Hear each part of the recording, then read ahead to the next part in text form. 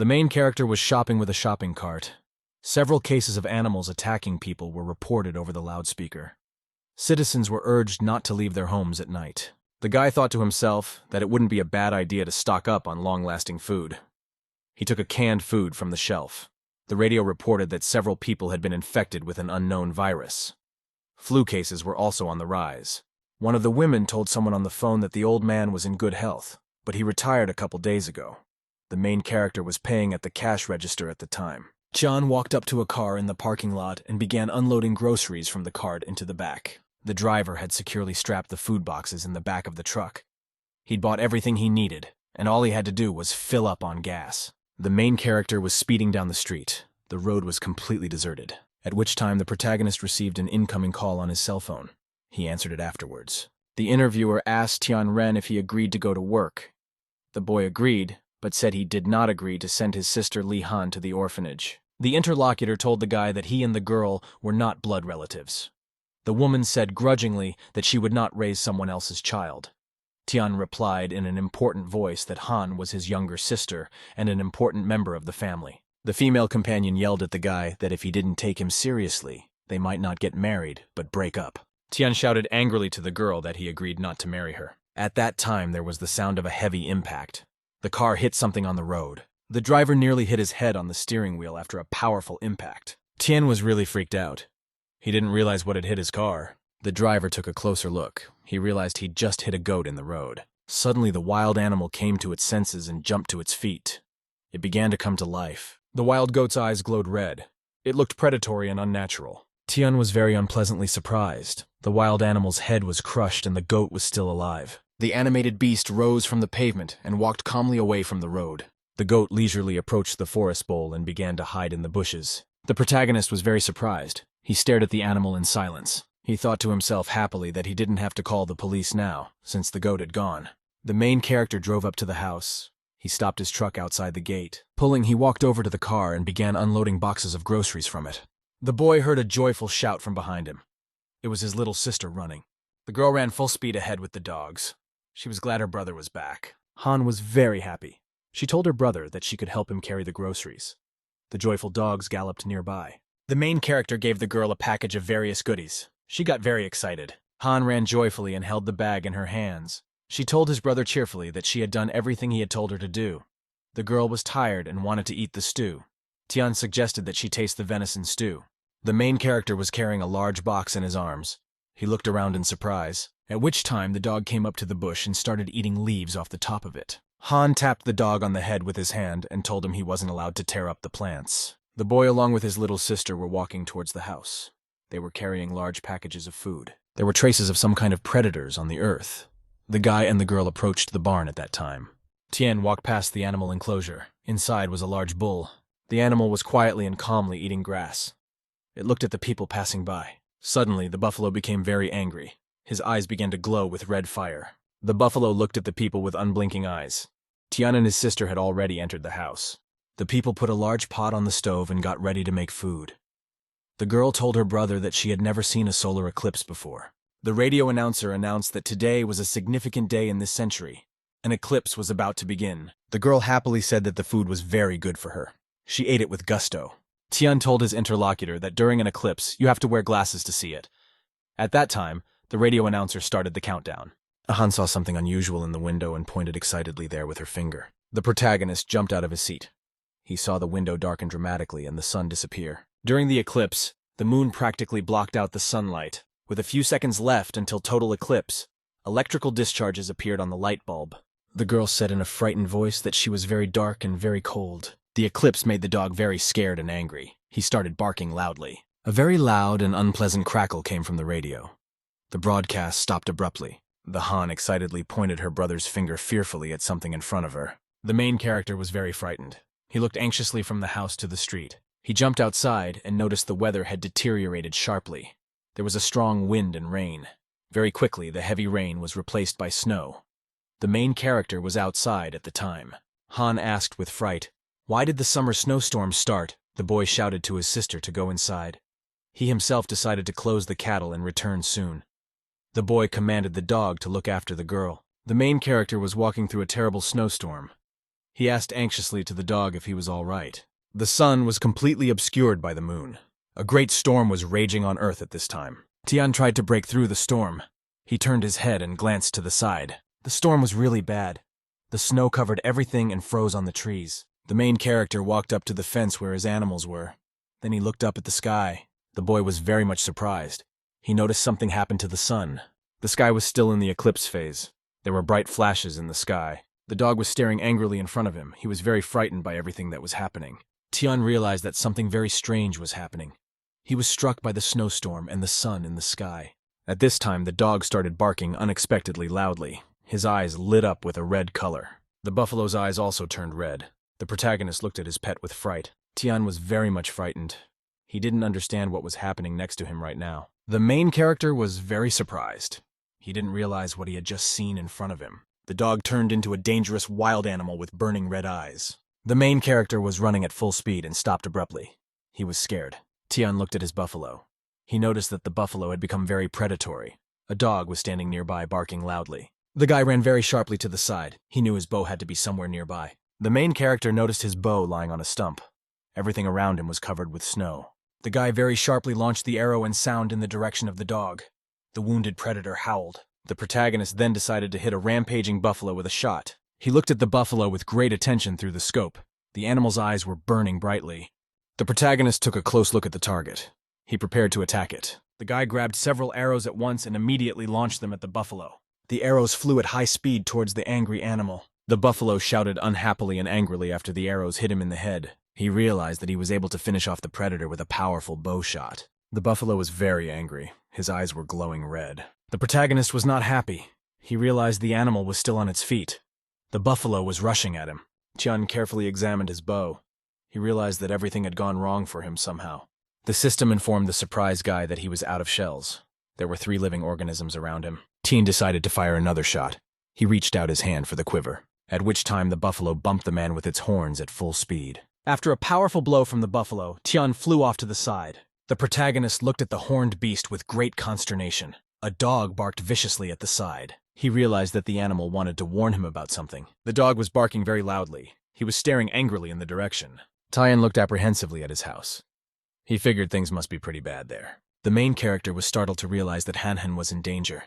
At this time, the girl stood looking at the dog with frightened eyes. The little mistress frightenedly asked the Xiaobai dog what had happened to her. The dog was very angry. His eyes were burning and he glared predatorily at the girl. The dog started to move towards the girl. He prepared to attack her, at which time the protagonist swung around and kicked the dog with all his might. Tian realized with great excitement that his dog Xiaobai had also dangerously mutated. The main character shouted to the little sister that he would take her to the safe place. It's very dangerous outside. The girl, frightened, remembered about the dog. He explained to her that Xiaobai was very dangerous right now. The protagonist jumped outside. He wanted to take the girl to a safe house. Tian ran down the street past his house. A violent storm was raging all around. The protagonist carried the frightened girl in his arms. Han clung to him. The protagonist was startled to see a buffalo start to run up to them. The system informed the host that it had no more shells left. 4 living organisms were seen nearby. The protagonist took Han into the barn. He yelled at her not to come out. The system informed the guy that the number of living organisms had already reached 5. Chan noticed with consternation that there were predatory beasts outside around him. The protagonist heard a dangerous dog with burning eyes coming up behind him. Han was very frightened and worried. She called out in a trembling voice to her brother. The dogs barked viciously and predatorily at each other. One of them lunged at the other. Tian excitedly looked at his dog Xiao Hei and called him to him. The protagonist commanded the dog to hold up Buffalo. He ran with all his might. Tian ran up and grabbed the axe that was on the stump in his hands to defend himself. The protagonist turned abruptly on the spot. He was still standing by the tree. Tian stood and held an axe in his hands. He prepared to fight off the buffalo. The bull went full speed and hit a tree. The guy was able to bounce out of the way. The animal's horns were stuck in the tree. It could no longer attack humans. The protagonist swung around to kill the dangerous horned beast. Tian swung his axe. He shouted to the buffalo that he was going to die.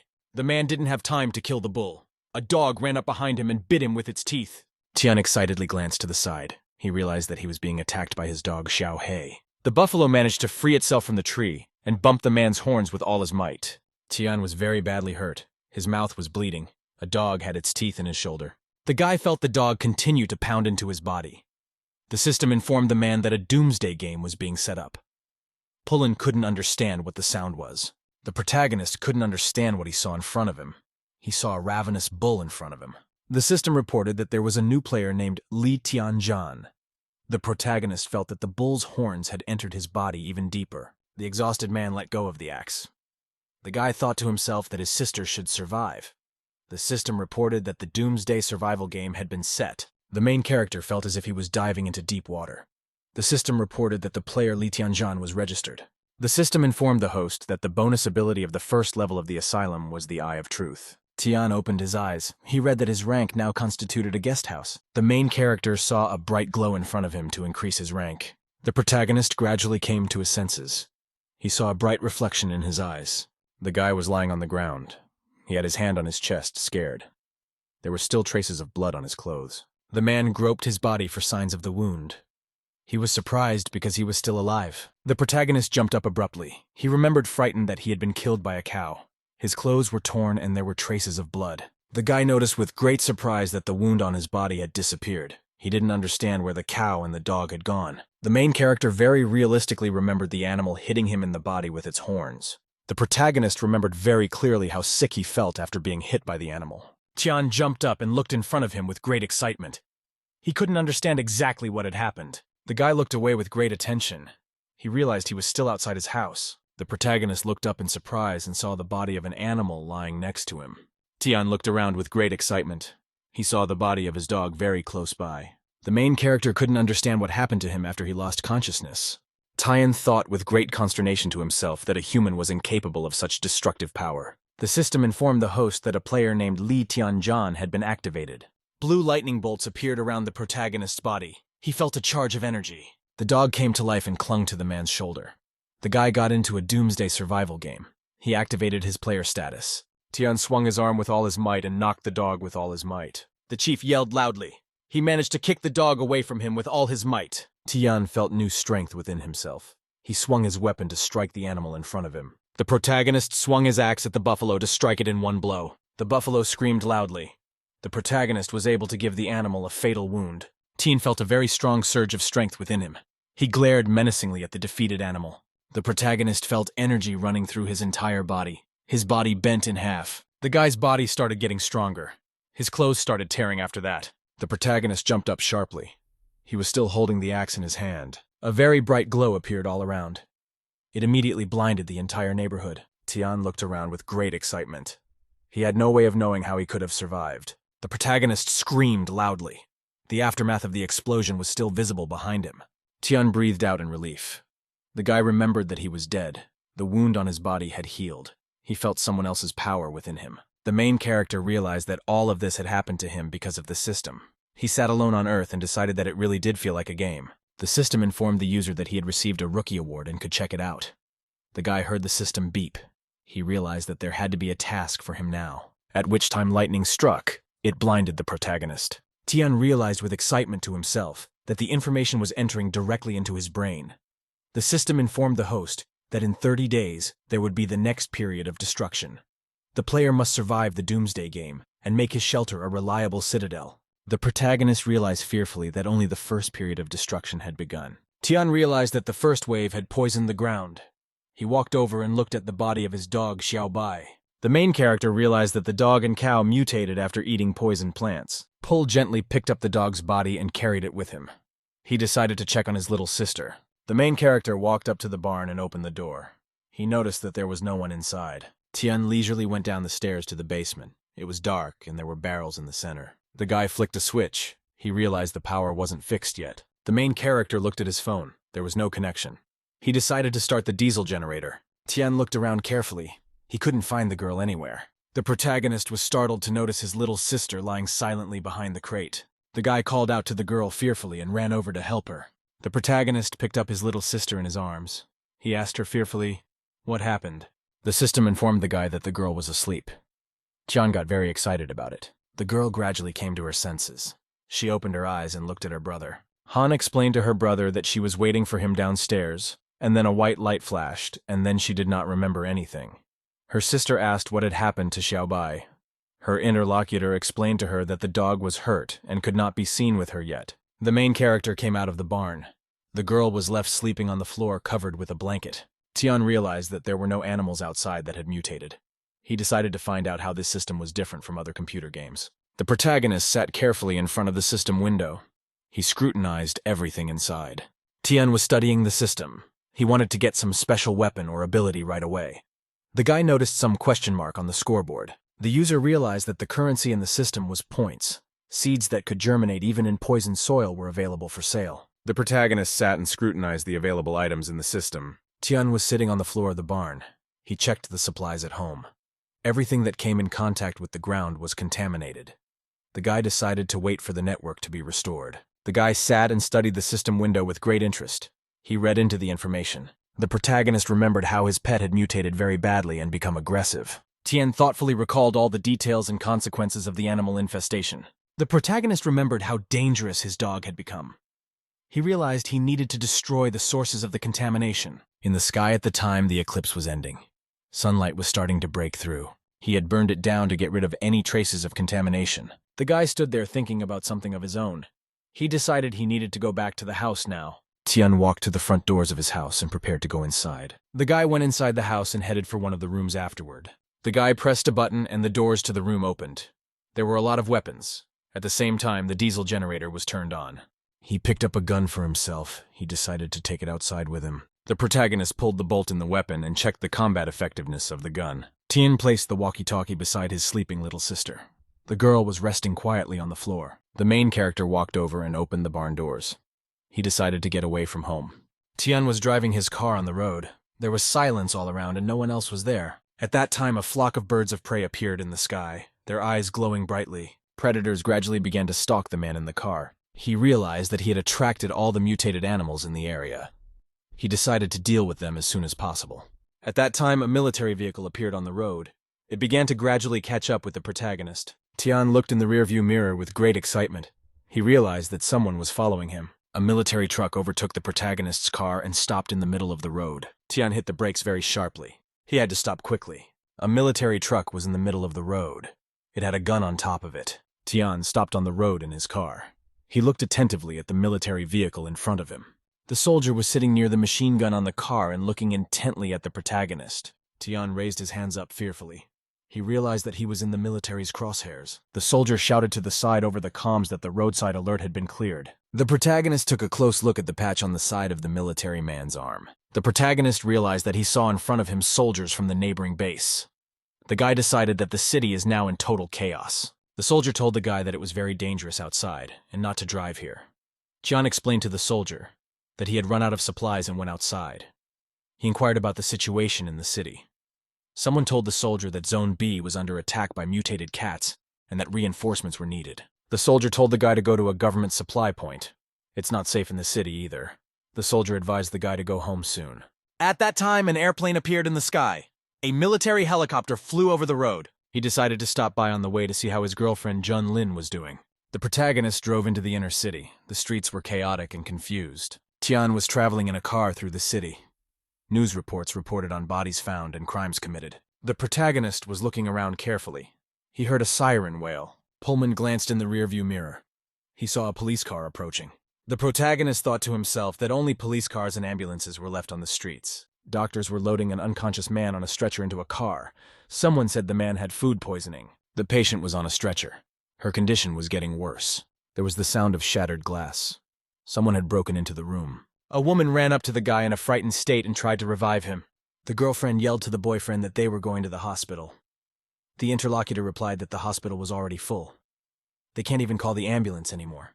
Pullman thought that the medical system was already paralyzed and could no longer deal with the effects of plant irradiation. Tian grabbed the steering wheel with his hand. He prepared to drive off to the side. There was chaos and confusion in the streets. The supply point was crowded with people. There were basic necessities available. A policeman was standing there yelling at the megaphone for people to get in line. Someone shouted for people to stay calm. There should be enough food for everyone. There were boxes of food on the shelves. Each citizen could buy a certain amount of food for himself with an ID card. People stood in line and tried to get through.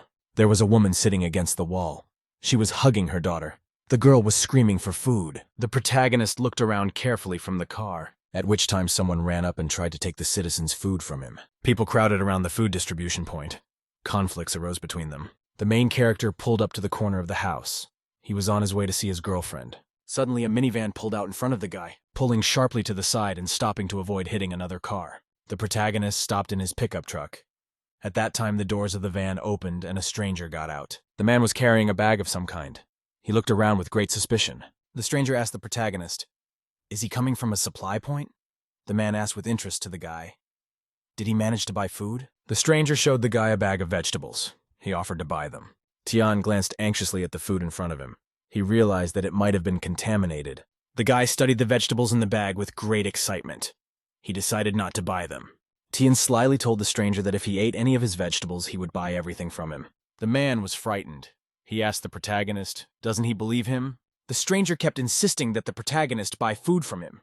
Tian shouted at the man to get out of the way. The protagonist glared very menacingly from the car at the stranger in front of him. Without thinking, the guy pulled out his gun and pointed it at the man. The startled stranger shouted to the boy that he was an obedient citizen and offered to talk. Tian explained to the man that if he shot him, no one would even say a word to him for it. The man was very frightened. He decided to run for his life. The stranger ran up to the car with his package and began to load it. The man was not happy. He did not like the fact that he had come across such a man. The stranger slammed his automobile shut and sped off down the street in it. The main character drove his pickup truck off to get to his girlfriend's house. Tian stopped near the entrance to the house.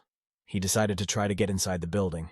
The protagonist slowly climbed the stairs. Inside the entrance, everything was smashed. Tian went to the door and knocked. He called his girlfriend Zhang Lin by name. No one answered the knock at the door. The protagonist lifted the mat and found the key there. The main character opened the door to the apartment. He called the girl's name. No one answered him. Tian looked around the room carefully. Everything around him was scattered. The guy looked over and noticed how the things near the bed were scattered. The protagonist looked closer and noticed a medicine packet lying on the table. Tian realized to himself with excitement that there was contaminated fruit or medicine lying in front of him. The protagonist examined the package and realized that it contained the antibiotic that Tianjun had used. The protagonist looked around and realized there was no trace of blood in the room. The guy realized his girlfriend didn't eat the poisoned food. He saw a picture on the wall. He remembered that the lock showed no signs of forced entry. It was all too suspicious for him. He didn't understand where his girlfriend could have gone in the midst of all this chaos. The protagonist was in his guest house. The system informed the host that all objects and living things would be digitally displayed to the host. The host could also control the shelter in real time. The main character looked at his greenhouse. So far, he had no income and only losses. The guy decided that after he got enough points, he could improve the facilities on the farm. Tian was pounding the ground with his pickaxe with all his might. He was cultivating his plot. Sis joyfully told her brother that the seeds had sprouted. Tian glanced carefully to the side. The dog approached and studied the green sprout from beneath the earth with great excitement. The girl sat up and looked at Rostock with joyful eyes. The system informed the guy that he could see tomatoes in front of him. He thought to himself joyfully that he had succeeded in planting a plant. Tian thought rather to himself that the seeds were maturing very quickly. The girl said that the seeds they had planted earlier did not grow in the end. She was already afraid that they would have nothing to eat. The main character reminded her interlocutor of the rules. Han said loudly that she could only eat the food that her brother would give her. The girl added that she cannot go outside the farm without her brother's permission. She must also hide from animals that act strangely. The system informed the host that he should gather radiation-resistant produce that had ripened. The guy looked happily at the tomatoes. Their shelf life was 30 days. Tian stood examining the tomato with great attention. He decided to taste it. The protagonist, without wasting a moment, decided to taste the vegetable he had grown. Tian felt a fever spreading through his whole body with interest. His fatigue from work disappeared. The guy realized that he had food and was getting a performance bonus. He decided to take up farming full-time. In the system, everything depends on points. Different functions are related to the number of points. The source of points is the exchange system. The exchange system uses agricultural products and minerals. Price is also related to the level of products. Poland now doesn't have to worry about supplies or shipping. With enough points, you can turn a homestead into a military base. The guy thought to himself that products from other levels carry with them more amazing effects. The main character happily turned around to the side. He decided to look at the fruits of the healing level. Tian looked at the bed next to him. He was very much dissatisfied. The main character saw that there were only a few grown carrots above ground. The protagonist realized that the small harvest was due to a very low ripening factor. The system reported that the carrot removes the negative effects of any poisoning and disease. It has an unlimited shelf life. Tian looked at the bed with great excitement. He realized that with this kind of food, he could not worry about diseases. He went to the exchange point. He He decided to exchange some of his harvest. He sold some of the vegetables and exchanged them for points. He left the rest in his backpack. The system asked the host if he was willing to trade 200 kilograms of anti-radical products. Tian confirmed the deal. The system informed the guy that he got 2,000 points. Also, the host got a healing product in his inventory. The system congratulated the player on a successful exchange. He received an intelligent robot in return.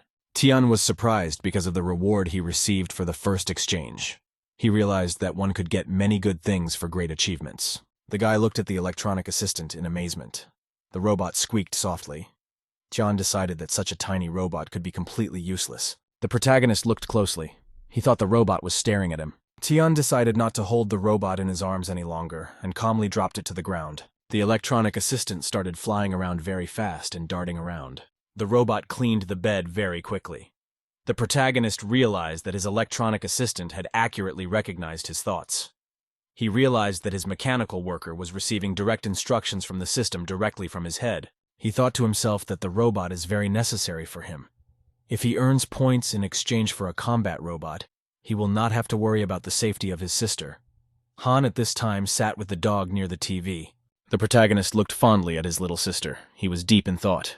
It was a bright day outside. The main character called his sister and said it was time to eat. Tian carried a tray in his arms with delicious food.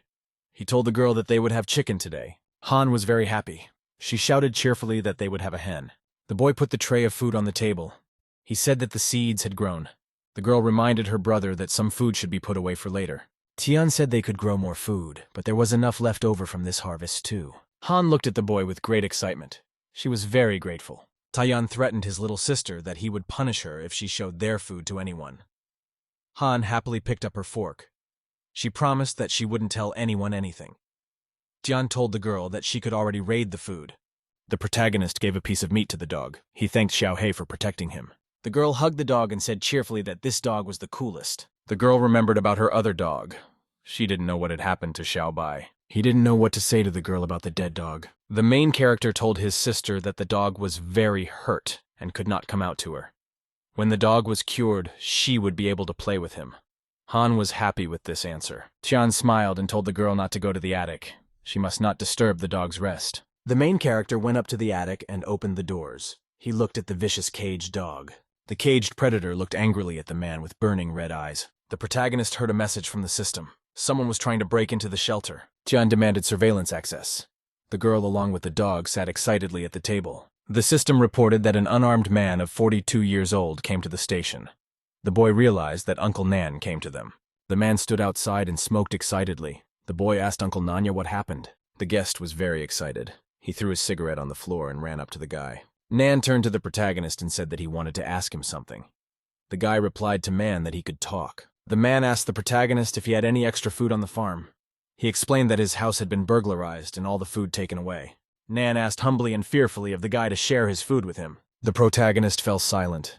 He looked at the man for a long time, wondering what to say to him. The guy told the guest that he had no supplies. Everything he grew was contaminated. The man looked desperately at his interlocutor. Nan said that he had already gone to a lot of relatives, but none of them had extra food. The protagonist told his interlocutor that he could give him a ration, but a very small one. This would be a thank you for the nanny's care in the past. The man was very happy. He thanked the boy profusely for his help. The guy told the guest that he could share instant noodles with him. Nan thanked the benefactor.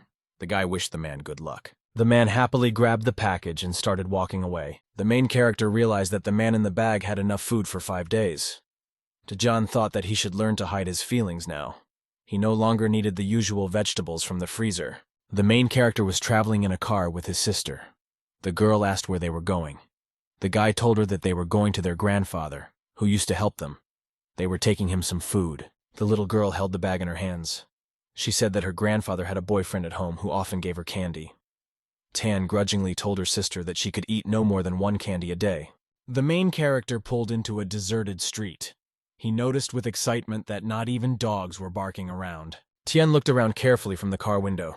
He realized that all the animals had mutated and the humans had killed all the livestock. The main character drove up to a large building.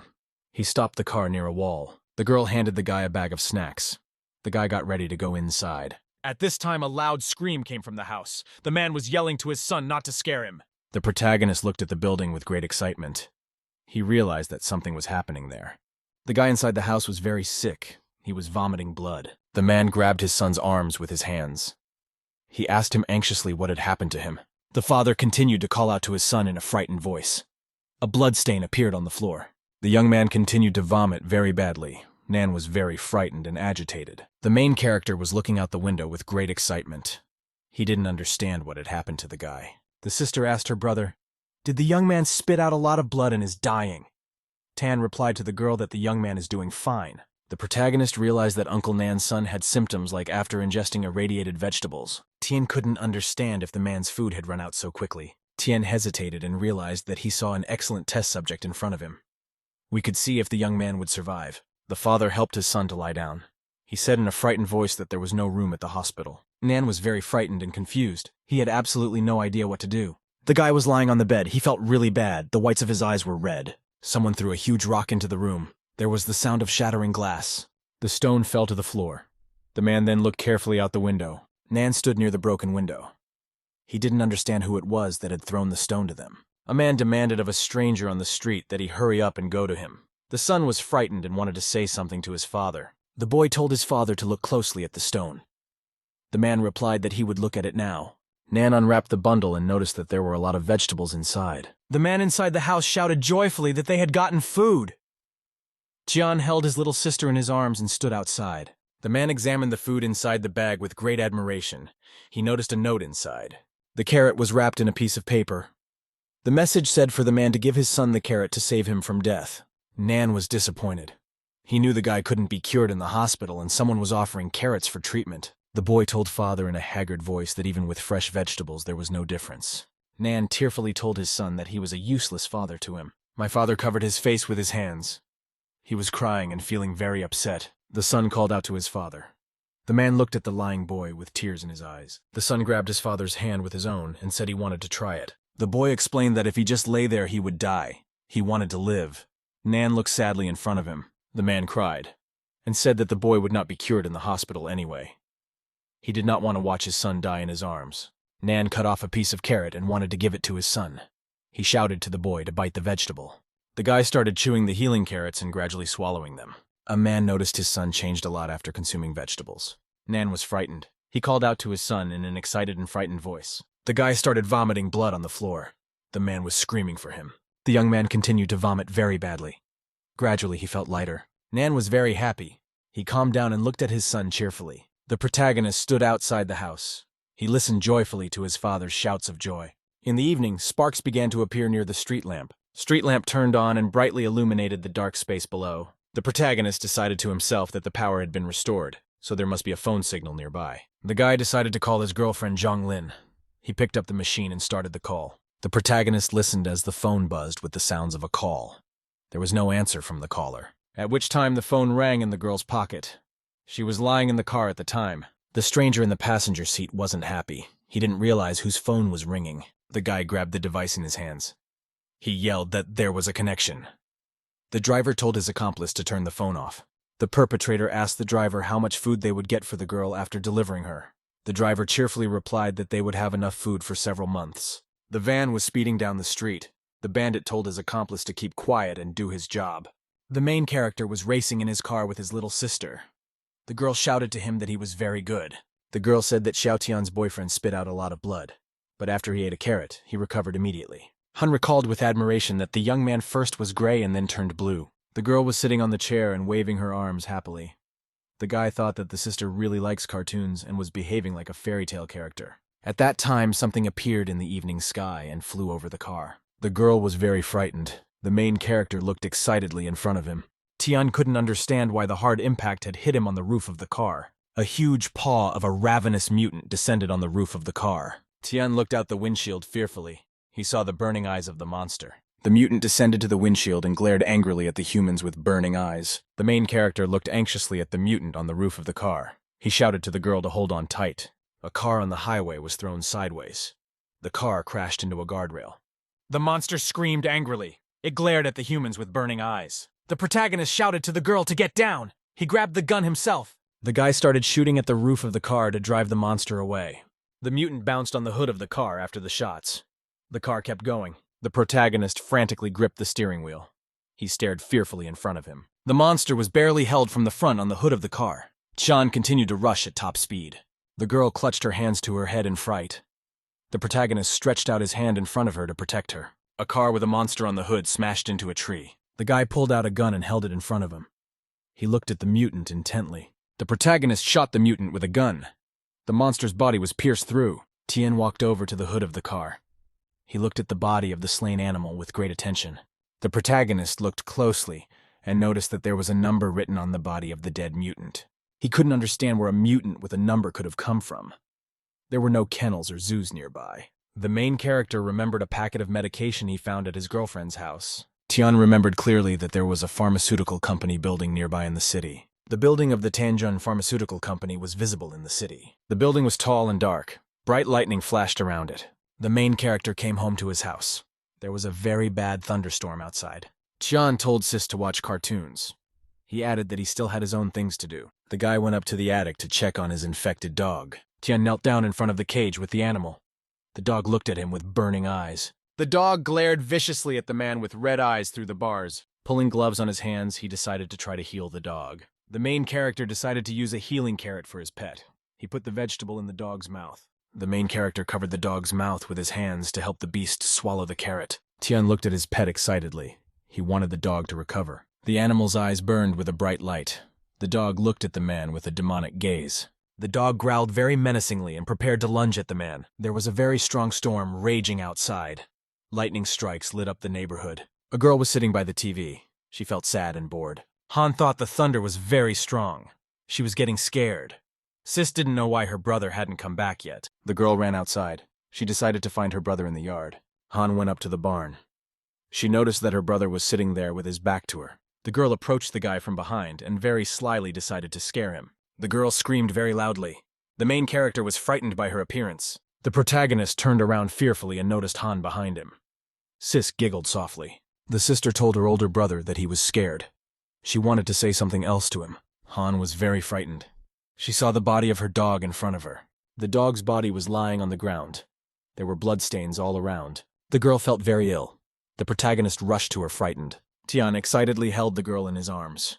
He shouted for her to come to her senses. The girl demanded that the guy give her a healing carrot for the dog. Tian explained to his sister that healing carrots could not save already mutated organisms. Han continued to cry. She did not want Xiaobai to die. The main character was sitting in a dark barn with a girl.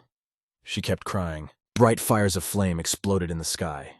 The wind carried the burning sparks over the ground. Tian and his sister were standing by a tree.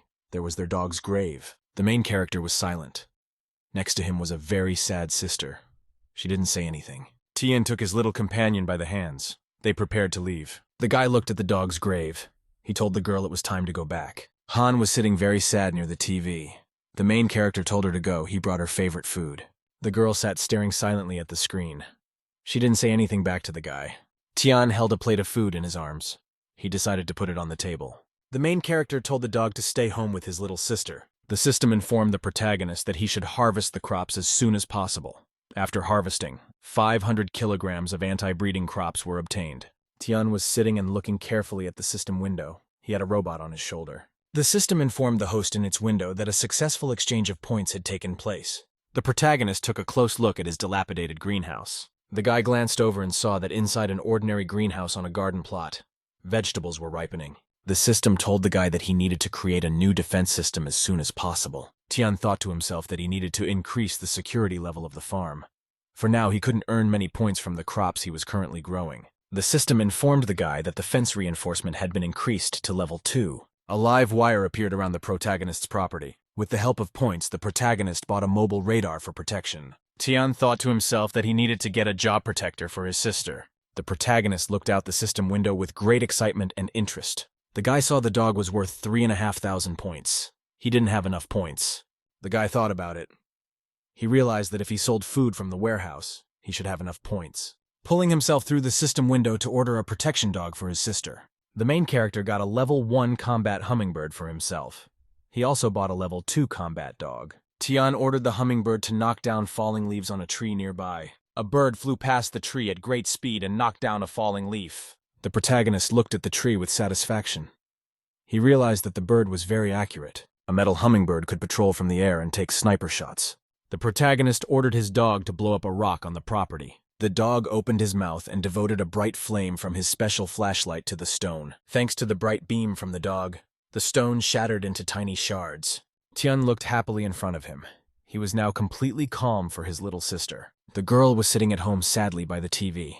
Her brother came in and called out to her. Han was very sad. She was still thinking about her dead dog. A robot dog came up behind the girl. He looked at her. The main character told the surprised girl that the new dog would protect her. Tian suggested for the girl that they could name the new dog after Xiaobai. The girl tearfully hugged the robotic dog and agreed to name it. Inside the corporate building, a subordinate told his supervisor that out-of-control samples had been eliminated. The worker reported that the number 7 specimen had increased its performance. It could now crush a plate with a thickness of 5 millimeters. The supervisor asked the subordinate what about the other question. The employee said that Vice President Zhen was very unhappy. She didn't like that the company donated medical equipment. A subordinate told the boss that if the boss reported to head office, they would be in trouble. The president of Liangtianyu Corporation sat down in his chair and looked at his subordinate with a smile. The president said that Zhen is just a silly girl with few connections.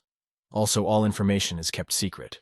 The employee wanted to tell the boss about the head office. The president said Chen Nan should definitely follow up with Zhen. The vice president must not spoil his plans. Subordinate. At the boss's direction, he left. The man turned around in his chair and looked away. Liang thought to himself very cheerfully that a great fortune must be awaiting him. A woman was running down the company hallway. She wanted to find Liang.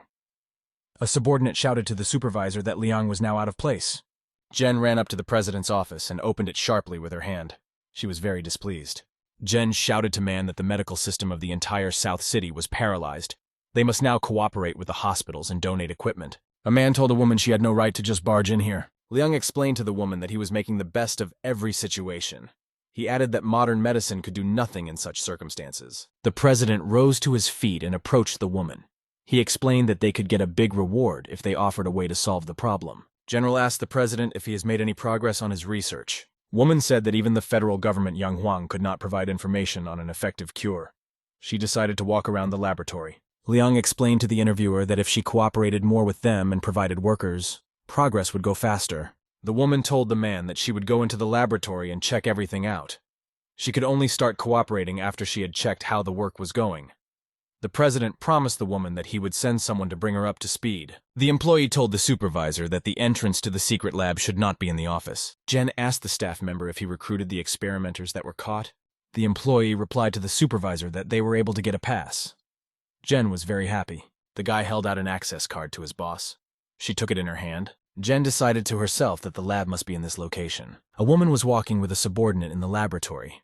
A scientist named 2ZE decided to tell her details about the study.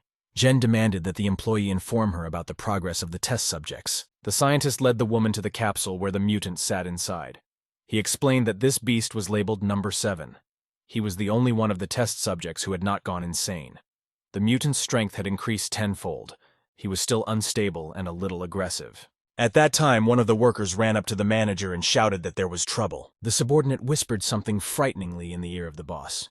The latter listened excitedly to the employee. Jen listened intently. The scientists beside her were talking about some unforeseen event. Tu told the woman that there was an emergency, so he would now be replaced by a colleague. Jen explained to her interlocutor that she would look around for a while and then leave. The woman told the scientist that the area was under video surveillance and there was nothing to worry about. The workers replied to the woman that they would continuously monitor her safety. Jen was left alone near the large glass capsule. The woman pressed her finger on the small earpiece in her ear. She needed to contact a coworker. The vice president told a subordinate it was time to start.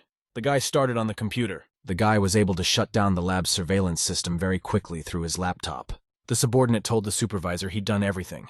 The woman asked him to find a hidden entrance. The guy informed the woman that the entrance was on the northeast side. Jen went to the wall and pressed a small panel. The subordinate informed her that she had 30 minutes to spare. A small remote appeared in front of the woman. She prepared to move on. Jen saw a large door open in front of her. Behind it was another laboratory. The woman looked excitedly in front of her. She was very amazed. Inside the lab were capsules containing human bodies. The woman told the guy on the comms that things were much worse than she thought. The subordinate asked her, "Do you need support at headquarters?" The woman stopped. She told the guy to wait. Jen noticed something interesting. The vice president stopped. She looked away with an attentive gaze. Jen saw that inside the glass capsule was a half-mutated woman. The vice president carefully read the plaque at the bottom of the pod with the subject. The system informed the host that his anti-radical corn was ripe.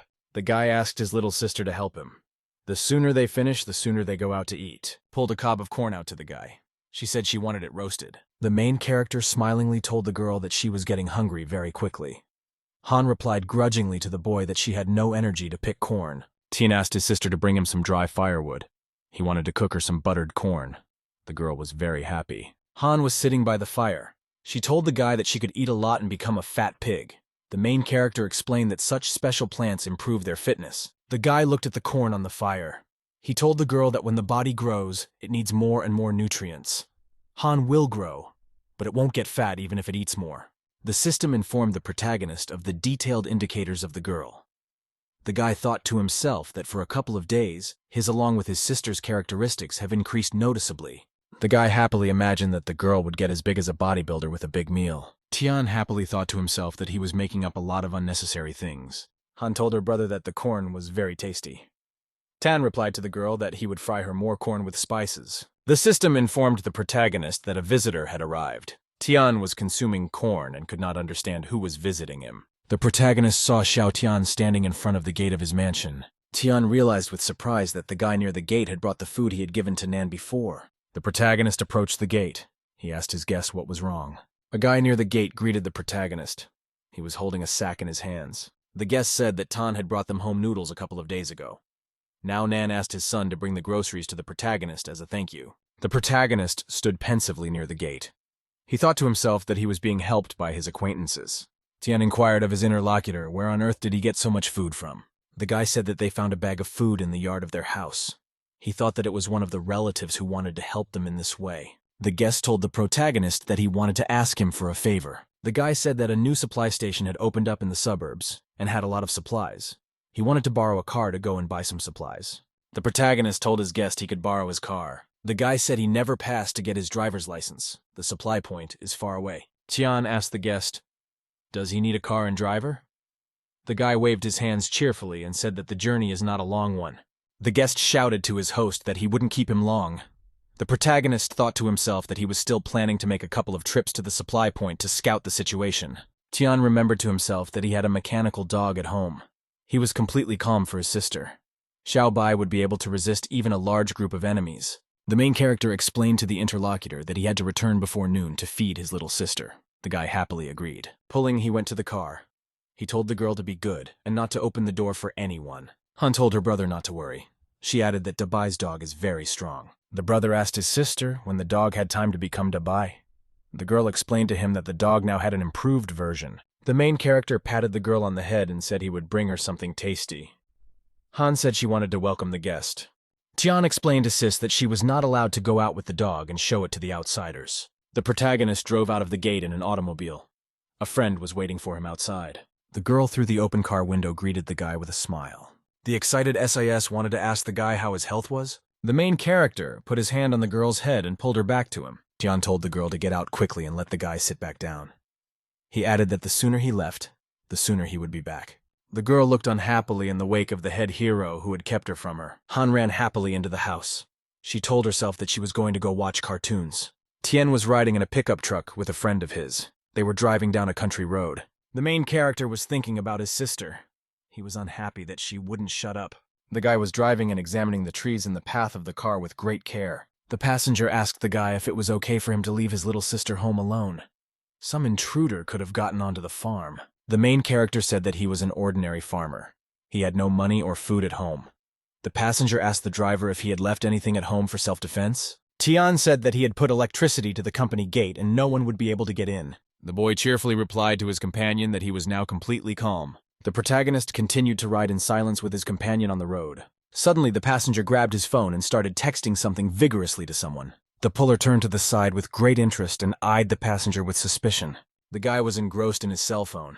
He was having a very energetic conversation with someone. The passenger explained that he was short of money. He asked a friend for some. The protagonist said nothing to his interlocutor. He looked at him suspiciously. The girl and her dog were happily watching cartoons. She shouted for the Rainbow Squad to go on the attack. Han was looking at the TV with fascination. She said that Xiao's boyfriend could also change color. Sis turned to the dog and grabbed it with her hands. The dog barked very surprised. Han asked with surprise at the dog. Is Xiao also a member of the Rainbow Squad? The girl remembered that last time she saw the guy and he looked green. Now he looked red to her. Han very clearly remembered to herself how Xiao looked completely red to her. The protagonist abruptly handed his passenger a wrap of money. Xiao was very surprised. He didn't understand why his friend had become so very generous. The protagonist told his surprised acquaintance that he didn't have much money either. Tian persistently suggested to his interlocutor that he take money from him. Xiao was very frightened. The protagonist kept demanding from the passenger to accept his financial help. The protagonist told the passenger to keep his eyes on the road. Xiao was holding a package of money in his hands. Xiao promised the protagonist in a broken voice that he would definitely repay him for his help. The protagonist was traveling in an automobile accompanied by his companion. The system told the driver that he had to turn right in 400 meters. The system reported that there were 200 meters to the fork. Xiao became very excited. Xiao grabbed the steering wheel with his hand. He wouldn't let the protagonist turn sideways. A passenger yelled to the driver that the road on the right was blocked. Xiao was very excited. He suggested with a smile that the driver take a detour to the left. The protagonist looked suspiciously at his interlocutor. He didn't tell him anything. The guy continued to drive his pickup truck forward and didn't stop. The protagonist tapped his hand sharply on the seat of the car. He explained to the passenger that he travels on the road very often. It can only be blocked by a major natural disaster. The protagonist asked his interlocutor, how did he know about the obstacle? Xiao replied in a trembling voice that a friend had told him about it. The protagonist angrily demanded of his interlocutor that he call his friend immediately. Xiao shouted to the main character to turn around immediately or else they would all be late. The passenger excitedly demanded of the protagonist that he believe him this time. Tian looked at his passenger with great excitement and disbelief. At the last moment, the protagonist decided to listen to the advice of his interlocutor and turn sharply to the side. The car, along with the protagonist and Xiao, abruptly turned around and drove sideways on the road. The man was watching the car's movements through a device. He was very unhappy. The watcher got angry. He slammed his hand down on the monitor with all his might. The man was very displeased. He pounded his fist on the monitor and shouted that he knew something was going to happen. The boss told his subordinates that the guy dared them to cheat. Monday asked the Nani what will they do now. The boss grabbed his earpiece with his hand and said that he was very well prepared for this. The boss commanded his subordinates that they should catch up with the target and stop. Their president Liang said the passengers were needed alive. The commander commanded the fighters to block the guy from the front and back with the second group. The main character was speeding down the road at full speed. He angrily demanded the guy to explain everything to him. Xiao was very scared. He pleaded and asked the guy to forgive him for his betrayal. The passenger said he had no choice. The attackers grabbed his father. The protagonist asked the passenger what the intruders wanted. The guy said that the people from Tanjin were behind everything. They found out that the protagonist had a cure for the infection. They wanted to lure Tanj out of the farm and kidnap the girl for blackmail in his absence. The main character was angry. He didn't realize that his sister was very young and only 6 years old. Pullman was angry that someone decided to kidnap a 6-year-old child. The passenger shouted fearfully for the protagonist that his father had been kidnapped and he had no choice. Tian looked fearfully in front of him, at which time an unfamiliar white SUV pulled up behind the protagonist's car. Xiao was very scared. He shouted that the criminals had caught up with them. The main character shouted to the passenger to shut up. The protagonist was very excited. He realized that was why Xiao came to his house. Tian realized that the guy had come to him before to find out all the information. Xiao came to the protagonist to ferret out the situation at the farm for the criminals. A girl was sitting with her dog in her house. She noticed that the dog was agitated. Tian realized that his passenger took out his phone while driving to give the intruders information. At that time, a group of armed criminals drove up to the protagonist's farm. Xiao tearfully justified himself to the protagonist. He shouted that he no longer had a way back, and they were already being overtaken by criminals. The protagonist gripped the steering wheel with all his might. He clicked the passenger that he would deal with him later. Tian thought angrily to himself that the intruders could blame themselves now. They wouldn't get out of the farm alive. The father was sitting next to his son. The man shouted to the boy that he had finally come to his senses. Nan told his interlocutor that he had eaten something incomprehensible. Xiao replied that he was hungry and had found an apple in the cellar. It did not look infected. The boy said that he had only eaten porridge for a couple of days, and so he decided to take a risk. Otherwise, he would have starved to death anyway. The father shouted happily to the boy that he had borrowed some food. The man told his son that other products had been planted on them as well. They received a magical cure for healing. The father decided that the boy's recovery was a divine blessing. The gods decided to save him. Nan excitedly told him that there were many dead bodies of people on the street. They died because they ate infected things. Xiao survived. His father added that they should go and worship the ancestors. Nan said joyfully to his son that they should give thanks to the gods properly. The boy looked at the bag of food. He realized that some stranger had left the food. The father asked his son if he was hungry. The father told his son that he would make him something to eat. Xiao thought to himself that their family was doomed to starvation and could only provide themselves with basic things to survive. He realized that this was an injustice. The boy jumped to his feet. He had an important thought in his head. The boy ran outside and shouted that he would be back soon. The father told his son that he should still recover and rest. The protagonist reached his acquaintance's house in the evening. He knocked insistently on the door. The door opened, and the owner looked at the guest with surprise. Xiao called his friend by the name of Miao. Miao asked his guest in surprise what had happened to him. Xiao told his friend that his house had been robbed and he wanted to see the security footage. The guy pointed to a camera on the roof of the house. It was a 360-degree view. Xiao sat watching the video on the camera with great attention. He wanted to catch the intruder. Miao told his friend to hurry up. He was about to go to bed. Xiao worked at the computer with great attention. He realized that the camera was only recording the area of the entrance to their alley. The guy sat by the computer with great attention. He really wanted to find the stranger. Xiao saw a familiar pickup truck on the video. He knew who the car belonged to. The boy returned home. His father asked him where he had gone. Xiao told the man that he knew who had saved him. Xiao said that he watched the security camera footage. He noticed the main character's car arriving. The man rejoiced. He said that Tian turned out to be a good person. He shared food with them and saved Xiao's life. The boy was silent. He looked at his father for a very long time and said nothing to him. My son told me that the Tanjin Company is now looking for a good medicine for a good reward. The man got angry. He asked the boy sternly what he was up to. Xiao answered his interlocutor that he wanted to make their life in this world easier. Xiao explains to his father that they won't have enough food for long. They can't ask the protagonist for more. The father smacked the kid in the face. He yelled that he had raised a worthless son. The father threatened the kid that if he went to the company, he'd break his legs. Xiao explained to Man that if they wanted to survive, they had to rely only on themselves. The protagonist was in his pickup truck trying to evade the pursuit. He realized that the pursuers were getting close. The protagonist increased the speed of the car. He realized he couldn't outrun his pursuers. Tian noticed two SUVs on the highway in front of him. He realized that things were bad. The protagonist braked sharply in his car to slow down a bit. The pickup truck with the guy stopped near the obstacle. Tian got ready to get out. Another SUV pulled up behind the protagonist's car. Tian opened the door and got out of the car. He grabbed his passenger by the neck. The protagonist stood and listened as he was approached by one of the intruders. Chen Nan said that he worked at Tanjun Company. He only wanted to talk to the protagonist. Chen told his interlocutor that he had a cure for extracting the infected. They wanted to offer him a partnership. John gives the company the cure, and they contribute and share the profits. The protagonist looked at his interlocutor with interest and said, what would happen if he refused? Chen told the protagonist he had a choice. He could start cooperating with them and make money. The intruder got a knife. He threatened the guy that they'd make him talk. Tian said that he found the medicine by accident and used it on Xiao. The protagonist apologized to the bandits for wasting so much time. Chen, with a phone in his hand, told the evil protagonist that he didn't understand something. The leader called his subordinates outside the farmhouse. He told them to break in and feed the girl the contaminated fruit. Chen told the protagonist that they had sent real experts to the farm, and there was no way the electricity would protect the farm. The ringleader glared angrily at the protagonist and demanded that he cooperate with him.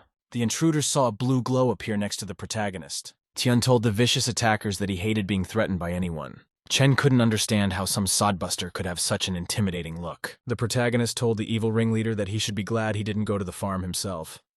Chen will be able to live a little longer here. Chen said with a smile for the protagonist that if he cooperated with them, the girl could survive. The protagonist stood the hostage by the neck. He looked at his attackers in silence. The ringleader held the knife in front of him. He told the guy he didn't want to talk to him. Chen angrily shouted to his subordinates to grab the protagonist as soon as possible and make it so that Tian could speak. A group of bandits stood near the entrance to the farmhouse and tried to break in. The bandits used a huge backhoe. They wanted to use it to knock out the wall. Han sat looking out the system window at the video details of the farm attack. The girl was not happy. She did not like that strangers broke through the fence and prevented her from quietly watching cartoons. The main character at this time continued to fight against the bandits. He beat them with his hands and feet. The ringleader noticed with consternation as one of his fighters flew aside after the blow. Chen watched in consternation as the protagonist calmly massacred his fighters. The ringleader was very displeased. He saw one of his subordinates lying down. Chen recalled that they had lured the owner out of the farm because they had learned that there were weapons there. Chen had previously stood at a safe distance from the farmhouse and watched it carefully through binoculars. The ringleader watched the farm very closely. He saw that the Hanan in the plot had blown up stones. Chen saw that the rock had been blown up. The distance was great, but the whole thing looked like an explosive weapon. The leader ordered the fighters to lure the guy out of the farm and grab his sister. Tian beat the bandits with powerful blows. He didn't expect the effects of the anti-radical plants to be so strong. The protagonist remembered that he had been eating special plants for the past few days. The main character's stats have increased. Strength and speed have increased. The protagonist realized he had a stronger skeleton. His reaction speed also increased. Tian thought to himself that in ancient times, a warrior could take the path of the sword or the path of the fist. The protagonist quickly and cleverly dodged the gang leader's attack. Tian thought very happily and cheerfully to himself that he had gotten himself into the path of eating. The protagonist bounced the bandits back. He said he had to increase the distance. He drew his gun and pointed it at the intruders. He prepared to shoot. The ringleader realized they underestimated the guy. They thought he'd only have a hunting rifle. Chen told the protagonist not to anger the one above him. He warned of the dangerous consequences. The protagonist looked at the bandit calmly and said he agreed with him. Chen shot the attackers. He told the ringleader he might still need him. The main character yelled that the rest of the bandits could be gotten rid of. He kept shooting. Chen was very scared. He looked at the guy very worriedly. The protagonist was hitting the bandits. After the shots were fired, they fell to the ground. Chen ran away. He decided to hide in the woods before Tian used up all his ammunition. The protagonist fired his gun at the ringleader. Chen managed to hide behind a barrier. The bandit was sitting fearfully behind a rock. He could hear the bullets hitting the rock. Chen suddenly heard silence fall around him. He figured the guy was out of ammunition. The ringleader thought the guy was unprepared for the constant interference in the forest. Chen was studying the system window at this time. The protagonist decided to pick up his inventory in the system for further battle. Pull inside the system window opened his backpack. He scrutinized everything. The protagonist pulled another gun out of the system. Chen looked away fearfully. The ringleader was surprised to ask the protagonist where even he got another gun from. The protagonist hit Chen with his gun. While outside the firm, the fighting hummingbird was hitting the attacking bandits. Under the orders of the junior mistress, Colibri destroyed the last intruder. Han was scared. She realized that if her brother saw dead bodies around, he would think she was a cruel child. The girl realized she couldn't let the main character see it. Han decided to clean up as soon as possible. There was a pile of bodies lying at the entrance near the farm. Chen told the guy in a frightened voice that he shouldn't have threatened him and it was his own fault. The ringleader asked the protagonist not to torture him.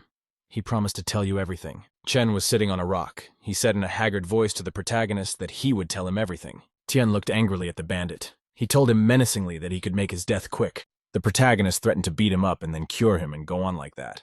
Chen asked the criminal who his boss was. Chen told him that he worked for the president of a Tianjun company named Liang Tianyu. The protagonist angrily said that Liang is raising the prices of medicines. He asked the bandit, who else is involved besides the president of the company? Chen said that the project is fully managed by the president. No one knows about the attacking criminals except for high-ranking officials. After that, the ringleader reported the disagreement between Liang and the vice president at the head office.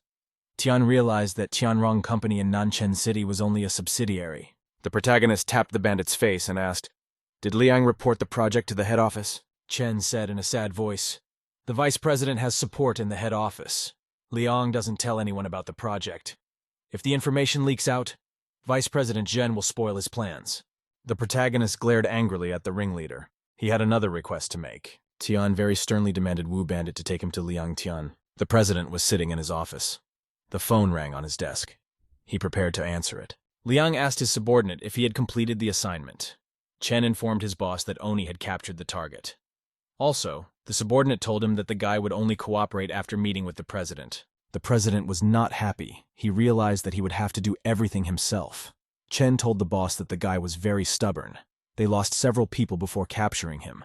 Liang ordered a subordinate to bring the prisoner to the warehouse. The angry president tossed the phone aside. He didn't like the fact that his subordinate had dropped the connection. Liang headed for the exit. He decided that as soon as he got to the head office, he would immediately replace Chen. The main character held the phone near the boss's head. Chen finished talking. Xiao thanked the protagonist. Tian replied to the guy that he was only picking up Uncle Nan on the way. The protagonist in his car sped down the highway. They all drove towards him. Xiao came to the meeting at the abandoned warehouse. He was carrying a bound bandit. Liang sat watching the guests in the warehouse with interest. Next to him was the bound Nan. The president grudgingly and with interest asked the guest, "Where are the Chen and the protagonist?" Xiao was holding a prisoner. He said that Tian had fainted and they had left him in the car. Nan had a stomachache, so he sent him to meet him. The president looked closely at the bound prisoner. The fighter was very battered. The president demanded of the boy that he turn himself in. He explained that he would let his father go after he told him everything. Nan shouted silently to his son not to say anything. He wanted the boy to realize that Liang would never let them out of here. The president angrily tapped the old man on the head. He yelled at the man to stop mooing. The president threw Nani hard to the ground and started beating him with his feet.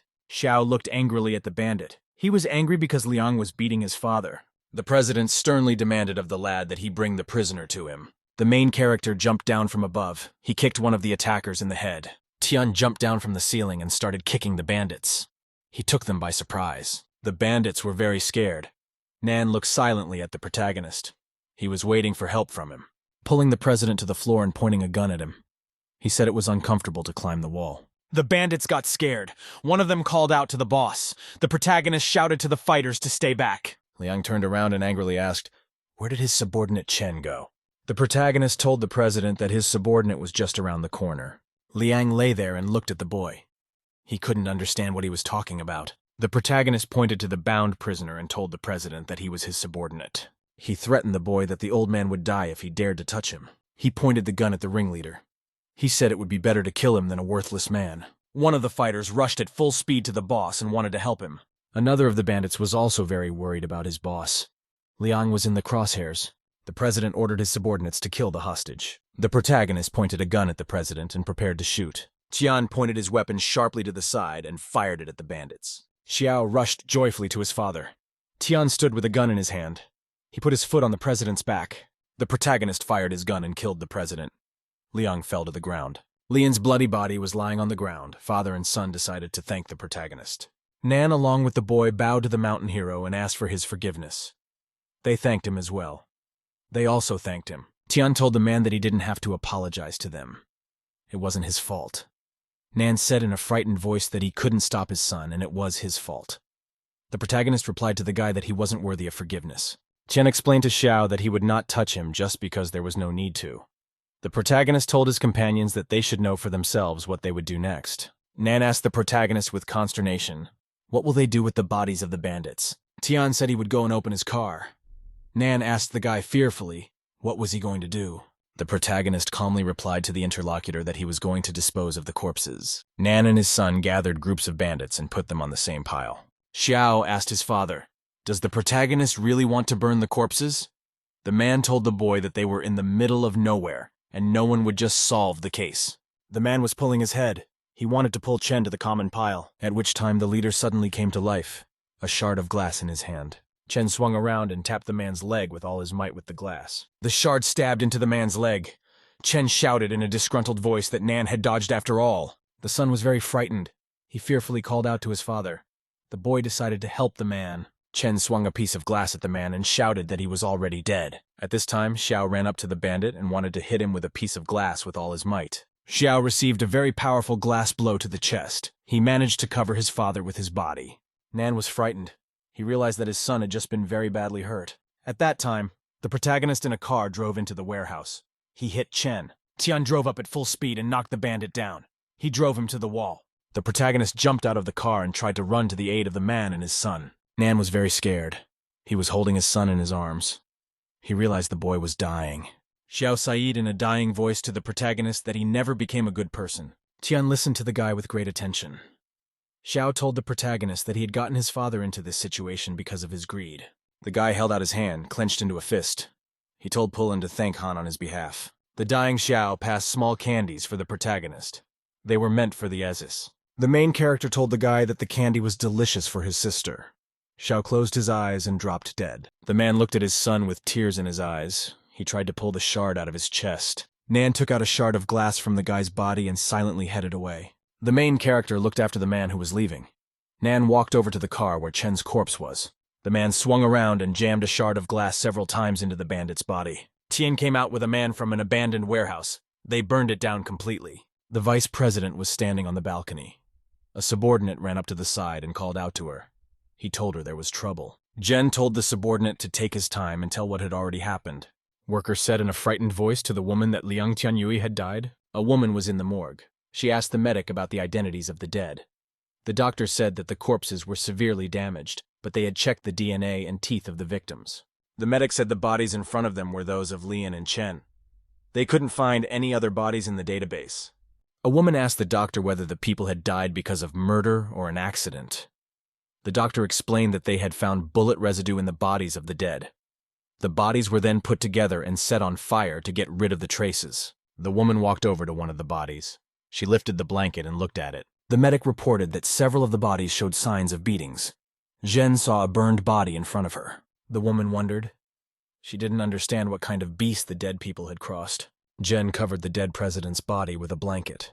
She kept wondering who could have killed him. The woman stood looking at the bodies in the morgue. She couldn't figure out whether the enemy wanted to destroy Lian personally, or whether he was against the Tianyun Company. The main character acquired a chip bomb inside the system. Tan asked Uncle Nan if he really wanted revenge. The man replied that he was ready, even if it cost him his life. Tian put a small microchip around his uncle's neck. The protagonist said that he had destroyed all traces he could, but he couldn't guarantee that there wouldn't still be some evidence found that would point to him. The main character told Man that he doesn't want a repeat of the situation like Xiao, and he doesn't want to set off a bomb around Nanya's neck. The protagonist, accompanied by a man, arrived at his farm.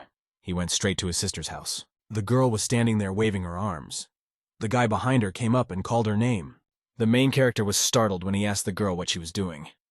Nan was very surprised to see a mechanical dog. Han greeted the protagonist cheerfully. She said she was playing in a sandbox. Next to her was an excavator. Near it was a huge pile of sand with people's bodies inside. Tian asked grudgingly at the girl, "Why is she deceiving him?" Han answered her brother that she was very scared. She knew that Tian hates cruel children and can leave her. The main character angrily asked the girl how can he leave her. Han said in a frightened voice that she had killed people. Tian told the sissy confidently that he would be there for her and help carry all the responsibility. The main character took the girl by the head. He said he was very glad she stood up for herself.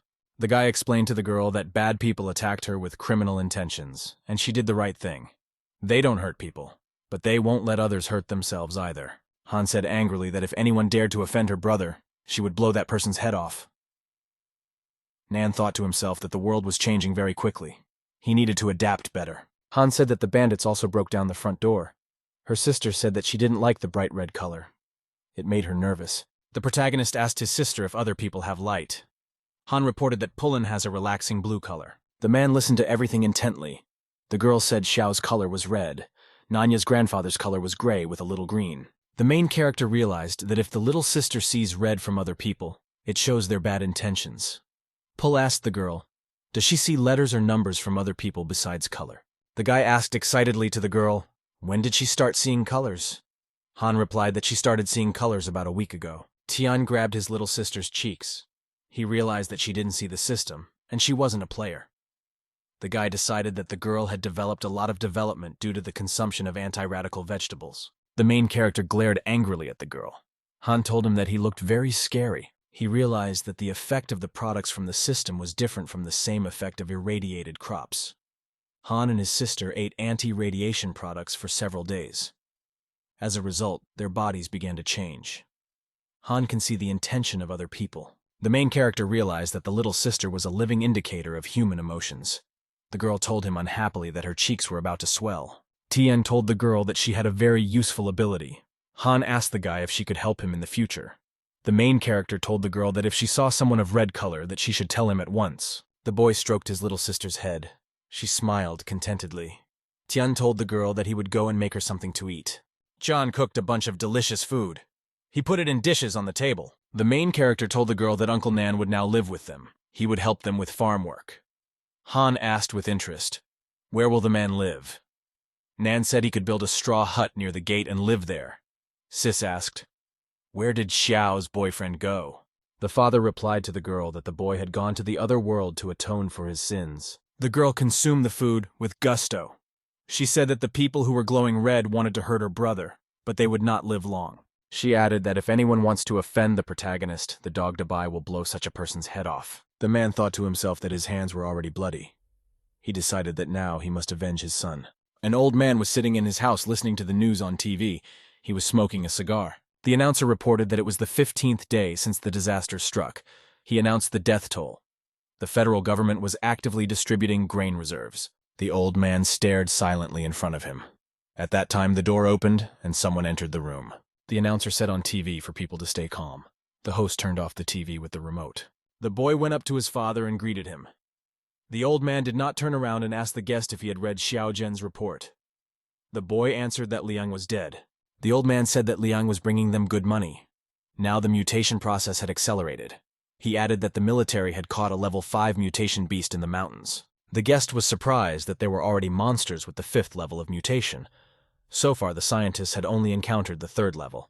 The old man told the guy that there are no humans in the mountains. The soil for the spread of radiation is very rich.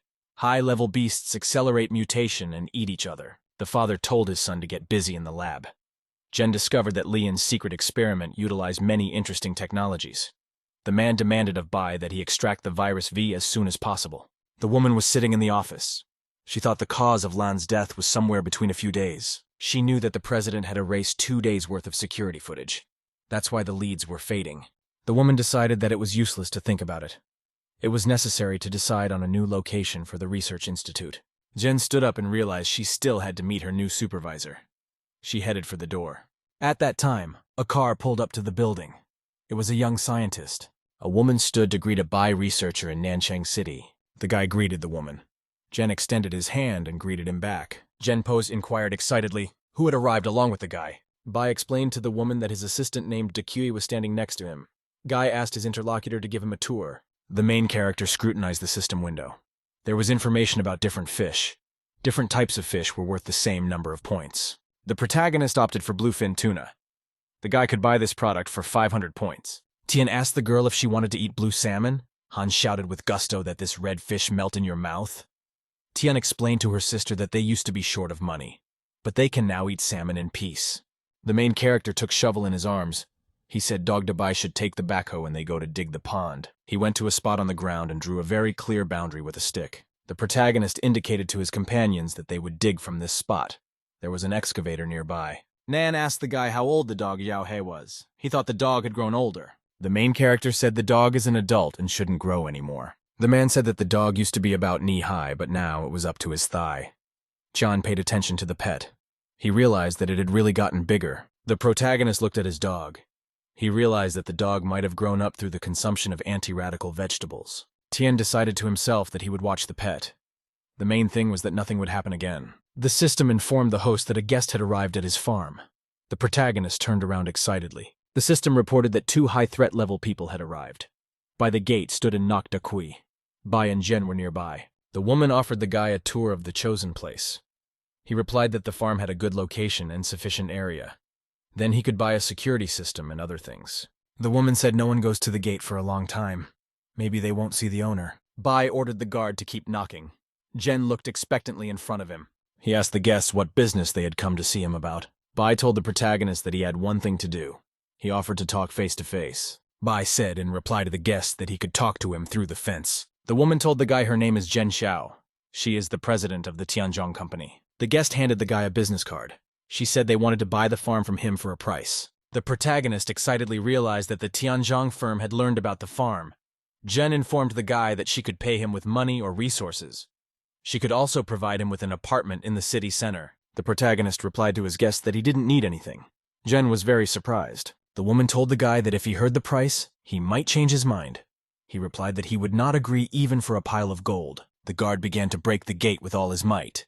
He yelled that they were talking nice for now. The system reported that the farm was under attack. It offered to launch a counterattack. John rejected the counterattack offer. The protagonist thought excitedly to himself that the man was able to trigger the system's alert with a single blow. Bai was very displeased. He called the guard by name in a very angry manner. Dakui stopped. He looked at his master with a frightened look. The guy swung around and punched the guard in the face with all his might. Kuk didn't see that coming. Bai warned the man that if he allowed himself any more liberties, he would slide back to where he had crawled out of. Dakui apologized to the Lord. The main character watched everything that was going on with great interest.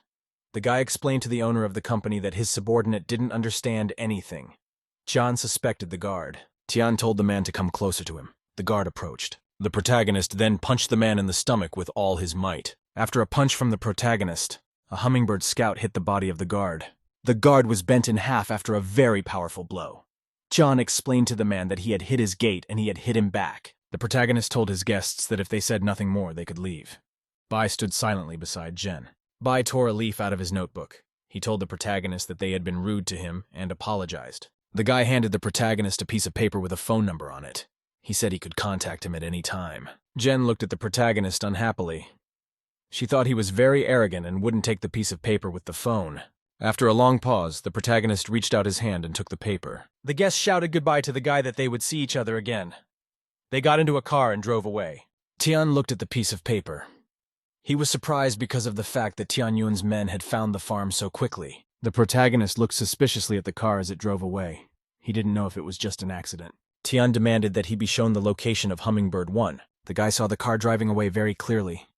He thought that he would meet his guests of the day very soon. The protagonist knew that 10 days were left before the next period of destruction.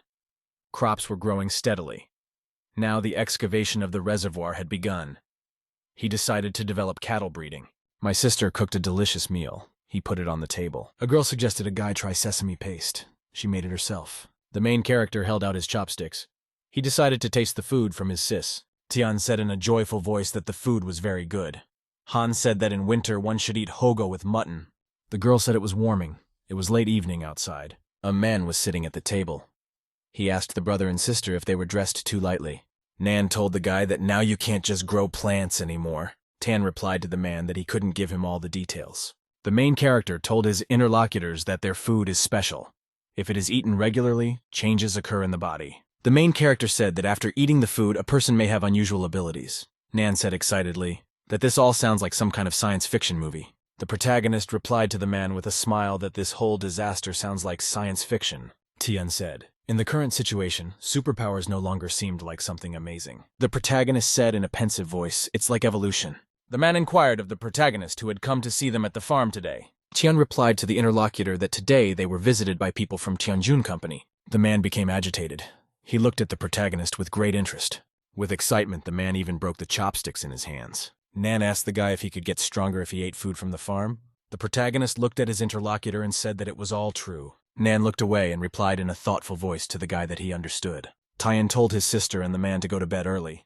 He himself went to deal with another matter. He rushed at night on his motorcycle and searched for the location of the hummingbird alone. The protagonist drove up to a country building. There were the right people there. The woman told the guy this is her new home. He can sleep here. She'll find a new place for him tomorrow. Jen told her guest that he could choose any of the 4 rooms on the lower floor. Dinner would be brought to his room. The woman walked to the stairs and prepared to go up. She wished her guests good night. There was a hummingbird circling near the woman. She saw it and heard the sound of its flight. Jen thought there was a mosquito flying near her. She couldn't understand why there were mosquitoes in this cold. The woman took a shower. She thought she was very tired all day. Jen looked with great attention in the mirror. She didn't realize what kind of beauty was there. The woman told herself that she had no equal at work and was a great beauty. Jen applied cream to her face to improve her skin condition. A hummingbird flew nearby. The woman applied a special mask to improve her facial condition. Jen opened her eyes. She heard some insect flying near her. A woman realized that a bug was flying near her. She decided to open the window. The landlady went to the window and opened it. It was late evening outside. The woman thought to herself that after the air conditioning, she was very much refreshed by the street air. The landlady looked closely and noticed some stranger hanging on the wall near her window. The main character looked at the woman with great consternation. He didn't expect her to be here. Jen looked at the guy with fright. She was really scared. The protagonist jumped into the woman's room. Jen didn't have time to do anything. The hostess didn't even have time to scream. The guy put his hand over her mouth and prepared to throw her to the floor. The woman angrily thought she should fire all her guards. She was lying on the floor and couldn't get up. Jen felt to herself that the guy was strong and she couldn't move. Tian shouted to the mistress that he would let her go and that she shouldn't scream. The main character told the woman that if she screamed he would attack her with a knife. The woman told the protagonist that she had money in her nightstand and had some jeweled gold. Pull asked the hostess if she was willing to cooperate. Jen told the guy that everyone in this world wants wealth. She added that the stranger could take the money and leave. It would be enough to buy food. The protagonist told the surprised hostess that he hadn't come for money. The woman was very frightened. She looked angrily at her attacker. Jen shouted at the intruder that he was a horny and moral freak. The protagonist reached his hand forward and covered the girl's mouth with his fingers. The guy asked the woman if she had sent people to assassinate President Liang. The hostess realized that the uninvited guest was not a rapist. Tian released the girl's mouth with his hand and gave her a chance to respond. The woman asked the stranger if he was Liang Tianyu's man. The main character replied that President Liang had once helped him, and therefore he should avenge him. He demanded from the interlocutor all the materials on the case of Liang's death. Jen explained to her interlocutor that she and the police are now trying to figure out everything that happened, but the evidence is abruptly cut off. So far, they can't establish who the killer was. The main character said that a woman took over as president after he was killed. She could have been involved in the crime. Jen explained to the guy that Lian had a lot of enemies, so he could have been killed by someone in the confusion. Jian told the hostess that he didn't believe they had no suspects. The woman said that the president himself destroyed all documents and camera footage. She doesn't even know who he communicated with before his death. The protagonist hesitated. He looked at the woman incredulously. The hostess demanded that he let her go. Tian listened carefully. He heard someone approaching the room. There was a very heavy knock on the door. The man who had come demanded to be opened. The protagonist thumped the woman with his hand and prepared to run away. The housekeeper shouted to the guard that the alarm had gone off. He must now save President Jen's life. The guard kicked in the door with all his might and broke inside into Mistress's bedroom. Jen was lying unconscious on the floor. The housekeeper called out to her with great excitement. A maid ran up and picked up the mistress. The guard was looking out the window at the time. Kyui looked out the window and noticed the stranger had escaped. They missed him. The main character landed on the ground after jumping from a window. He prepared to escape. Pullman thought to himself that the scarred guard had actually managed to break down the door. The main character thought it was very rude to break into a girl's bedroom at night. Tian turned around fearfully to the side. He realized that someone was standing next to him. The protagonist asked the Bayan how he could find him. He left no trace. The guy said that when Tian jumped out of the window and activated the gravity sensor, it immediately sent the guard to the door. The protagonist didn't want to face the people in the house, and so he jumped out of the window. Tian looked at the guy with interest and realized that the man was very intelligent. The protagonist rushed forward. He realized that no one could stop him. Tian accelerated and tried to knock his opponent down with all his might with a fist strike. The protagonist banged his fist against Bai's arm with all his might. The protagonist was surprised. He realized he couldn't take his opponent down with his punch. Tian bounced backwards on the ground after a failed punch.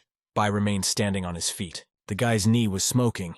He used it to fend off the main character's attack. Bai said in a sly voice that the arm bones could not equal the knee joint. He added that the protagonist's elbow joint and radius bone should have been broken now. They received a load of 700 kilograms. The guy said with a smile to the protagonist that he didn't use any special fighting technique. He demanded an explanation. Tian looked at his opponent anxiously. He didn't know what to do next. Bai threatened the protagonist that if he didn't answer him, he wouldn't go anywhere today. The protagonist realized that his opponent was able to hold back the blow, meaning that Bai might have been trained in some special fighting skills. He glanced carefully to the side. He heard voices there and prepared to leave. Bai told his opponent in a cheerful voice that he had no time to entertain him. The guy jumped up. He decided to attack the protagonist in flight with his foot. Bai in flight menacingly warned the protagonist not to dream of leaving here today. Tian grabbed a small handful of sand in his hand and threw it at the opponent flying at him. The guy coughed due to the sudden throw of sand in his face. He stopped his attack. The protagonist ran to the side. He shouted to his opponent to go and wash up. Bai was very angry. He realized that the protagonist had been mean to him. The protagonist ran to the side. He said goodbye to his rival as he went. Tian was running at full speed. He had to get away quickly. Guards came running up from the side. They asked the scholarly Bai if he was all right. The guy was sitting on the ground and coughing. The fighters asked if he was okay. Bai came to his senses. He realized that in front of him was an opponent who had broken the human limit. The guy got up and said he was fine. He needed to wash his eyes. The guard offered to catch the stranger. Bai explained that the attacker was very fast and couldn't keep up. Guy walked into the woman's bedroom. He examined her carefully and said she was just unconscious. Bai Dal gave the maid the medicine. He explained that the woman should give it to the patient according to the dosage. The maid offered to report to the police. Bai told the woman that the city was a mess. They would not add work to the military. Also, nothing was stolen from their house. At that time, one of the guards came running into the room. He shouted to Mr. Bayu that they were in trouble. The fighter told Frightened that a hard drive had disappeared from Bai's room. Bai asked the guard if the gray disk that was plugged into the computer had disappeared. The fighter replied to the scientist that the same disk had disappeared. At this time, the protagonist was racing on a motorcycle. Tian was speeding down the road. He was taking the computer disk with Bai's information with him. A guy at home decided to unplug his laptop from the network cable. After that, he needed to plug in his hard drive. Tian plugged the disk with the information into the computer. Then he opened it. The guy noticed a folder on the disk called Notes on the Experiment. The protagonist was reading the documentation. The scientist was describing his findings. John realized that what he was looking at were not secret company documents. Tian was completely immersed in reading. Bai wrote in his documents that he would be able to find the right path even at the cost of human lives. The scientist decided that he could lead mankind out of the catastrophe to a new level of civilization. Bai wrote in documents that in the future people would be cured of dangerous diseases. The guard approached the gentleman and asked if he had found the disc thief. Bai explained that the guy was able to find a way to hide, or had not yet opened the disc. Yes, Kui asked if there was any important material on the disc. Bai replied that the source of the information only had old data on it. The guy stared thoughtfully in front of him. The guard told him that they were attacked right after they arrived in Nanshan. The guard assumed that they were attacked by number 7 men. The guy explained that number 7 would not direct the newcomers against them. The main character sat and carefully read the contents of the disc. Bai was also at his computer at the time. Tian read the scientist's notes. He realized that Bai's ideas were completely in line with his, but Bai was willing to sacrifice human lives. The protagonist read the documents and thought the scientist was very arrogant. Tian frightenedly thought to himself that the lab was already experimenting on humans. The main character brought his sister a bunch of different babies. There were chickens and animals.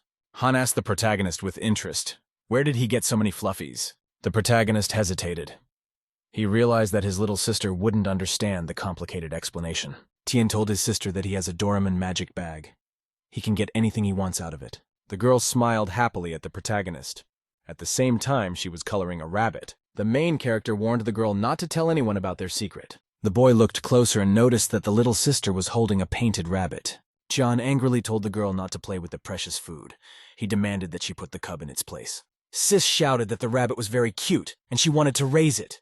Tian explained to her interlocutor that the animal could be used to make spicy rabbit meat. The girl thought about it. She immediately thought of a huge number of dishes with rabbit meat. The protagonist thought that now his little sister should become a vegetarian. Brother told Sis she should be grateful for the food. It's hard to grow. Tian explained to the girl that if she became attached to the rabbit, it would hurt later. He asked that Han pass the animal for him. A little girl was holding a little rabbit in her hands. She didn't want to give it away. Han handed the boy the animal. She said she would then eat every last bit of it. The system informed the guy that he had to harvest a rare product called white corn. The main character told the girl to play with the animals. He'll go and check the beds himself. The system told the guy that white corn was bred from anti-radiation corn. This product gives a person an increase in speed and reaction strength for 30 seconds. The protagonist staggered back and looked at the cobs in front of him with great interest. Tian took the corn in his hands. He realized that he had only gotten one cob at harvest. The guy walked carefully looking for more corn. He couldn't find it anywhere. The protagonist was walking through a field. He noticed that there was nothing there for him. Tian crouched down in the shrubbery. He realized sadly that there was no white corn here either. The guy thought that such a rare product is not often found. A cob like this can only grow if you're very lucky. Tian thought he needed to get serious about farming. He decided to increase the density by 1.5 times. As a result, there would be more rare foods. The protagonist thought he could simply increase the likelihood of rare fruit. The quality and yield of the crop might also decrease. Dead and weak risers would appear. The woman was sitting in her cottage. She was studying the computer videos with great attention. Jen sat looking at the laptop with great interest. She was eating chips at the same time. The woman looked at the tape of the guy attacking her with great scrutiny. Jen said angrily to herself that she would be able to find the intruder from beneath the earth. Woman asked grudgingly, "What was the security guard doing? A lot of people couldn't catch some thief." Jen realized that she wouldn't be able to figure out the identity of her attacker by normal means. The woman looked at a small hair in a plastic bag. She realized that this hair belonged to the attacker. The woman recalled with great attention all the details of the attack on her. Jen told herself that she didn't need to think about the intruder anymore. She was determined to catch him by all means. The woman came down and told her guest that she had business to attend to. Bai was sitting on the sofa drinking tea at the time. The scholar closed the book and asked Mrs. Wren if she was feeling better. The woman told the guy that thanks to a special massage technique, she no longer had any pain. Jen told the guy that she had found a place for the research center. It was near where the factory had been. The guy asked his interlocutor what else she wanted to talk about. A woman told a guy that he was an expert in biological research. She needed a DNA test done. Jen wanted to find a person in town whose DNA test matched her hair. Bai explained to the interviewee that looking for a DNA test with every resident of the city would be tantamount to looking for a needle in a haystack.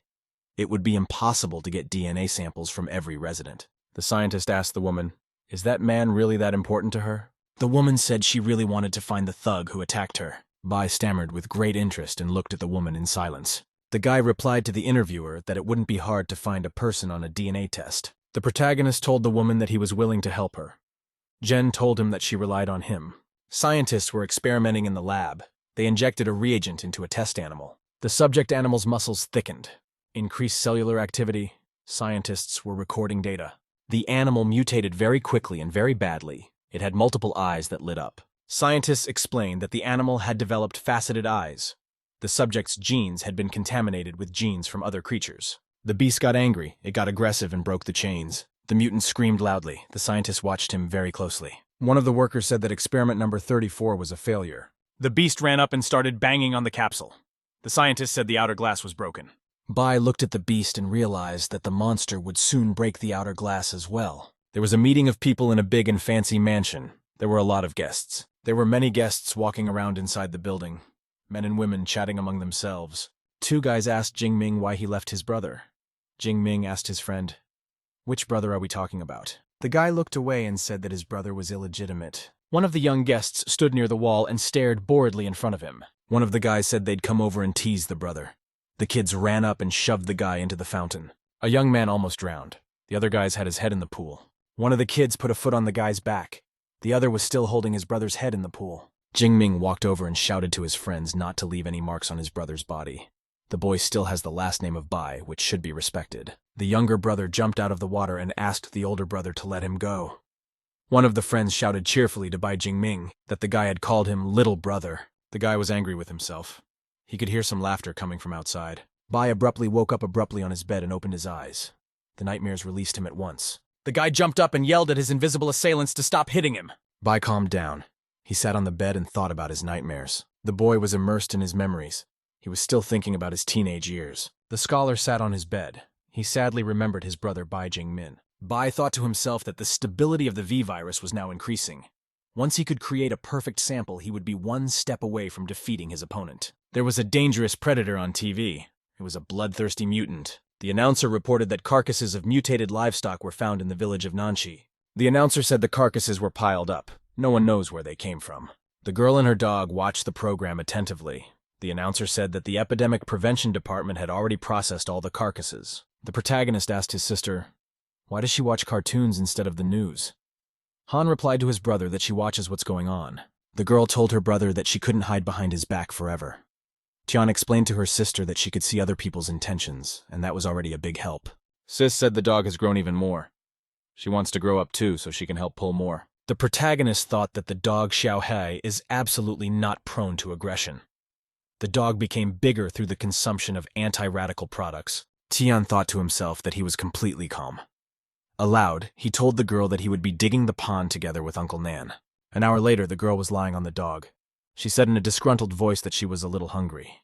Han looked at the table with great interest. There was a luminous plaster standing there. In the box were divine seeds. They glowed with a bright light. Han opened the box and said she saw glowing nuts in front of her. The girl showed the dog 2 seeds. She decided to give one of the nuts to the pet. Han swallowed one of the nuts with gusto. The other seed she put in the dog's mouth. The nut seemed to the girl very much unpalatable and very much bitter. The dog swallowed his nut whole. The girl said it didn't taste good and decided to rinse her mouth. The dog felt very weak. He also felt very sleepy. The animal fell to the floor. After that, the dog fell asleep immediately. The dog was lying on the floor, unmoving. He'd lost his strength after eating the nut. It was late evening. The residents of the estate were asleep. A man was resting in the annex next to the house. Nan heard a very strong and unpleasant creaking sound. He woke up immediately afterward. The man jumped up. He couldn't figure out what the sound was in front of him. He turned on his flashlight. He saw a large furry animal sitting in the corner of the room. The man was very startled to see a bloodthirsty mutated predator sitting in front of him. He was frightened. He noticed the ravenous dog immediately lunging at him. Nan was very frightened. He saw a rabid dog preparing to maul him. The ravenous dog lunged at the man. Nan didn't expect the attack and fell to the floor. The man lost the flashlight in his hands and it rolled away. The man was very frightened. Nan looked at the PSA in front of him with great consternation. He realized that it was their pet. The man realized that the bloodthirsty mutant in front of him was their dog Xiaohei. The huge black monster looked angrily at the man with burning eyes. The man realized that the dog had become like a wolf. The predator no longer tried to attack him. He wanted to calm the animal down. He calmly waved his hand at the dog and said he was Uncle Nan. The dog growled very angrily. The man realized that the predator was reacting to his words. The man waved his hand and told the mutant that he was about to bring him some food. The dog glared viciously at the man. The man froze and prepared to fend off the attack. Then the dog suddenly turned sideways and jumped out the window. The man looked at the monster in surprise. He realized that he had managed to escape. Nan shouted from the window to the dog to keep the dog away from the gate. There was electricity there. The raptor came to the gate and stopped. He decided to jump over it. The mutant hopped up on his paws and jumped over the high fence without any trouble. Nan looked outside in surprise. He couldn't realize that Xiaohei was able to jump over the high wall so easily. The main character came running up. He asked Uncle Nanya, "What just happened?" The man told the guy that the dog freaked out and jumped outside. The man explained excitedly that none of this was like a normal mutation. Chan listened to his interlocutor with excitement. A girl came running up. She yelled that Xiaohei was missing. She couldn't find the dog by the bed when she woke up. The main character told the little sister that the dog would get tired of running and come back. He added that the girl should go back to sleep. He noticed that his little sister came running in barefoot. He asked why she was without shoes. The girl said she was worried about Xiaohei. The dog might get mad and become like Xiaobai. The guy asked the girl if the dog had eaten anything unusual lately. Han said the dog ate only what was grown on the farm. In the evening, he ate a glowing nut from a box. The protagonist realized that the dog had consumed level 4 divine amplification seeds. Tian realized with excitement that the dog had definitely evolved. The master began to make inquiries for the system about the side effects of the level 4 seeds. The main character told his little sister that he would go and look for Xiaohei. He added that the girl should come home with her grandfather on her. The guy promised that he would bring the Sobaka back home. Xiaohei is a member of their family. The dog was speeding through the forest at night. The moon was shining in the sky. The angry predator felt himself getting very hot while running. The dog realized that he wanted very badly to tear into the fresh meat. His eyes glowed red. The mutant felt the urge to tear the throats out of anything that moved. The monster knew he couldn't hurt people. Xiaobai still remembered that if he hurt people, he wouldn't be able to return to his mistress. A hooded woman stood at the side of the tree. She thought she saw a holy beast in front of her. The stranger looked after the fleeing monster. She decided it was the holy beast from the prediction. The woman realized he should take the dog with him. That would please God. The protagonist was on a motorcycle. The patrolmen were telling him that nothing had been found. The main character realized that Xiaohei was no longer in the area. He realized that he had to find the dog quickly. If the military found the dog, Xiaohei would definitely be locked up. The protagonist heard some noise. He asked apprehensively, "Who is there around here?" A stranger showed up. She asked the guy slyly if by any chance he was looking for a black wolf. The main character asked the woman if she saw where the dog ran off to. The stranger asked the guy if he knew the truth about the disaster. The boy asked the woman about the missing dog. The stranger began to tell the boy that mankind had done a lot of evil and that people had angered the gods. That was why the heavens had called calamities to punish people. The stranger told the boy that he should repent to the gods. Then the boy would have a chance to survive. He asked the woman how to join their salvation society. The women told me that there was a hierarchy in their rescue society. She demanded that the guy move the beast to a meeting. Tian told the stranger to learn to lie better next time. The woman sternly asked the guy, did he dare to disobey God's will? The protagonist grabbed the handle of the motorcycle. He told the woman he didn't have time for these games. The protagonist snapped out of his seat and shouted that only he could save himself. The stranger stood on the road and looked after the guy who was leaving. The woman thought angrily to herself that unbelievers always go to hell. The main character was standing outside his car. He was smoking and relaxing. The guy took another puff. He was standing by the hood of the car, thinking about something of his own. Tian heard some sound in the thicket of the forest. He realized that there was an animal there. The protagonist pulled the bushes apart and looked carefully in front of him. He was very much surprised. Tian was very surprised to see a she-wolf lying on the ground in a pool of blood. There was a small wolf cub nearby. The guy realized that the predator had been hit by a car and now the wolf's body was in the woods. Tian looked at the little surviving wolf cub with great attention and interest. The main character looked at the puppy with great attention and decided to help him. He realized that without its mother, it would die in a couple of days. The protagonist looked at the helpless animal. The puppy waved its legs. Tian looked at the little beast and said that the two of them were parentless. The protagonist decided to take the puppy with him. The animal fell asleep in his arms. A predatory mutant attacked a man in the woods. He grabbed him by the leg with his teeth. There were men with guns on the doorstep. They saw the monster grab one man. The guy shouted frightenedly to call someone for help.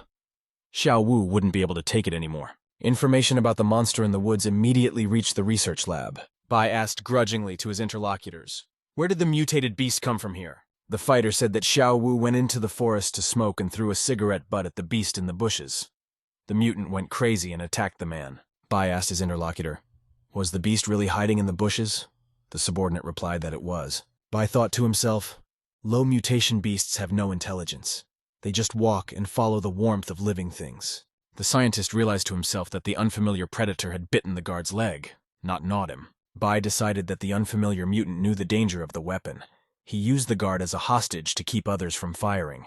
The scientist realized that the wild wolf might be the perfect specimen he was looking for. Bai ordered his subordinates that they must catch the beast in the forest alive before the military arrived. The subordinate replied that he understood everything. The scientist told the fighters to use tranquilizer guns. He wants the beast alive. A subordinate brought the guy a tranquilizer gun. Bai reminded the fighters to aim for the animal's limbs. The scientist drew his pistol and took careful aim through the telescopic sight at the wolf. Bai caught sight of the mutated predator and fired his weapon at it. The vicious wolf looked at the humans with great scrutiny. He decided to run away. The mutant jumped above the ground very quickly. The ampoules flew past and hit the ground. Bai stood next to his subordinate. The two of them continued to shoot at the predator. The wolf jumped up sharply and jumped to the side. He dodged the shots. The mutant released the guard with his teeth. The man was able to free himself. The scientist became agitated. He realized they couldn't hit the mutant with the weapon. Bai sighed in a disgruntled voice that things were very bad. The monster prepared to run away. The guy commanded his subordinates to go after the predator. The protagonist received a report from a hummingbird. Large dog tracks were found 700 meters away to the southeast. The protagonist turned on the motorcycle engine and raced at full speed to the right place. He scrutinized the traces of blood on Earth. The protagonist realized that the blood on the footprints was still fresh. He knew for sure that it was his dog, Xiao He. Tian wondered what could have happened here. Bai was speeding down the road in a car. They were chasing the predator as a group. A guy leaned out the window with a gun. He thought he'd never met such fast mutants before. The scientist was excited. He was looking forward to catching a very important specimen for himself. Bai watched the fleeing predator. The wild dog seemed like a perfect creature. The main character was riding his motorcycle. He wanted to find his runaway dog as soon as possible. The hummingbird informed the host that the target had been located. He gave the command to transmit the image. A guy was riding a motorcycle and getting a detailed image from a hummingbird. The protagonist looked closer. He saw the scientist in the car almost catching up to the wild dog. The owner demanded that the hummingbird zoom in. He was looking at the people in the car. The protagonist saw very clearly the face of the man in the car. He recognized him immediately. Tian realized that he saw a mad scientist in front of him. Bai was rushing after his prey. The protagonist could not understand why the scientist was chasing Xiao He. He decided that the guy wanted to capture the dog as a test subject. The host gave a command to the system to extract the white corn. The system followed the command. Tian looked at the cob in his hand with great attention. He prepared to accept it. The mutated dog was running at full speed. He was trying to get away from the humans. Scientists in cars chased the dog. The predator continued to run with all its might. The scientist commanded his subordinates to drive the loot to the old factory ahead. People in cars were chasing a running dog. They were squeezing it from all sides. The mutant ran and watched carefully for the people who were chasing him. The dog decided to take a detour. He jumped up at full speed and kicked away from the tree. While jumping, the mutant abruptly turned around and rushed towards the humans. The dog jumped on top of the car and pounded the roof with his paw with all his might. The driver was terrified. He couldn't understand where the predator could have come from on the roof of his car. The driver of one of the cars shouted that the second car had been hit. The dog continued to be held on the roof of the vehicle. One of the drivers stopped the car and started shooting at the animal with a gun. The mutant grabbed the man's arm at the same time. The dog turned around at the last moment. He saw several bullets flying towards him. The mutant glanced up and realized that he wouldn't have time to run away or somehow defend himself from the flying ammunition. The main character jumped up from the side. He reached out and stopped all the bullets near the dog. Due to his tremendous speed, Tian was able to run up in time and protect his pet with his hand. The system informed the man that he would still be in a state of rage for 26 seconds. The people in the cars stopped. They couldn't understand what was happening in front of them. Bai looked in surprise in front of him. He couldn't figure out what the white light in front of him was now. The system informed its master that the effect would last another 26 seconds. Cars were parked around the place where the main character's body was glowing. The dog was on top of one of the cars. The system informed the owner that the effect would last another 20 seconds. The protagonist turned around on the spot. He realized he didn't have much time left. The system informed the host that he still had 12 seconds left. Bai pulled out a gun and shot the guy. He couldn't figure out what was going on. The system told its master that he had 5 more seconds left. Bai looked anxiously at Tian. The protagonist turned around at breakneck speed. He decided to attack the scientist. The protagonist swung around and punched the scientist in the face with all his might. He bent to the side. The blow was very strong. Bai didn't defend himself in time and blood spurted from his mouth. The system informed the host that the effect would last 2 more seconds. Tian decided to escape. He ran full speed ahead while there was still time. The system informed the host that he had 1 more second left. At the last moment, the guy thought that this effect had a side effect. The scientist was lying on the earth. He thought he had blocked the blow at the last moment. Otherwise, he would have said goodbye to his life right there. Bai pulled out a gun and pointed it at the guy. He decided to get rid of the protagonist. At this time, Tian very abruptly began to move in different directions to defend himself from the shot. Bai had a gun in his hand. He pulled the trigger and prepared to shoot his opponent. The predator ran up from the side and clamped his teeth on the scientist with all his might. Bai managed to pull the trigger. A shot rang out. The bullet came out and headed for the protagonist. It hit him. The vicious predator, meanwhile, continued to gnaw at the scientist's throat. The main character was unconscious. He was carried on his back by a mutated dog. Tian came to his senses and opened his eyes. He couldn't understand what had happened to him, and who was helping him now. The wild dog was breathing very hard. He was pulling his master with all his might. Tian was very much in a state of weakness. He called his dog by name in a tired voice. The dog stopped. He didn't have the strength to go on. He decided to abandon his burden. The dog turned with his body and dropped the man to the ground beside him. The animal didn't even have the strength to stand anymore. The dog dropped dead to the ground. Tian called out his name. The guy stood up and walked towards the lying PSU. He asked fearfully to Xiao Hei what had happened to him. The protagonist looked at the pet with great excitement. The dog was lying motionless. The guy asked the system what was going on. The protagonist demanded answers from the system. The dog lay there with eyes blazing, at which time the dog's body began to undergo some changes. The protagonist remembered very vividly the dog at his throat. The dog's body continued to change. His blood cells mutated inside. Tian once again distinctly remembered how the dog had attacked him before, and clawed at him. A small seed was activated inside the dog. The divine level started to kick in. The astonished protagonist noticed the animal lifted off the ground with white streaks. The dog was unconscious. White streaks began to cover his body from all sides. Tian stood up and looked in front of him with great amazement. He saw a huge white cocoon. The protagonist called his pet by name. He couldn't understand what kind of cocoon was in front of him. The scientist was in the hospital. Various machines were connected to his body. The doctor said the guy's situation is dire. He got a concussion after the attack. His pituitary gland was damaged and crushed his blood vessels. The medic explained that the guy had a fatal neck wound. It's a miracle he's still hanging on. The medic told the woman that they had done everything in their power. Jen replied to the doctor that he should not make excuses. The medic defended the Bai researcher to the end. The doctor said that the advance team had suffered serious losses.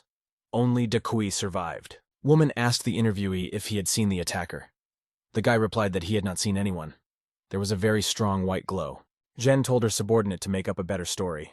The guy told her he wasn't fooling her. The woman sternly told the doctor that she didn't pay him a lot to listen to nonsense. The medic yelled that Bai's pulse rate was dropping. It was another brain hemorrhage. Jen demanded of the doctors that they save the patient immediately. The man told her it was all useless. The doctor told the woman that Bai was beyond saving. He suggested that she talk to the boy one last time. The doctor ordered the patient to be injected with adrenaline. The guy regained consciousness and opened his eyes. Bai looked in front of him and called out in a very weak voice to the guard. A patient demanded that Dakui inject him with the V-virus. The guard shouted fearfully there had been no successful cases with humans so far. If things didn't work out, Bai wouldn't even be able to remain a normal person. Bai looked at the guard and said he didn't care if he died like this or if he died a monster. The patient looked intently at the guard and said he wanted to take a chance. Bai clenched his hand into a fist. He told the guard that he didn't want to just lose. The medic said to inject the patient with V-virus reagent. Bai was lying on the bed with his eyes closed. The guard asked the patient if he should call anyone in his family. Bai replied that there was no need to call anyone. The doctor brought up a syringe of red medicine and injected it into the patient's vein. Bai felt really bad. His body started to cramp in all directions. All the patient's muscles and veins were overstretched. His eyes were wide open. Mutated Taurus blood cells started moving all over the patient's body. Zhen was very frightened. She looked at the patient with great excitement and fear. The guard was silent. He closed his eyes and waited for the result of the experiment with the Bai. The main character was in the forest at the time. He was watching with great attention what was happening to his dog in the cocoon. Tian moved closer to the tree. He waited to see what would happen now with his dog inside. The cocoon stopped getting brighter and bigger. There was a bright white glow around it. Gradually, the cocoon began to fall apart. Pieces of it fell off and fell to the ground. From the broken cocoon, a large animal's foot stepped to the ground. Tian looked at his transformed and healed dog with great amazement. Instead of a wounded and exhausted dog, a huge humanoid and healthy monster appeared. The mutant glared viciously at the man in front of him.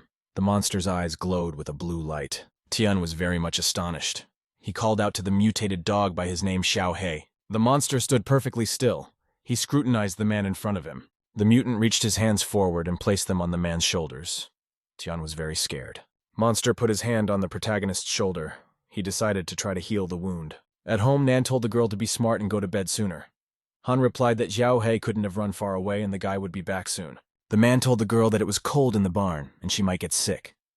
Her sister replied that she was not cold and would wait for her brother here. Han held out her hands to the man. She said they were warm. Nan was surprised to see that the girl's hands were warm. The man said, surprised, that the produce from the farm enhances the body a lot. The girl said she has evolved into a superheroine. The man put the girl on his lap. He told her he'd wait for the guy with her. The night passed and the dawn began. The sun illuminated the firm and the cabin. The people in the barn began to wake up. Han opened her eyes and started to wake up. The sun was shining on her face. Sis woke up fully. The man above her was still dozing and slumped his head. Nan gradually woke up. The girl shouted joyfully that her brother had arrived. Han ran up to the gate. She asked the boy, did he find Xiao He? The girl was very surprised. She could not understand what kind of creature had come with her brother. Xiao He turned into a huge humanoid wolf. He carried his master in his arms. The main character gave the girl a very sly smile and called her by name. Tian told the surprised people that he had returned Xiao He. The man threw his cape over himself and ran up to the guy. The girl happily ran around the mutated dog. The system reported that Xiao He had become a wolf dog. The dog threw the girl around his neck. Han cried out very happily. The system reported that the wolf dog would have her characteristics improved. The guy realized that Xiao He had lost his temper because of the mutation genes. He ran away from the house to avoid hurting people. The protagonist realized his dog had animal genes gone with human genes. The man brought the main character a first aid kit. The guy asked the nanny to sterilize a scalpel. He wanted to remove the bullet. The man warned the guy that he might be infected. John replied to his interlocutor not to worry. Tian stuck the scalpel deep into the wound and began to pull the bullet out of there. The bullet fell out of the wound and landed on the floor. The protagonist commanded the system that he needed the healing carrot. Nan stood with a first aid kit in his hands. He was surprised to see a carrot appear out of thin air. The protagonist, without thinking long, ate the vegetable very quickly to help the wound heal. Nan looked at the protagonist very frightened. He realized that he had gotten himself a vegetable out of thin air. The protagonist felt an intense pain at the sight of the wound. He glanced around excitedly. The wound on the guy's body started to heal very quickly. He felt much better. Tian very happily jumped to his feet. He realized that his broken bones had fused. The cells of every organism on the blue star are constantly dividing. Old cells die off and are replaced by new cells to prolong life. During the process of division, the cell is largely stable and can fully reproduce all of the elements of the old cell. Under certain conditions and at a certain point, a new gene can appear that replaces the original gene. This is the mutant gene. Han rode happily on the dog's shoulders. There can be two ways out of a gene mutation. Favorable development is possible. It can also be called evolution. Also, a mutation can end in unfavorable development. The protagonist looked away excitedly. He watched his mutated dog carefully. He remembered that the mutated beasts in the world had terrible strength, but they had a fatal flaw. If they became conscious, they wouldn't live for long anyway. Guy Bai came to. He woke up from a major surgery with a gene insertion. The patient felt a very strong surge of energy. He decided to break the shackles on his hands. The guy jumped up sharply on the medical bed. At his side, the bones of an additional skeleton were sticking out. The medic said cheerfully that Bai was awake. The guy was very amazed.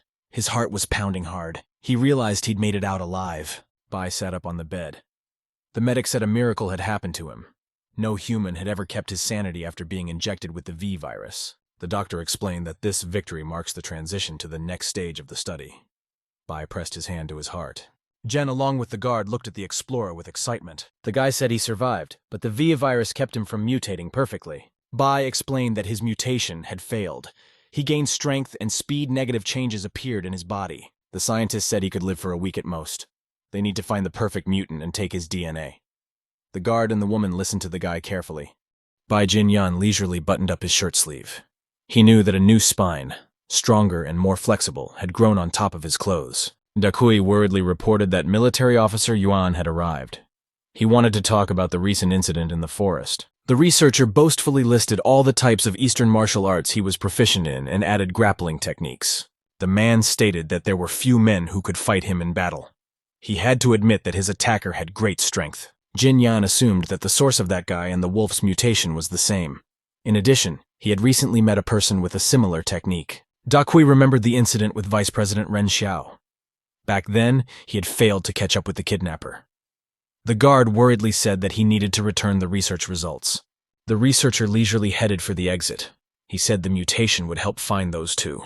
They might have the hard drive. Dakui escorted the boss to the door. Jin Yan said that time was working against him, so he needed to find the missing person as soon as possible. Officer Yuan was already waiting for the researcher in the lobby, turning to leave. The man approached the visitor with a quick step. He said a loud hello to the girl. Hearing his voice and the stomping of feet, the officer immediately turned to the staff of the complex. Jin Yan apologized in advance. His current appearance could frighten an unprepared person. Seeing the ridge on the explorer's back, Yuan Wen froze, but still pretended that even with this, the military couldn't be interested. Shrugging, the man politely apologized and began to slowly undo the buttons on his shirt. The officer watched him perplexed. Outwardly, the man resembled an ordinary man, but he looked strange under his clothes. Jin Yan opened his shirt, exposing his torso. Instead of a human spine, he found himself with many sturdy bones. He declared that he wouldn't be able to live with this for long. Those bones from the mutation will reach his heart in a week and pierce it through. We need to act fast. Researcher Bai took out a bag of the night kidnapper's hair. He asked for help with it as soon as possible. Yuan Wen thought for a moment. She quickly estimated how long it would take to analyze the DNA and search the databases for the right person. The terms of the deal seemed good to her. Officer Yan smiled kindly. She agreed to go along with it. Tianzhan still couldn't sleep despite the late hour. After his unexpected success with Xiaohei, he decided to buy divine enhancement seeds. The mutant dog was also busy. He was putting the tiny Han Han into bed and gently covered her with a blanket. The young man asked the system for information on divine seeds. It turned out that they remove negative effects and promote evolution. The man immediately smiled. He had a great wealth in his hands. Thanks to the seeds, a new era of humanity would become available. They provided immense power. Everyone would be able to become a god. Tianzhan exclaimed that he would become a supreme deity. In reality, everything turned out to be not so simple. To make the seeds grow, it was necessary to spend a lot of points to buy fertile land. The young man took a closer look at the plot. Visually, the land was a little different. He wondered what benefits had become available. The system readily told me that the black soil here made it possible to grow crops of the 4th level and higher. Looking at the countdown timer, the man realized that there wasn't much time left before the second period of destruction. He needed to evolve faster. The price of fertilizer seemed very high to the guy, but he decided to buy 12 tubes of reagents. In addition, you should add some farming robots. With them, the process will go much faster. Tianzhan frowned as he looked at the robot plot, folding his arms on his chest. The 3 robots were quickly planting seeds. The man knew he had to sow the plot as soon as possible. Before the second wave of destruction arrived, he had to be able to harvest his crops. The city center was bustling with life. On almost every floor of the skyscraper owned by Tianyun Company, employees were hard at work. 2 men in white robes met at the main entrance to the complex, which the staff dubbed the Citadel. The woman smiled ingratiatingly. After listing all the titles of her interlocutor, she asked to see her face. The Lord frowned and demanded to be told. If the information proved true, she would be rewarded with gifts from the deity. The 2-meter-thick armored gate began to slowly open. The woman muttered that the family could hold out for another month. The Lord led the old woman down the corridor. She followed, trying to keep up, and kept muttering to herself. When the companions were in the huge light hall, the woman told them about the appearance of a new, sacred beast. The information was reliable, firsthand. When they reached the sacred well, a man in a black suit came out to meet the Lord. They said hello. Upon hearing the amazing news, the man in the white robe asked for more details. The man asked for more details. Chen Shen was overjoyed and applauded admiringly. He said that this was exactly what everyone had been waiting for so long. Folding his hands in a lock, the Lord smiled and informed that, with that beast, the power of their own god would increase many times over. The man in the business suit congratulated his interlocutor on his success. If you sacrifice a beast to the god, he will come soon enough. He hinted cautiously that he'd like to know about the latest batch. The cap of a prestigious pen gleamed in the breast pocket of his jacket. The Lord nonchalantly informed that he was not interested. The sacred beast must be brought back and sacrificed as soon as possible. There was a strange hissing sound in the well behind them. He listened, and then he heard a series of words. The creature in the well clearly hinted that it wanted to eat the puppy. The man hastily shouted that he understood. Tianjan remembered that tragic day. The TV in the living room was on, and a breaking news report was broadcast. The announcer told about a tragic accident in the mountains. There were 2 adults and a child in the car that crashed off a cliff. The young man sighed sadly. The story was just awful. The girl reported that both adults were deceased by the time the firefighters arrived. While chopping vegetables for dinner, the young man listened absent-mindedly to the continuation of the story. The girl was saved by getting stuck on a tree branch. Tianjan felt genuinely sorry for the girl. It was very hard to lose parents at such an age. He wondered what time it was. It was already 26 on the wall clock, though his parents had promised to be back by 3. The boy couldn't understand what had delayed them on their way. Tianjan put the knife aside, feeling uneasy in his heart.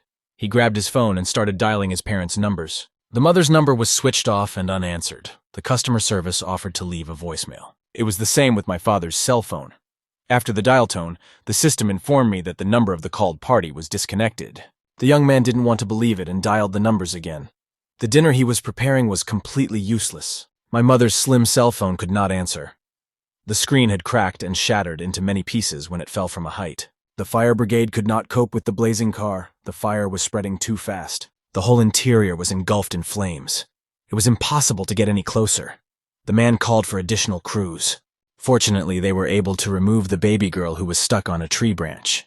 She was immediately taken to the intensive care unit. As the crew drove by the site of the downed vehicle and the destroyed fence, they noticed that the fire had engulfed a large area of woods. Han was small and couldn't remember anything.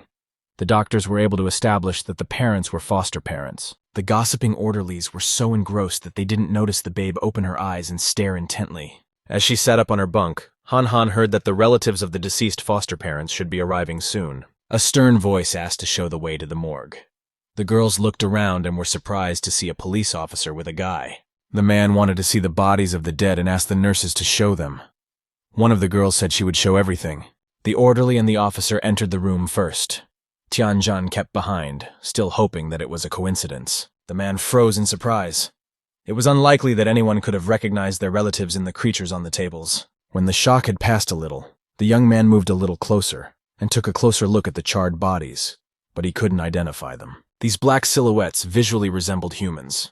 Tianjan couldn't confidently recognize them as his parents. Officer Yuanwen turned to look at the boy.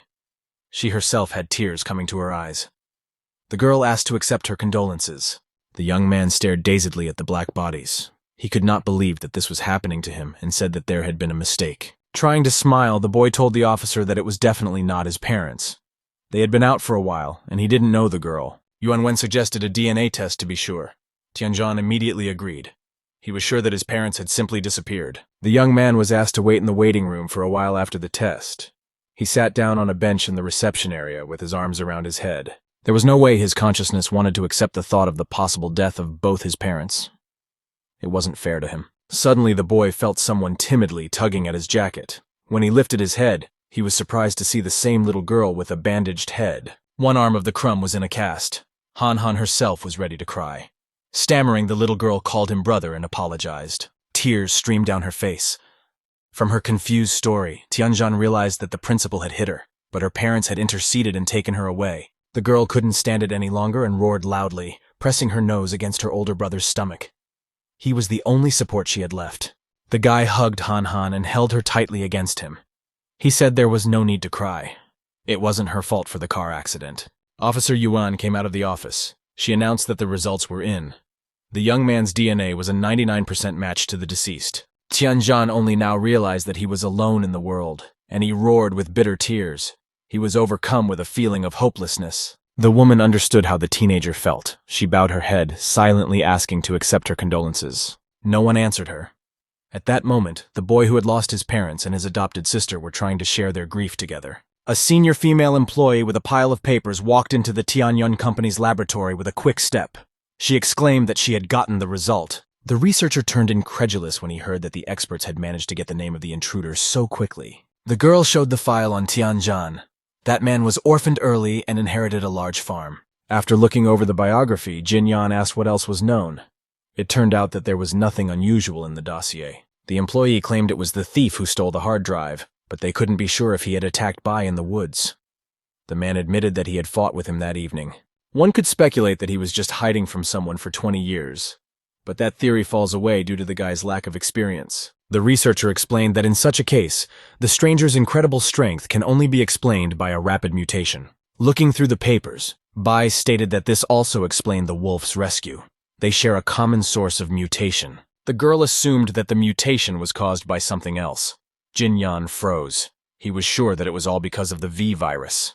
The laboratory assistant reported that the probability of a favorable mutation was initially negligible, but 2 perfect specimens appeared at once. The researcher began feverishly flipping through the dossier on the night visitor, hoping to find even a small clue. Jin Yan smiled. The sudden incident in the forest was opening up new perspectives for his lab. He imagined a plant wrapped around a key. Most likely, that's the kind of key needed for the second way of mutation. Li Tianzhang's identity was not only of interest to Qianyun Company. The same file was on the table at the police station. The inspector said thoughtfully that the person who interested Bai would be useful to them as well. He demanded that Yuan Wen organize a surveillance on both of them. Tianzhan woke up early in the morning and immediately continued his agricultural work. After harvesting the crops, he bought 4 more vials of fertilizer. The man abundantly watered his beds with fertilizers. Together, they shortened the ripening time by 50 hours. When little Han Han came running to the plot, she saw a huge thicket. It was 128 hours away from full maturity. A few minutes later, a worried old man ran up to them. He excitedly reported that Xiao He was behaving strangely. Nan said that the dog has been sitting on the roof constantly for the past few days and climbed down at the first call. But today he did not respond. Tianzhan looked up. His pet was still standing on the rooftop now, gazing into the distance. He didn't seem to be interested in the farm. In addition, Xiao He growled unhappily. The young man remembered that the dog had already behaved like this before the first period of destruction. The man suspected that he smelled someone and was therefore acting erratically. He ordered patrol officers to search the area near the farm. Electronic flies equipped with cameras and sensors scattered around the farm grounds. The young man sighed. Suddenly he got a notification on his phone. It was very strange. After the disaster, many communication companies went bankrupt. The text of the message was no less strange than the fact that it had appeared. Tianzhan was surprised to reread it again. When the man realized what had happened, his face darkened. He didn't want to believe it had really happened. The basket of vegetables fell out of his weakened hands. Han Han worriedly asked what had happened. Old man Nan didn't understand anything. The young man stared in astonishment in front of him. Tianzhan still hoped that someone wanted to play a prank on him. Not getting a response, the little girl excitedly asked what was going on. The man didn't say anything this time either. He silently ran to his SUV and drove outside the farm. This moment was captured on the external surveillance video cameras. The operator called for researcher Bai. Jin Yan glanced glumly at the SUV. He was glad that he could get revenge on the guy for stealing his designs. One of the video cameras monitored the gate at the farm.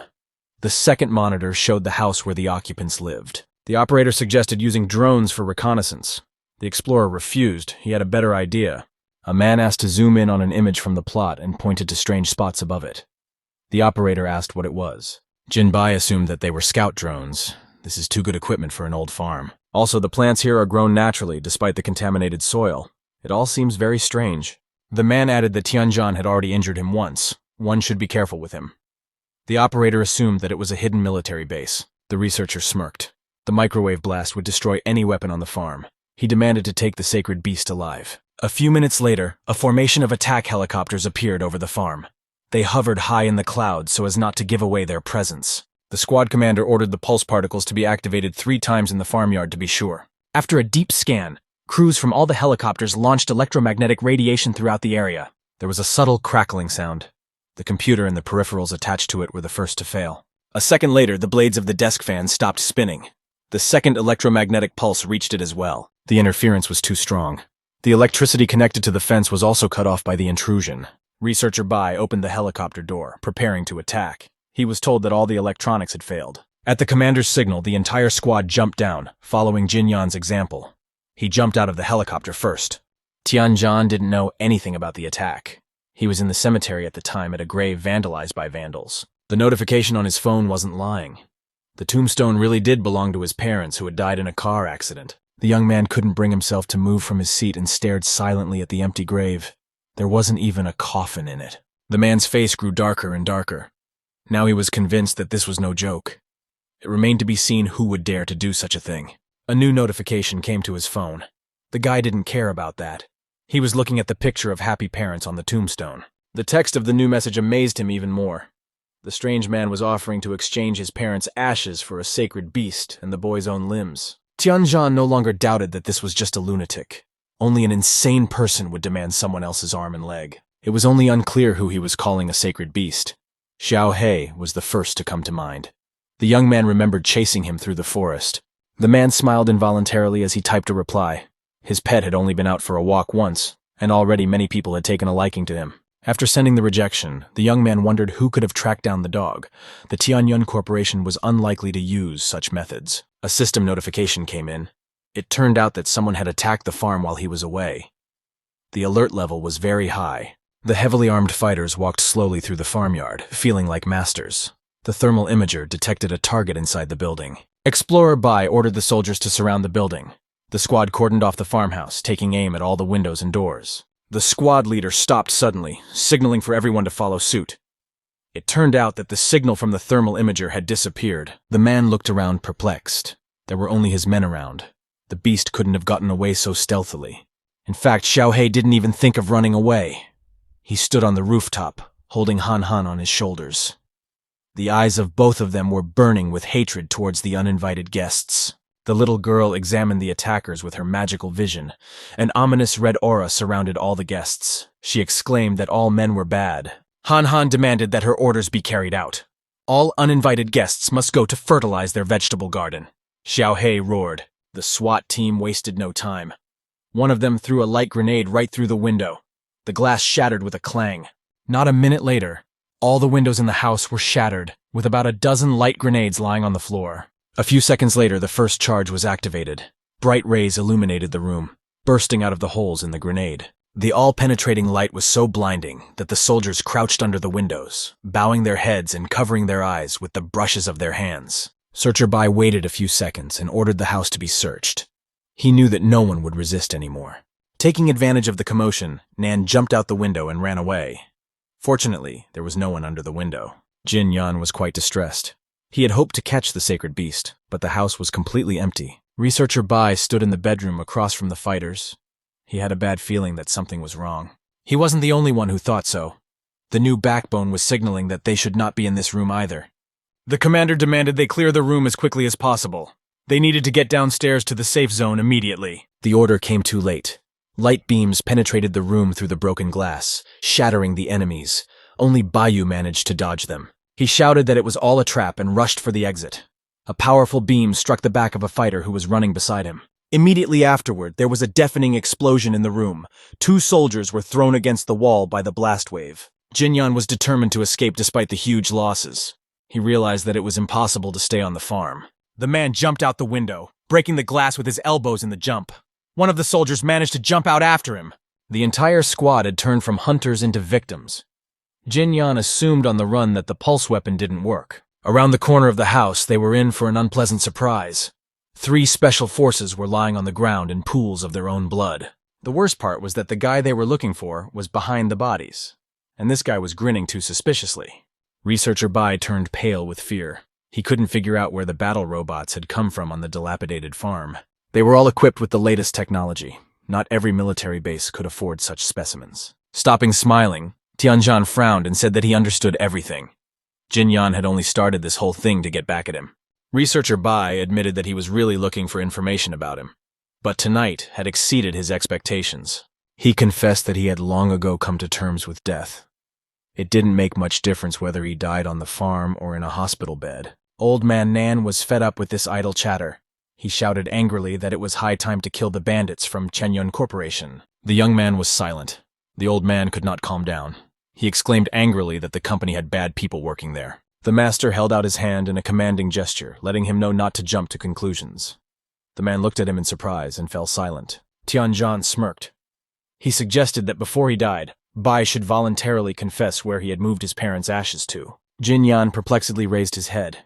He said in surprise that he didn't understand what ashes he was talking about at all. The man looked angrily at his opponent. He had to admit that the researcher might not have been involved in the kidnapping. Researcher Bai was still staring at the farm owner with the same perplexed look. He was willing to admit his sins, but this was the first time he had heard of ashes. Looking intently into his opponent's eyes, the young man said that he suspected him of stealing his parents' ashes. The man replied that it was a bad joke. Tianjin kept his eyes on him the entire time. It seemed to him that Explorer Bai wasn't lying, it could be a coincidence. The real kidnapper was the Lord. He was so angry that he smashed his cell phone to pieces. Even after that, the man couldn't calm down and continued to spew curses towards the ungrateful guy. The Lord cried out that it was wrong to treat his mother's ashes like that. He would not even spare his own skin if he were that brat. The phone didn't seem damaged enough to the man. He started stomping it fiercely with his heel, continuing to hurl insults at it. Two men in business suits stood silently beside him at the well. They knew that the Lord's mood was about to change. The man exclaimed resentfully that Tianjin didn't bring a sacred beast with him, so all the snacks for Mom were over. One of the attendants asked the Overlord to calm down. "It's not that bad. They have a new batch for the deity." Turning around, the Lord shouted that his mother had had enough of these pathetic scum. The two companions drew back fearfully. The man kept shouting that they hold high positions, but they don't understand anything. They can't even catch the sacred beast. A hissing voice came from the well.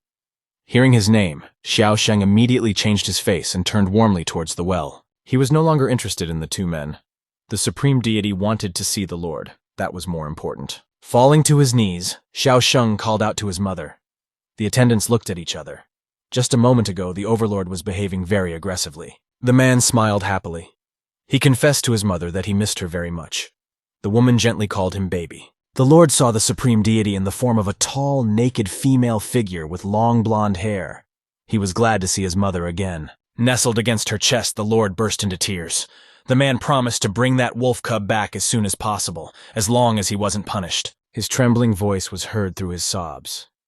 The Lord said she would be satisfied with the treat and stop being angry with him. The creature turned into a dark, tall, shapeless mass before the men's eyes. The Overlord was still roaring and did not see it. The supreme deity leaned over the man and hissed that his speeches were very commendable. Everyone needs a good meal. The young man decided to clarify just in case. He sternly asked his interlocutor if he had stolen his parents' ashes. Researcher Bai did indeed seem surprised. There was something else that was strange as well. The man had managed to survive Xiao Hai's bite. To understand better, the Eye of Truth should have been applied. Tianjin immediately activated the magic vision. Through this, he learned that Bai Jinyan was practicing cytology. He had just over 100 hours to live. The young man realized that Xiao Hei had briefly prolonged his enemy's life without realizing it. If he hadn't been a mutant, Bai would have died by now. From this, the true purpose of the farm invasion became clear. They wanted Xiao Hei's genome. Without it, Jin Yan would die. Tianjin stated that he can't let him go. He knows why the group attacked the farm, and it displeases him very much. The photocells of the combat robots flashed their blue lights menacingly. The explorer realized he was going to die right now. Trying to buy at least a few minutes of time, the man shrieked that there was no need to be in such a hurry. They could do each other a favor. The young man didn't utter a word, but left the robots in a fighting stance. The only thing left to do was to give the order to destroy them. Jin Yan exclaimed that he could try to bring back his parents' ashes. He understands how important it is for a guy. The researcher exclaimed that he wanted to propose a deal. All he wants is the perfect gene, no need to antagonize each other. The man stared intently at the intruder. He figured he could always kill him. Bai without the gene would die soon enough. Tianjin waved his hand carelessly, canceling the robot's combat mode. The sensors of the armored units immediately reacted. The muzzles of the weapons lowered and the photocells went out. The robots now seemed like lifeless monuments to civilization. Jin Yan looked at his master gratefully and suggested that we exchange resources to begin with. The young man shoved his hands in his pockets and asked if he could help retrieve the ashes. The researcher proudly said he had many connections in technology. Tianjin said that it was of little interest to him. He asked his interlocutor what his connection with Tianyun Company was. After a short pause, Jin Yan admitted that he was an independent expert. He didn't even belong to the company. This surprised the guy. Researcher Bai said that he doesn't care about killing the president and attacking Ren Xiao. He only needs to get the gene to save his life. Brazenly, the man stepped a few steps forward. He exclaimed that he could be a tool for the young man. Tianjin laughed. Old Man Nan watched his opponent unceasingly. His actions seemed suspicious. Jin Yan came even closer. He said ingratiatingly that this way, the guy would get a handy tool, and he would get the genome. The man extended his hand to the owner to seal the deal. He confidently stated that this would be a win-win situation for both parties. The young man smirked faintly. He knew it was a trap, and he wasn't going to shake hands. Without taking his hands out of his pants pockets, Tianjin took a step forward and walked past the puzzled guest. His hand remained hanging in the air. The man demanded that all the fighters drop their weapons and sit in the corner with their hands folded behind their heads. Bai sighed. That wasn't part of his plan. The young man led the guest into the room, where Xiaohei was already waiting for him with the little girl on his shoulders. The dog was also standing with his paws in his pockets. There was a light source beside him. Han Han immediately activated the Eye of Good and Evil. She saw a green aura around the uninvited visitor. Researcher Bai stared dumbfounded at the upright beast. He couldn't believe that this was the sacred beast. Tianzhan discreetly glanced at his little sister. She also furtively let him know that everything was fine. Turning to the researcher, the man informed him that there was no need to be nervous. This was the genome he needed. Jin Yan perplexedly exclaimed that this was completely unbelievable. That mutated beast had turned into a humanoid creature. The young man explained that his dog had gotten a perfect mutation. In the process of evolution, his genes had merged with Bai's own. The cytologist said admiringly that he had never seen anything like it. The beast still has consciousness, and it obeyed human commands. He enthusiastically reported that he had to unravel the secret of this genome. After that, mass production could begin. Tianzhan clapped his palms together loudly. He exclaimed that that was enough for today. The researcher had already seen everything he needed to see. The young man stated that he had fulfilled his part of the obligation, so he would like Jin Yan to help him with something as well. He showed the messages on his phone and asked to track call records for the last 10 days, as well as the geolocation of the number. The man held out the phone to the interlocutor, ordering him to show his abilities. He is very exacting in his choice of tools. Explorer Bai stated that he had only 5 days left. The young man interrupted him, reminding him that the man could not impose his conditions on his farm. Tianzhan smiled kindly, saying that it was in Bai's best interest to find that strange man as soon as possible. Jin Yan humbly closed his eyes. He sighed heavily and obediently bowed his head, agreeing with his master. 2 hours later, another helicopter appeared over the farmhouse. By this time, all the windows in the building were already glazed. The pilot chose a small lawn for landing and flew closer to the house. A boy with a backpack got out of the helicopter. He went straight to his supervisor and bowed, saying he could do everything remotely from his base. Lan Ning considered himself a cult hacker. He even had a laptop lid stylized as a circuit board. Researcher Bai asked him to shut up and recognize the geolocation of the number. The young man adjusted his glasses in surprise. He couldn't believe he had flown in for such a small thing. Jin Yan demanded that the hacker fix the microchips in the farm as an apology for using the pulse weapon. Tianzhan nodded approvingly. It wasn't a bad move. The boy grudgingly set to work. The master asked in a whisper if he could be trusted. Bai also whispered that he knew his business. Lan Ning's fingers ran gracefully across the keyboard. Few of his acquaintances could follow his movements. The hacker quickly typed in the code to trace the number, continuing to mutter unhappily that it was too easy. The men stood behind him. Tianzhan asked the researcher how he became a mutant in the first place. It was hardly like the era of gods he was dreaming of. The man laughed. He knew from that remark that the young man had managed to bypass the protection and look at the files on his hard drive. Remembering Xiaohei, Bai said that he had conducted many experiments, but the mutants die quickly and are only able to eat food. Perhaps the genome of the beast is the key to evolution. Tianzhan angrily said that he had to experiment on living people, implanting the virus into them in order to achieve his goal. The researcher laughed. When he came to the company, Liang Tianyu was already doing similar experiments. He himself was willing to become a test subject if needed. The man smiled himself. He said that Bai was just crazy. The cytologist only laughed even harder in response. He stated that science has only been able to reach its current heights by walking over countless corpses. The researcher smirked and added that in the new post-apocalyptic world, all the more nothing would change. Lan Ning took a few more minutes to extract the required information while continuing to mutter to himself. As he worked, he nonchalantly shouted that he had found all the required information and had already forwarded it to the post office. Tianzhan incredulously took out his cell phone. Its screen was indeed glowing. A new notification had arrived. The young man couldn't believe it. He actually received an email on his email account. It seemed unbelievable. He recalled in surprise that he hadn't shared his email address. Lan Ning sighed angrily. Sometimes you have to deal with people like that too. The hacker turned and exclaimed indignantly that he could get any information about a person in 10 minutes from a single photograph. The young man froze. Lan Ning stated, "That's not all." He had heard every word of their conversation. Don't underestimate him. The young man angrily promised to hack Tianzhan's phone next time and live stream his bathing procedures. Jin Yan asked him to stop talking nonsense, or else he would have his funding cut. The young man hastily replied that he was already continuing his work. After figuring out the location of the monastery that the cell phone number signal was coming from, Tianzhan headed there personally. 2 guards in white hoodies with automatic rifles were guarding the main entrance. One of them was yawning, and didn't immediately notice the moth near him. When he heard his partner's exclamation, the second guard turned perplexedly toward him. He looked surprised. A moth flew right in front of his eyes. The man couldn't believe it was still possible to see insects in such extreme cold. His partner worriedly asked to be careful with him. This strange moth could very well be a poisonous mutant. At that very moment, an insect crashed into the forehead of the guard. Seeing him fall, the other one asked worriedly what had happened. The man didn't have time to finish his sentence. The same moth slammed into his forehead, causing him to lose consciousness. The explanation was simple. Tianzhan climbed to the roof of an abandoned cathedral and launched the nanobots from there. He wished the guards a good night's sleep and took a closer look. The robots had accomplished the mission. Both boys were sleeping soundly in front of the monastery entrance. The young man arrived on time. The Lord had already taken out an ivory chest with 2 artifacts and was ready to begin the ceremony. He solemnly opened the casket and showed everyone 2 superb red eggs on white velvet and asked the deity to reincarnate into an immortal body. The novices in white robes knelt down. The Lord raised the casket high above his head. He announced the beginning of the ceremony. The 2 adepts knelt down, bowing to the master and holding out their hands to the chest of sacred artifacts. The novices synchronously put their balls into their mouths. Each understood that they were honored to be near the Lord. With a careless wave of his hand, the man demanded that the fruit be sprinkled with the nectar of the sacrifice.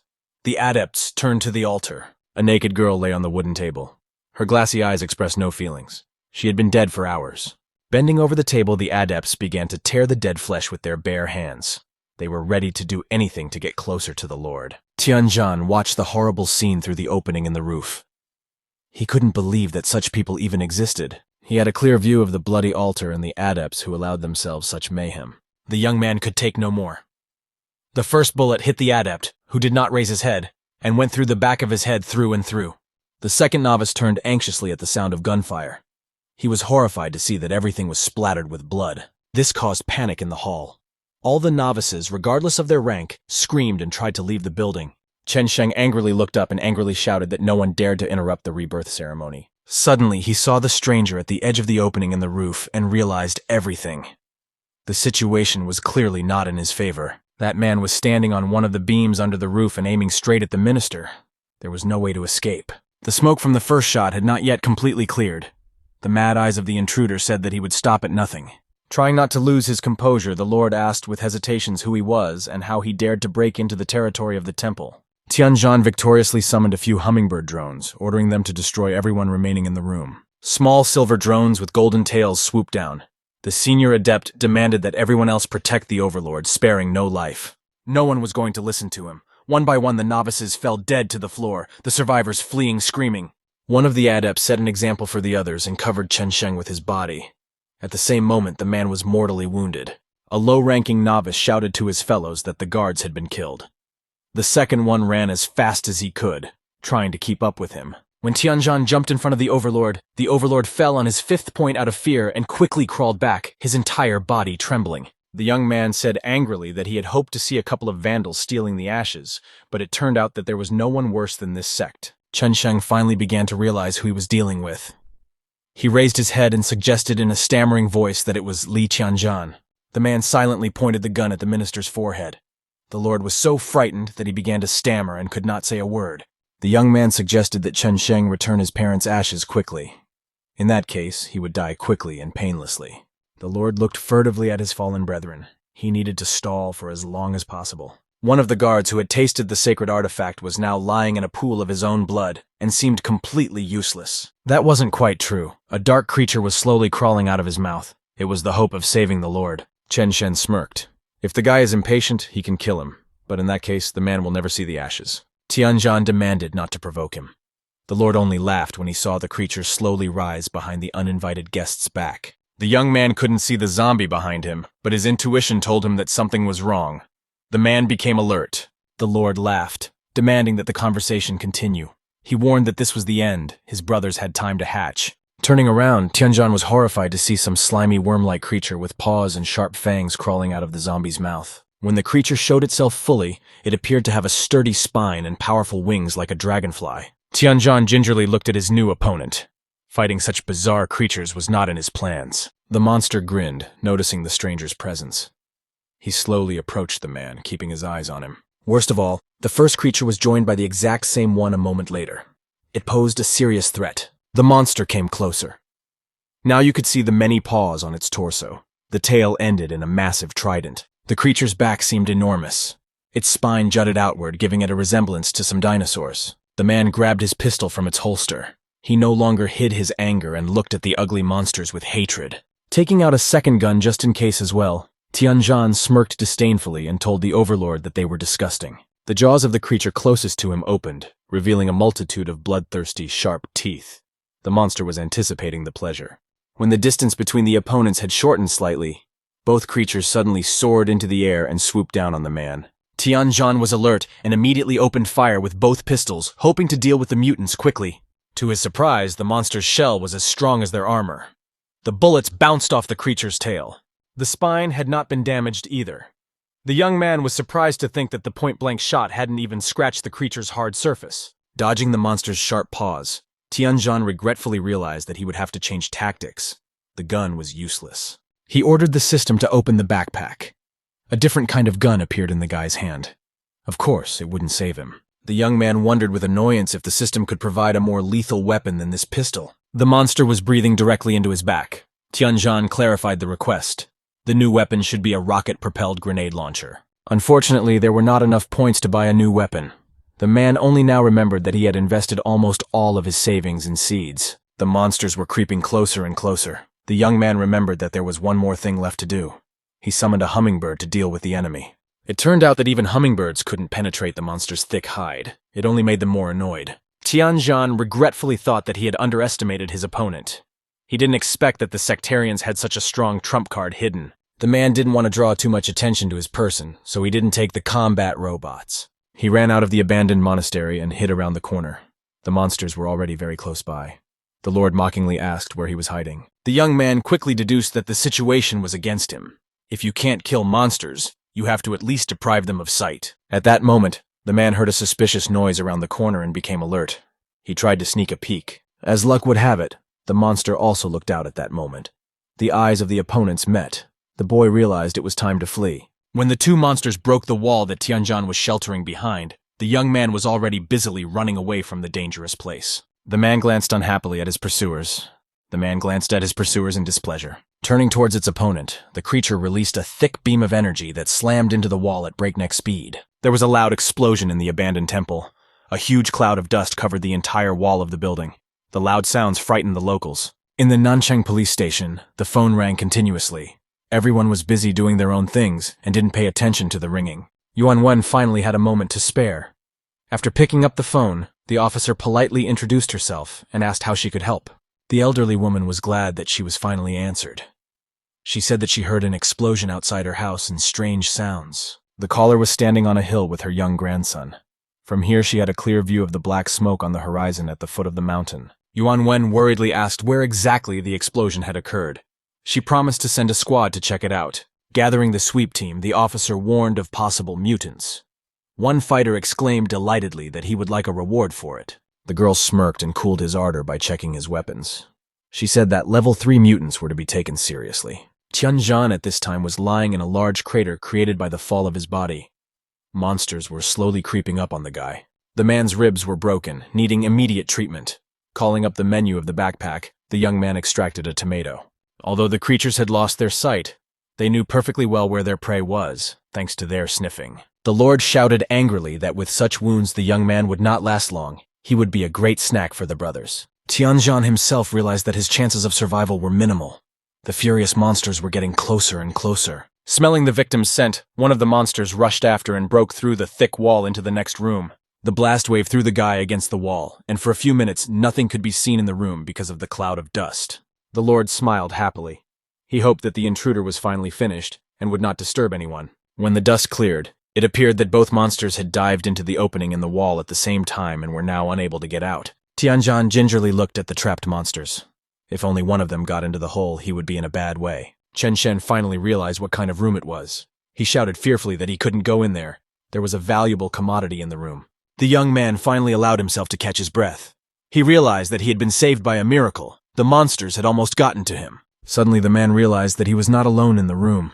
A quiet voice sounded behind him, begging for rescue.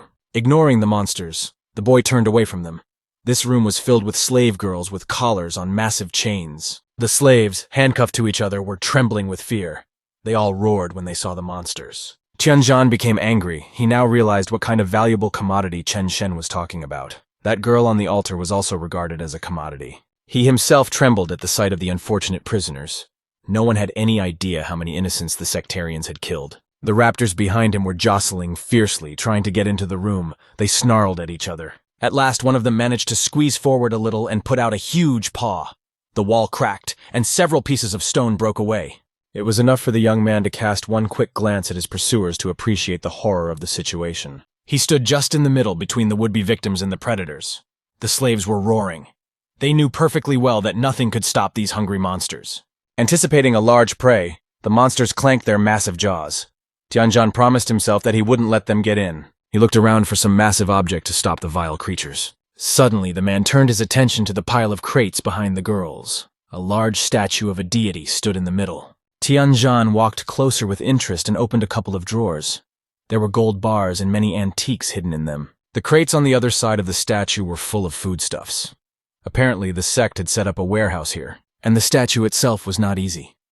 It appeared that she was holding a rack of swords to her chest, the blade of one of them shining brightly. The young man realized that this was not an ornament, but a chance for salvation. He jumped up and ran toward the statue. Moving in long jumps, the man covered a solid distance in just 4 jumps. Tianzhan climbed onto the statue and realized that he was not mistaken. In front of him was indeed a very sharp Tang Dynasty Hendao sword. The boy looked admiringly at the sword blade. He knew that weapons of this level were highly valued. Not every master could forge such a masterpiece. Putting the sword into the scabbard, the young man kept thinking that there were not many such excellent swords left in the world. He was lucky. The monsters, meanwhile, had advanced a little further. The captives screamed even louder. The man assessed the situation. Taking the sword, he angrily thought that the situation had gotten more serious. Those creatures had managed to advance a bit. The raptors were more than halfway through the opening. Anticipating plenty of prey, they both clucked their massive jaws. Tianzhan swung his sword. It was time to try out his discovery. He wondered if he would be able to cut through the enemies. The young man leaped towards the predators with his sword and brought the full force of his blade down on the nearest monster. The ancient sword met his expectations. A slash appeared on the monster's body, through which a blue liquid oozed out. Unfortunately, a single blow was not enough for such a monster. The wound he received only enraged the ugly mutants. Tianzhan realized that the best thing to do was to flee and divert the attention to himself. He ran away while shouting insults. The predators had by now freed themselves and were chasing after their prey. The young man could feel their breath behind him. All 3 were moving so fast that there were 2 clouds of dust in the long corridor. One belonged to the hunters and the other to the prey. After running a sufficient distance from the room with the captives, the man suddenly stopped and turned around to face his pursuers. He was glad the monsters had fallen for his clever ruse and rushed after him. It would have made more sense to stay in the room with the prisoners. Lilac liquid oozed from the raptor's gouged eye.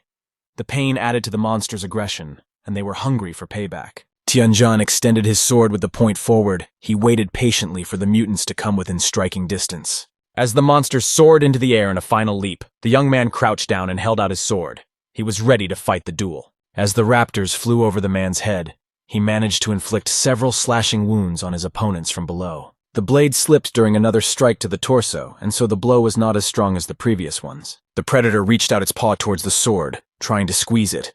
Tianzhan took advantage of this and struck the predator between his fingers.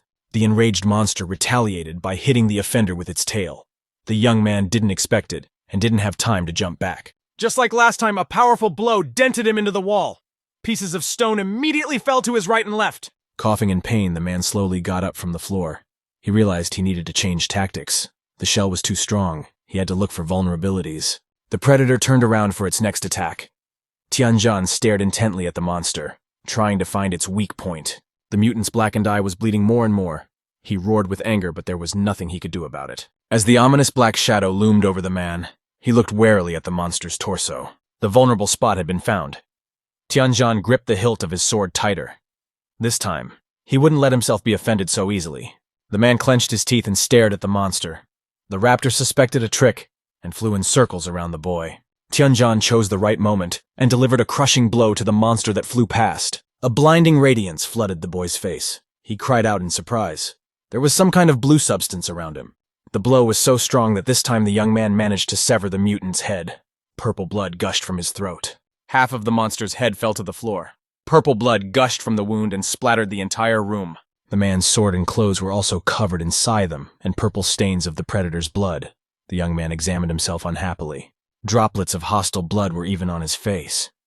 Tianjin didn't even know if this strange liquid was poisonous. Meanwhile, the second monster was crawling toward him. He grinned ravenously, unaware that he had less than a minute to live. The raptor swung his tail a little before his opponent and missed. He suffered the same fate as his tribesmen. The captured girls were unaware of the successful outcome of the battle. They were still trembling with fear, fearing for their lives. The Lord was very displeased when he saw the open drawers. He angrily exclaimed that the young man had dared to break in and steal a precious collector's item. Chen Shen slapped his knuckles on the crate. He shouted that it wouldn't pass so easily to the guy. His brothers would eat him and wouldn't even leave a bone. Suddenly the Lord realized that the room was suspiciously quiet. He glanced back warily, already aware that the situation had changed. When the cold point of the sword touched the man's back, he realized that now he was definitely finished. The battle was lost. Falling on his fifth point, Chen Shen started to stagger backwards. He shouted that the worker ants couldn't be killed.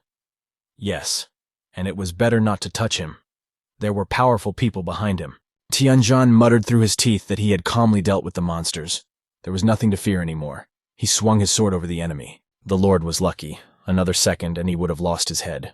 The bullet hit the blade of the sword and ricocheted off to the side. The young man held the blade in his hand, but by inertia his arm was deflected to the side. An insignificant life was saved. Tianjin perplexedly turned his head back. It appeared that there was a whole group of people standing behind him. Officer Yuan Wen took aim at the guy with a machine gun. She demanded that the sword be put down immediately. Behind her stood the assault squad. The Lord decided to turn the situation in his favor and shouted that it was a hunter. He needed to be killed as soon as possible. The man smirked and stated that it wasn't like that at all. In fact, they should aim for the other person. They stood amidst the ruins. Officer Yan demanded an explanation of what he meant. The young man offered to look around. Not far from them, there were captives in chains and handcuffs hiding around the corner under an archway. Tianjin didn't understand why the police officers didn't see it right away. Yuan Wen slowly turned her head to the side without lowering her assault rifle. She didn't trust the guy with a sword in his hands too much. Girls with collars and heavy chains peered out from behind the column. They all shuddered and roared as one. The officer raised her eyebrows in bewilderment. She couldn't believe that slavery thrived here. It was just awful. One of the stormtroopers said he recognized some of the girls. He had seen pictures in the department, and they were reported missing. Besides, the warehouse was all packed with bags and boxes of glittering jewelry.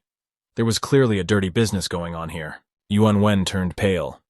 If you put everything you've seen here into a pile, it's quite an unpleasant picture. A few minutes later, 3 fighters ran up to her. They reported that things were much worse than they looked. One stormtrooper whispered that there was a girl lying on an altar in the main hall. Several shot cult members nearby. The officer was horrified. Tears came to her eyes.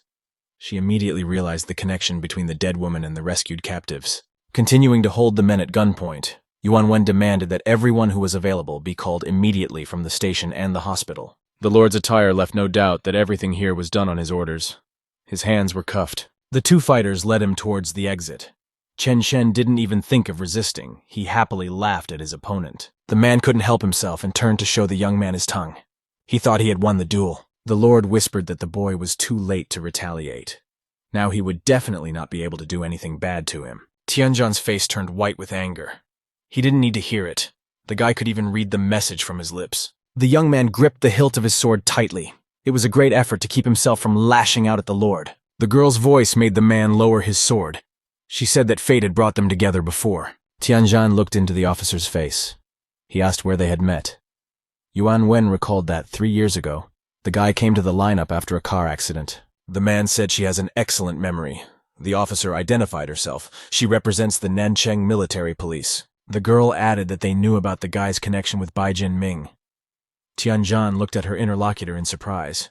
She worriedly exclaimed that she understood perfectly well. Even a police squad wouldn't stop the guy from killing the overlord. The officer reminded that Yanhuang Federation is under the control of the military police, so she asks him to tell everything he knows. The man looked at the officer angrily, but still hid his sword in its scabbard. Yuan Wen thanked him for his cooperation. Half an hour later, several police and ambulance crews arrived at the building. Paramedics helped the prisoners out of the place of confinement. The girls had white sheets thrown over their shoulders to keep them warm. The police monitored the order. One of the prisoners' parents came to visit. All three of them hugged each other and roared with happiness. The mother and father no longer hoped to see their daughter alive. The officer took Tianjan aside to the police car. They had a lot of things to talk about. Suddenly, someone called out to her. One of the employees whispered to the supervisor that he was in a quandary. He did not know what to write about the dead in the report. The girl in the same whisper asked to write that the detachment met with serious resistance. A firefight ensued. The young man stood at some distance from his interlocutors, but it did not prevent him from hearing every word. He realized that he would not be touched. Returning to the guy, Yuan Wen asked to follow her and pointed her hand towards the police car. Tianjan heard a barely audible rustle behind him and immediately turned around. The sheet on the body of one of the dead men began to move. He looked up perplexed. A hand crawled out from under the sheet and stood motionless on the bunk. The man looked more closely, but there was nothing else suspicious. The officer tried to follow his gaze. The young man frowned and turned away reluctantly. The last thing he wanted was for any of the villains to escape punishment. A ringing girl's voice made him turn the other way. The girl didn't even know how to thank her savior. It turned out to be the same prisoner that her parents had come for. They were still standing there, unable to believe their happiness. Her mother tearfully hugged her by the shoulders. The prisoner told her that they had an unenviable fate ahead of them. The prisoners were to be sold to rich people. Tianjan and the officer looked at the girl worriedly. Yuan Wen asked if she knew anything else. The girl was ashamed to admit that they brought girls to the organization and could buy food at a low price for it. She tried to escape, but they locked her up. But the prisoner knows where the ledger is kept. The officer asked for more details. They stood outside the police car for at least half an hour, listening to the rambling story.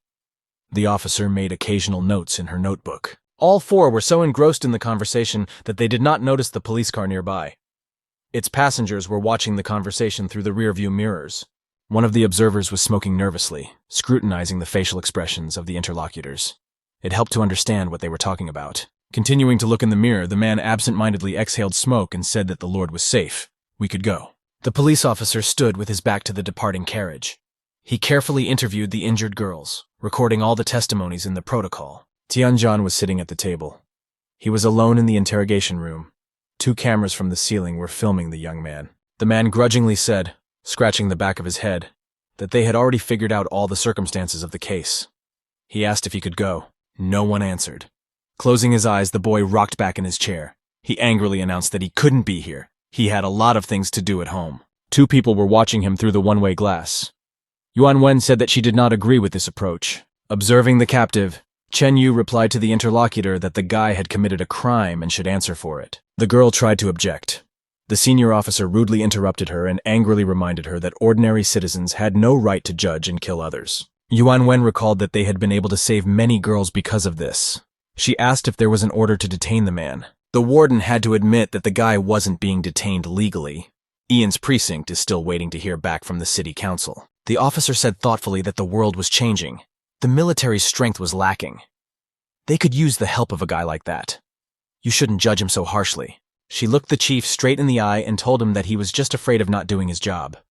She already had the evidence of the law violation ready. The girl wondered how treating a guy unfairly could help those innocent girls who were killed in a cult. Chen Yu instantly became angry. He called out Officer Yuan's service code and said that she should keep her mouth shut. The man's face darkened. He shouted that he didn't care who Yuan Wen used to be.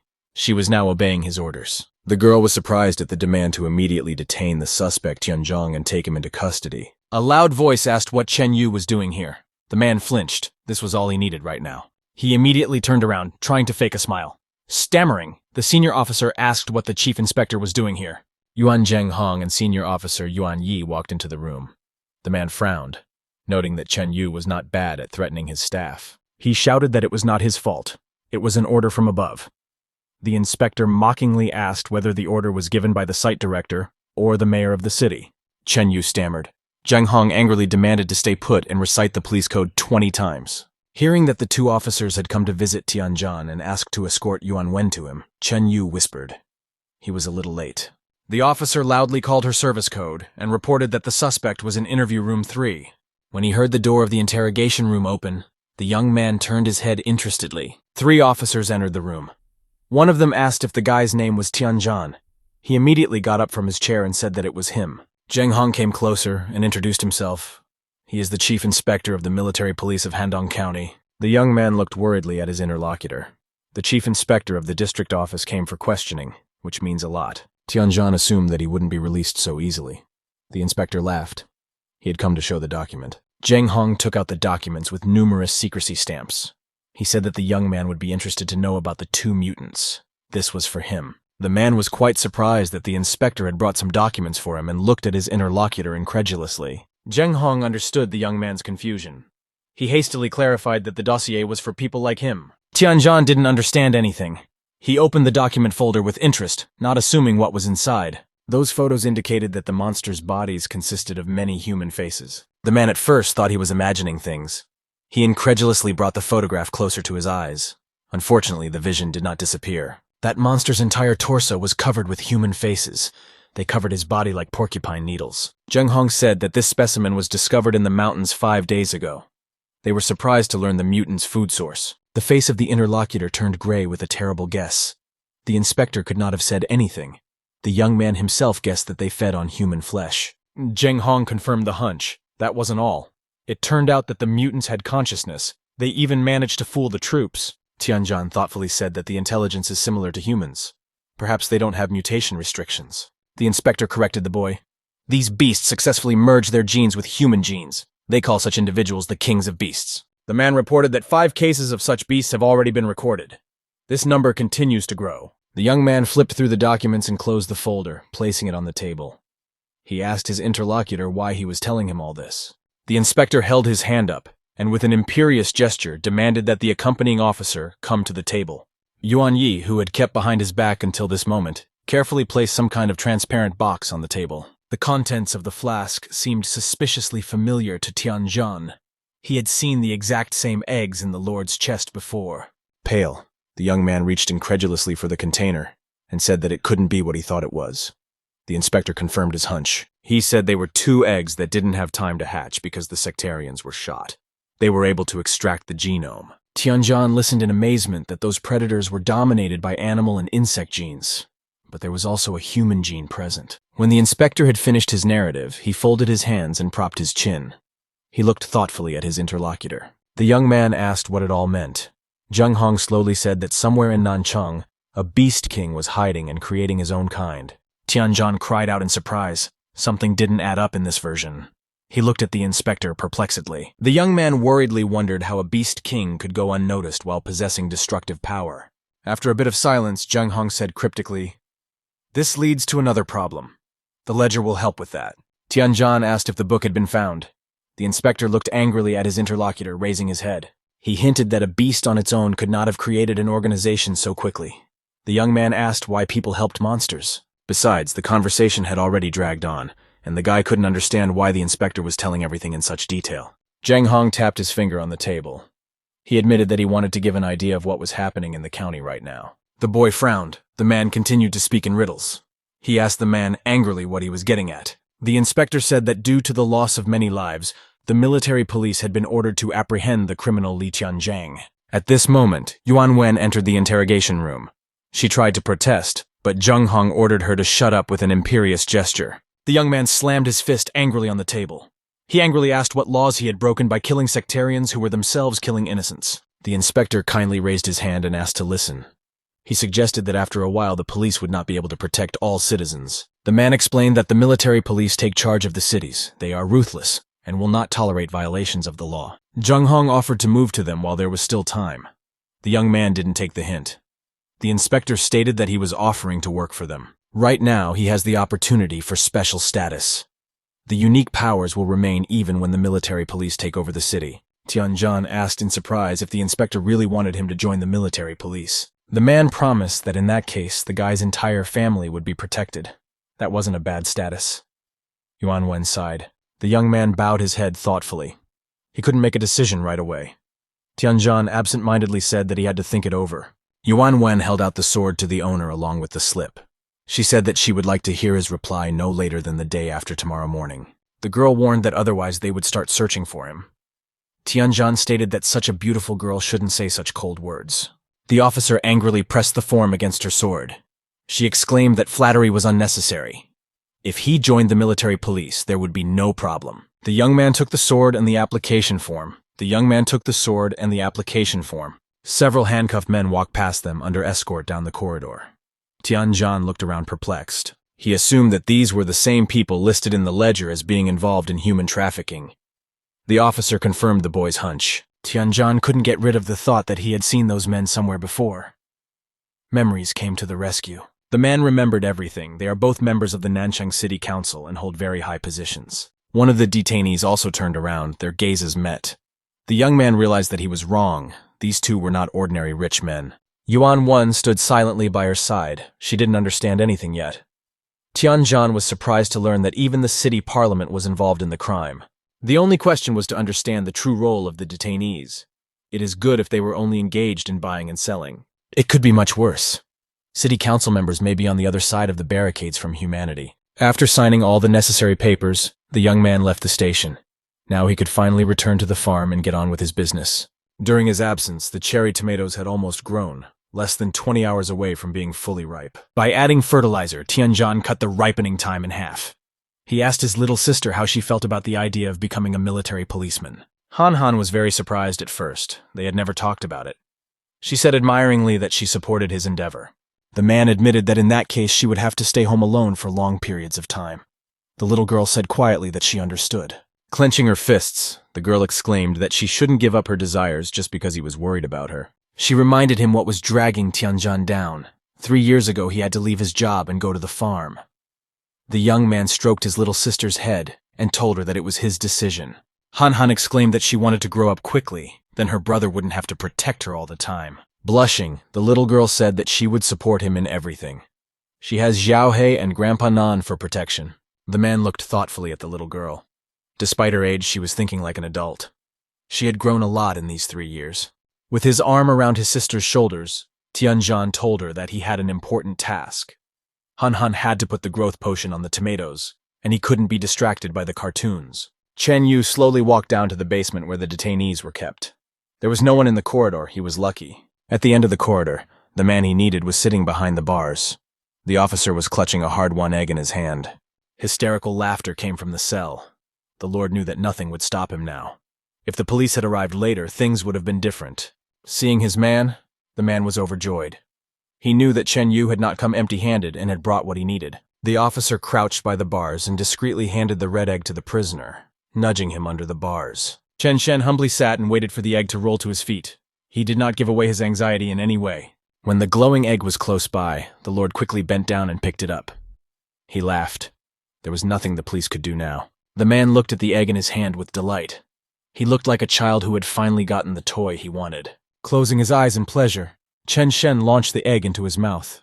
No Tianjin could stop him now. At this time, the young man met with Lan Ning and handed him a vial of dark red liquid. The blood sample was the freshest. Just a minute ago, he had hooked up an IV to the dog's shoulder and taken a sample. Hearing that this was the right gene, Lan Ning unsatisfactorily muttered that he wasn't quite sure about it. The hacker fixed his glasses and looked at Xiaohei carefully.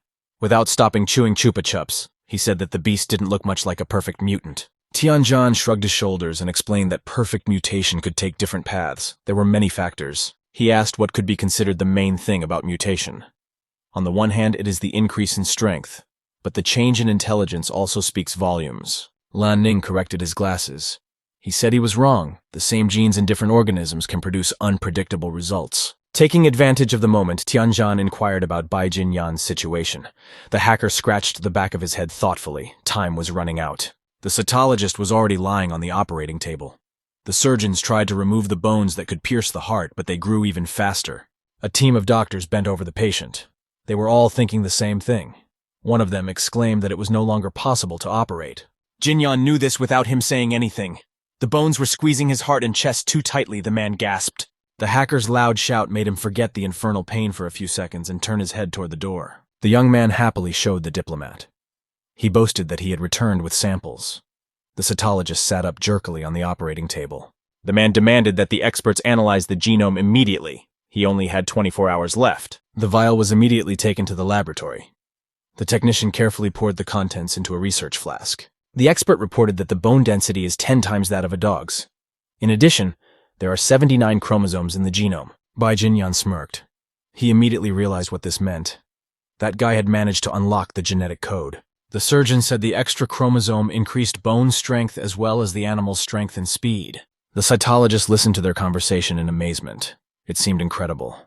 The second doctor added that such a structure could be called divine. The expert stated that such genes could be considered ideal. His partner warned that they could not guarantee a favorable outcome. Jinyan didn't care. He would already be dead at this time tomorrow anyway. He demanded that the genome be copied immediately. Thanks to the fertilizers, the tomatoes were only 8 hours away from ripening. The effects on the human body could already be seen. Tianjian immediately launched the system menu. He was curious to see the possible paths of evolution. One way was atavistic. It made man more beast-like and improved his physical performance. Those who succeeded in awakening the intellectual faculty were given the ability to read minds and the gift of hypnosis. In special cases, a person who tasted the fruit could gain immortality and great speed, as well as the ability to fly. The path of the ancient deity was considered the rarest. With its help, a man was able to control any elements. The young man's eyes lit up with excitement. Each of the development paths were good.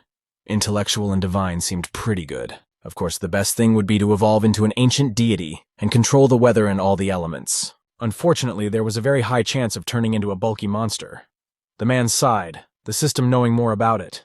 It turned out that it wasn't that bad. Even if he turned into a monster, he could continue to eat the fruit and choose a different path of development. Tianjian smiled smugly. This meant that it was all about the presence of divine fruits.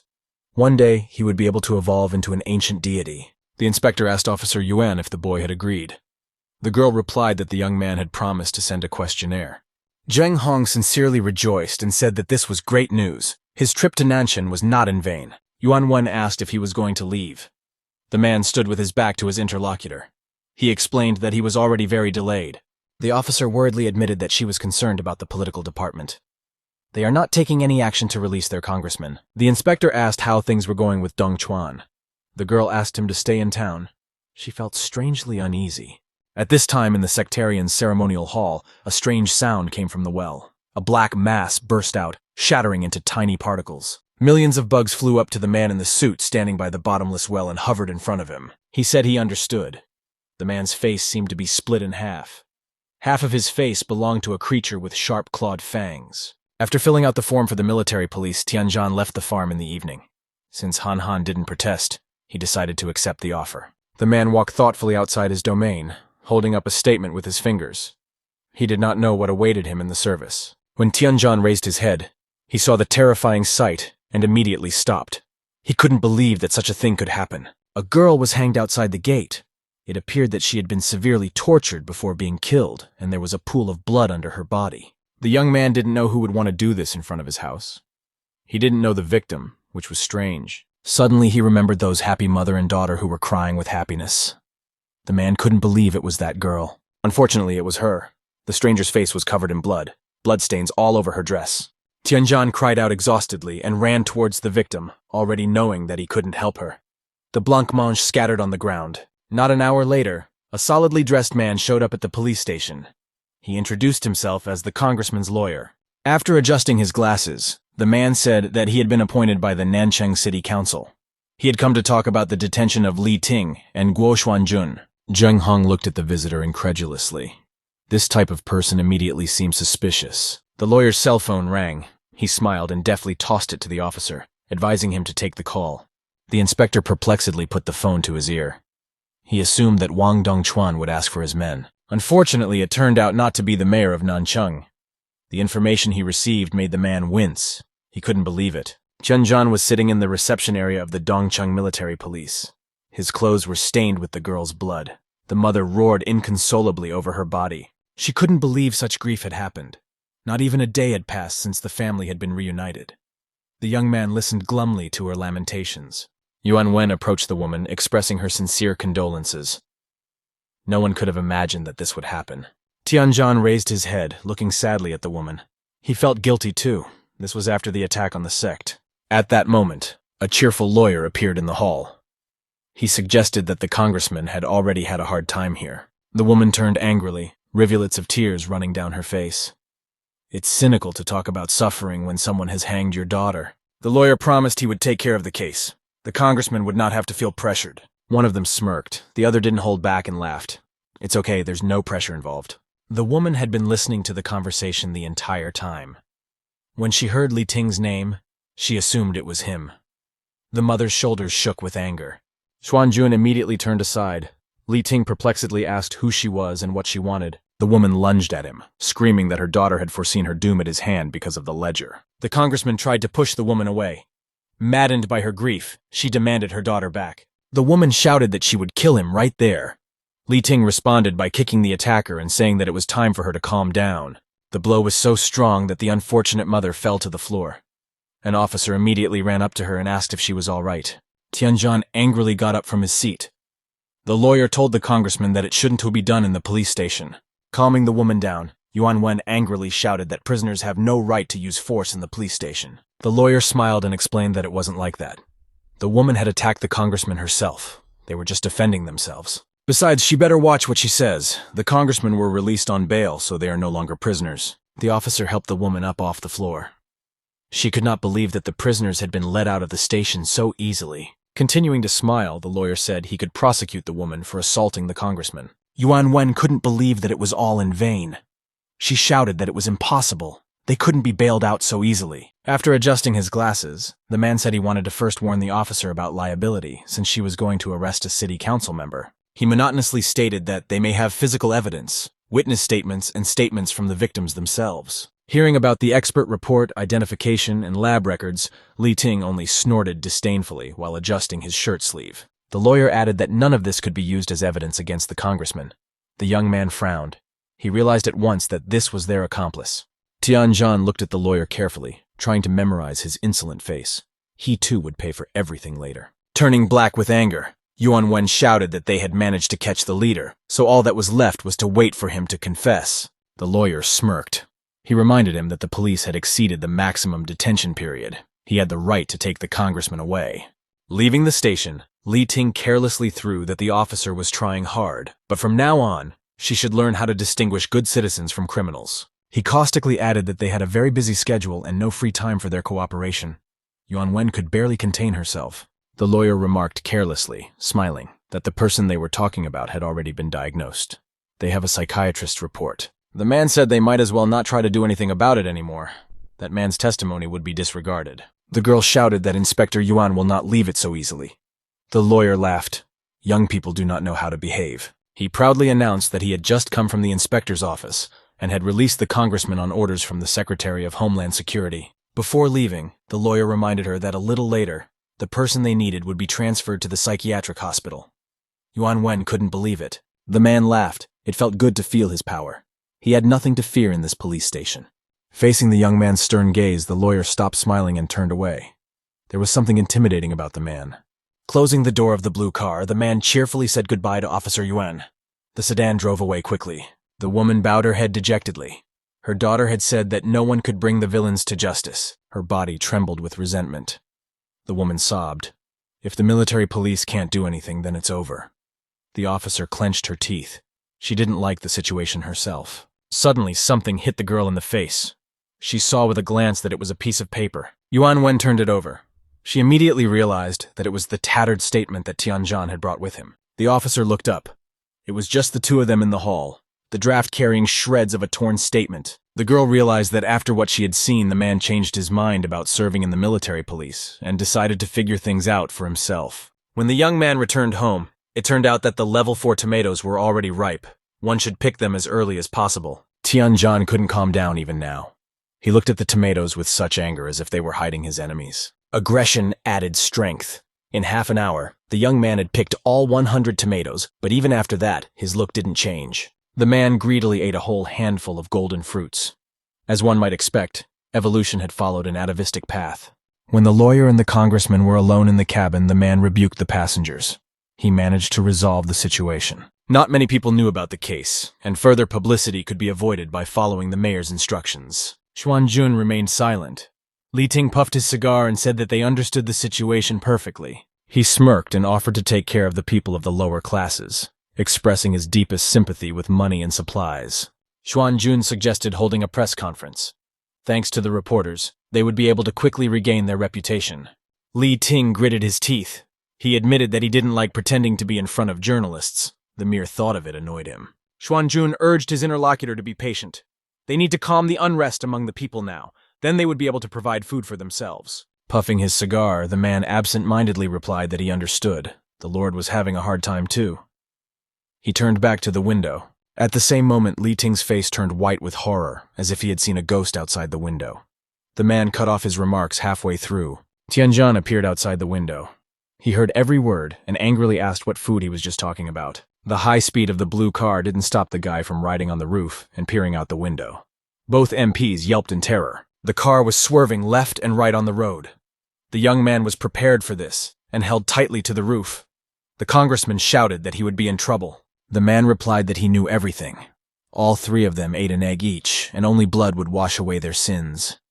Li Ting shouted fearfully that he didn't know anything. Tianjin looked at the sword thoughtfully and said that he would help the congressmen since they didn't want to be ordinary people. The lawyer's face darkened. He shrieked with horror, realizing that he was going to die with the city council members. The blade glinted ravenously in the sunlight. The young man grinned gloatingly. They're a long way from the station. No one will come to help them here. When the car hit the tree, there were no more living people in the cabin. The back door was open and everything was covered in blue blood. Tianjin arrived just in time. The larvae had already hatched. One of them was still alive and still able to move around. The creature was bleeding blue and trying to get out of this dangerous place as quickly as possible. It moved its 5 limbs quickly. The young man stepped his boot on the mutant with a sense of satisfaction. There was a loud crunch under his heel, and all 3 were dead. The man went for a walk in the forest and ate another tomato. He had already eaten 40 of them, but he was still on the atavistic path of evolution. He swallowed a few more fruits. This doubled the values of the character's main characteristics. Tianjin filled a mouthful of tomatoes. He realized that he couldn't eat anymore. The young man decided to eat one more for the last time. Suddenly, the man felt something change in him. He couldn't understand what had changed, and it made him a little wary. A bright white light appeared in his eyes. The system reported that the evolutionary path had changed. The guy had gained new skills. It turned out that he was able to switch to the intellectual path and awaken telepathy. At the same time, his physical characteristics remained at the same level. The young man's eyes lit up. He thought enthusiastically that telepathy must be a useful skill. It would be good to try. Stopping on the spot, Tianjin stretched out his arm and activated a summoning skill. Concentric circles spread out in the forest. It turned out that telepathy allows you to notice the presence of living beings within 10 meters. There was a rabbit lurking in the bushes nearby. A squirrel lurked in the foliage of the trees on the pole. It looked suspiciously at the man who stood in the middle of the forest. A sparrow skipped past the man, not even paying attention to him. The young man looked at the bird thoughtfully. He decided to make direct contact and caught a sparrow. It chirped resentfully in his hand, hoping to be released. Through telepathy, Tianjin knew that the sparrow was very hungry and was going to find at least a couple grains of rice. The young man released the bird. He could now read the thoughts of others, but it was still not enough. The man decided to call the hacker. After learning the Lord's whereabouts, Tianjin went to the mental hospital. A code lock was installed at each door. Unfortunately, the wrong person was being held in the clinic. Lan Ning was surprised. The electronic eye showed that it was him. The young man assumed that the prisoner had been replaced. Lan Ning promised to check again. They would find that person. A few minutes later, the hacker called back. He had managed to pick up the target's location. He sent the geolocation to an email. Tianjin read the message. Lan Ning warned that the man would have to search manually. The equipment couldn't see him. Looking carefully at the map, the young man realized that the Lord was underground. Now he understood why he couldn't detect him with telepathy. The man in the white robe walked calmly through the underground labyrinths of the city's sewer system. He knew that all the bad things were behind him. There was some noise from behind. It was strange. The Lord knew that no one should be here at this hour. Chen Shen started to turn back fearfully. A bright white light flooded his face. The man froze. This was not good. The powerful blow shattered pieces of brick near his head, and the Lord was able to deflect in time. The young man shouted that he had been looking for him everywhere. The Lord laughed. The same red veins that Jin Yan's cytologist had on his face protruded. Tianjin exclaimed in surprise that he too had managed to be reborn and swung his sword. He noticed that the Overlord's reaction became faster. As he continued to cut the brick shards from the wall, the young man told his opponent that this would not save him. He would not be able to dodge the next blow. Tianjin wasn't lying. The sword strike was so lightning fast that the Lord didn't have time to react. His right arm was cut off at the shoulder. Chen Shen's face was splattered with his own blue blood. The man wrinkled his nose unhappily. He realized that the opponent was stronger. The Lord didn't wait for the next attack. The sword slammed into the wall, shattering pieces of the brick wall. A second before the impact, Chen Shen jumped back and jumped over the underground channel, ending up on the other side of the tunnel. When he looked at his interlocutor, the Lord laughed snidely. Even though he had lost his arm, he retained his power over his men. Tianjin turned his head towards his opponent. He perplexedly asked if the Overlord was about to escape. The man only laughed. It would not be long before the young man would be unable to stop the creature he would be reborn into. Tianjin covered the distance that separated them in one leap and brought his blade above his victim's head. To the young man's surprise, millions of bugs suddenly appeared in the air between him and the Overlord. They instantly covered the sword, holding it back. The young man looked worriedly at the insects, feeling that he was no longer in control. The bugs continued to slow the man's movements. In addition, many insects were flying around the young man's torso. Tianjin crouched down in surprise as he looked at the bugs. Their numbers were increasing with every second. The young man realized that he had to deal with the Lord as soon as possible. He brought his sword over the victim's head. A humanoid ant appeared in the tunnel. The man said angrily that it had taken him a long time to get there. The monster apologized for being late. He admitted that he had evolved recently, and therefore had not had time to get used to his new body. Tianjin swung his sword. In the same second, millions of bugs pounced on him. The young man had to fight off the insects. His blade whistled through the air right and left. There seemed to be more and more insects arriving from all directions. While dodging the new enemies, the man lost his balance. His legs gave out, and Tianjin collapsed to his knees. He quickly stood up, analyzing the situation. It turned out that the hordes of bugs were caused by a new monster. The Lord smiled at the follower. The novice said that the incident could be forgotten. He was too tired to punish the novice. The raptor only now discovered that the Overlord had lost his arm. He cried out fearfully that the man was seriously injured. The Overlord smirked in response. It didn't matter in his current position. The evolution was about to begin. Tianjin decided to take advantage of their conversation and jumped forward. This did not go unnoticed by the monster. His eyes turned into bright white light sources. The raptor raised some artifact with a violet glow above his head. The Lord noticed out of the corner of his eye that the sword was almost at his head, and instinctively ducked. The man knew the novice would protect him. In the same instant, the sharp blade collided with a serious obstacle. Chen Shen glanced at his protector with a corner of his eye. The moment the sword was about to cut off his opponent's head, the mutant created a giant shield of bugs. The sharp blade only sent out sparks. The monster ran towards the young man, waving the artifact. He shouted angrily that no one had the right to attack the Lord. A strong wind rose around Tianjin. He was inside a small vortex and couldn't even move. The lad tried to find even a small gap, but the strong wind prevented him from doing so. The Lord grudgingly brushed the insects off his hoodie. He said angrily, "The bugs got on him too." The monster apologized. He wasn't that experienced yet. The man turned away, demanding to deal with the enemy immediately. The predator promised that he would do everything very quickly. He ran to the young man, shouting that he would take the Overlord after killing the boy. The sect leader demanded to let him live. The Overlord turned his head, explaining with a smile that he would need to replenish his energy after evolution. Living beings have great nutritional value. The raptor obediently nodded and turned towards his opponent. Tianjin had managed to free himself and was standing on the other side of the canal. The young man stared intently at his opponent. He knew that with the latest skills he had acquired, he could easily defeat him. The man angrily stated that he couldn't stand people who bragged the most. With those words, he jumped toward the monster. The Lord was getting worse and worse.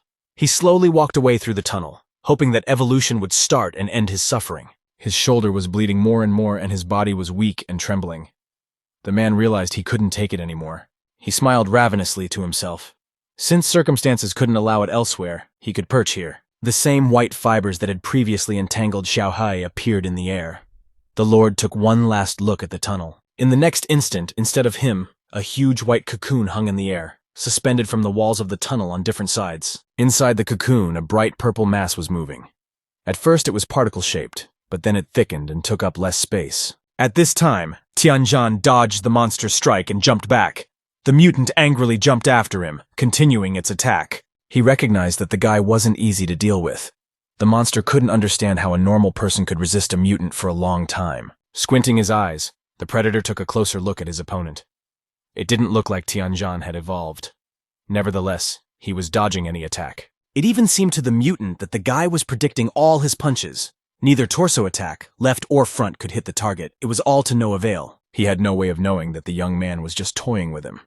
With the help of telepathy, the man could easily recognize his intentions in advance. Dodging another blow, Tianjin wondered interestedly if they might have known each other before. The mutant made a quick attack and missed again.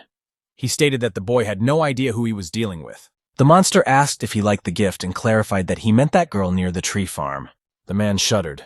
This guy obviously held a very important position in the sectarian hierarchy. He knew too much. The creature was strong. He held his opponent's sword calmly between his thumbs and forefingers. Tianjin was aggressively advancing on the mutant, but the mutant continued to effortlessly hold the blade far away from him. The young man twisted his sword in a swift motion, trying to weaken his enemy's resistance, and exclaimed that the bugs should be flushed down the drain. The violet essence inside the huge cocoon grew brighter and brighter. The man already knew that the transformation was only a short time away. As if to confirm his thoughts, the cocoon began to crackle. A bright white light burst from beneath the folds in a zigzag curve. The shell crackled louder and louder with each passing second. The bright beams were already clearly visible even from afar. The mutant angrily intercepted the sword and declared that the pathetic human had no idea who he was dealing with. Tianjin tried to push his opponent away, but nothing happened. His fingers were as if made of steel, and his sword only emitted sparks. The young man realized that there was nothing to be gained by doing so.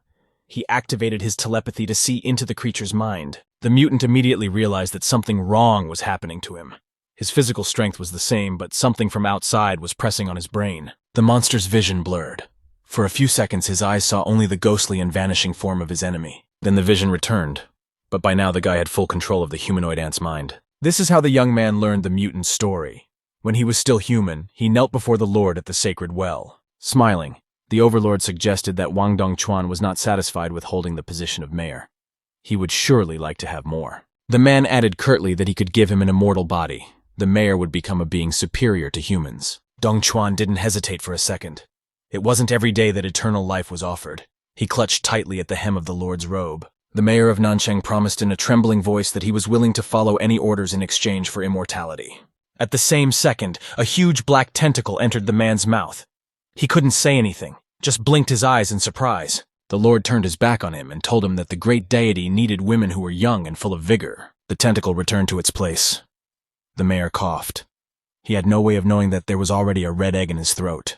When Dongchuan firmly stated that he was ready to present a gift of respect to the great deity, the egg descended into his stomach. The mayor looked at the bound captives with gags in their mouths.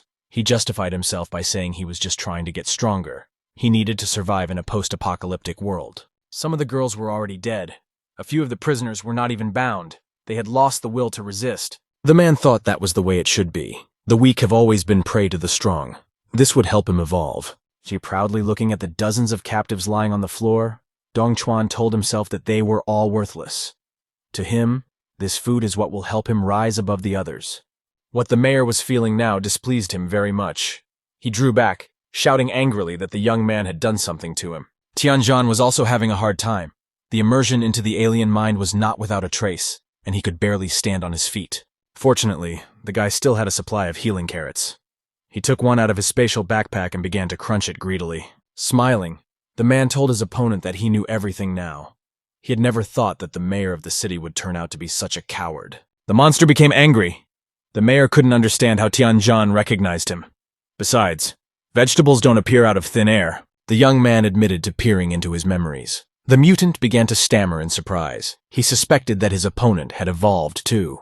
Dongchuan remembered the words of the Lord. He had convinced him and everyone else that evolution was only possible after eating the sacred fruit. The guy perplexedly said that he didn't have to resort to such a vile method to evolve into a superior being. Smiling, Tianjin said, "That is not an accurate term. It would be fair to call the mayor a parasite." The man angrily asked why he felt that way. The young man told me what he saw. The insect is trying to get into a person's mind, and so far it has not succeeded. But when it succeeds, the insect's consciousness will completely replace the human mind. This is what's called evolution. Tianjin thoughtfully said that it was only a matter of time. When his consciousness split apart, he would cease to exist as a person. Right now, Dongchuan was in a protective sphere and was in no danger. The insect did not stop trying to break into his mind. The young man remembered the ants that the Lord had set upon him in the abandoned monastery. He said that the mayor's identity would soon disappear. The monsters were only interested in food. They didn't have the brains for anything else. That's how he got his first victory. Dongchuan angrily shouted that he could not be compared to the pathetic ants. He swallowed a quality egg. In terms of strength, it was second only to the prince. The mayor proudly said that he no longer needed this frail and useless human body. He would soon become a supreme being. Tianjin looked at his interlocutor in surprise. He had been fighting mutants for a long time, but he had never heard of the prince. He was reminded of the Lord's words. The man was not disturbed by his severed hand. He had also said that living things were more nourishing than dead ones. The young man realized that the former prisoner had managed to swallow the egg. Tianjan turned pale. This could only be the overlord. The guy turned back fearfully, hoping that it wasn't that bad.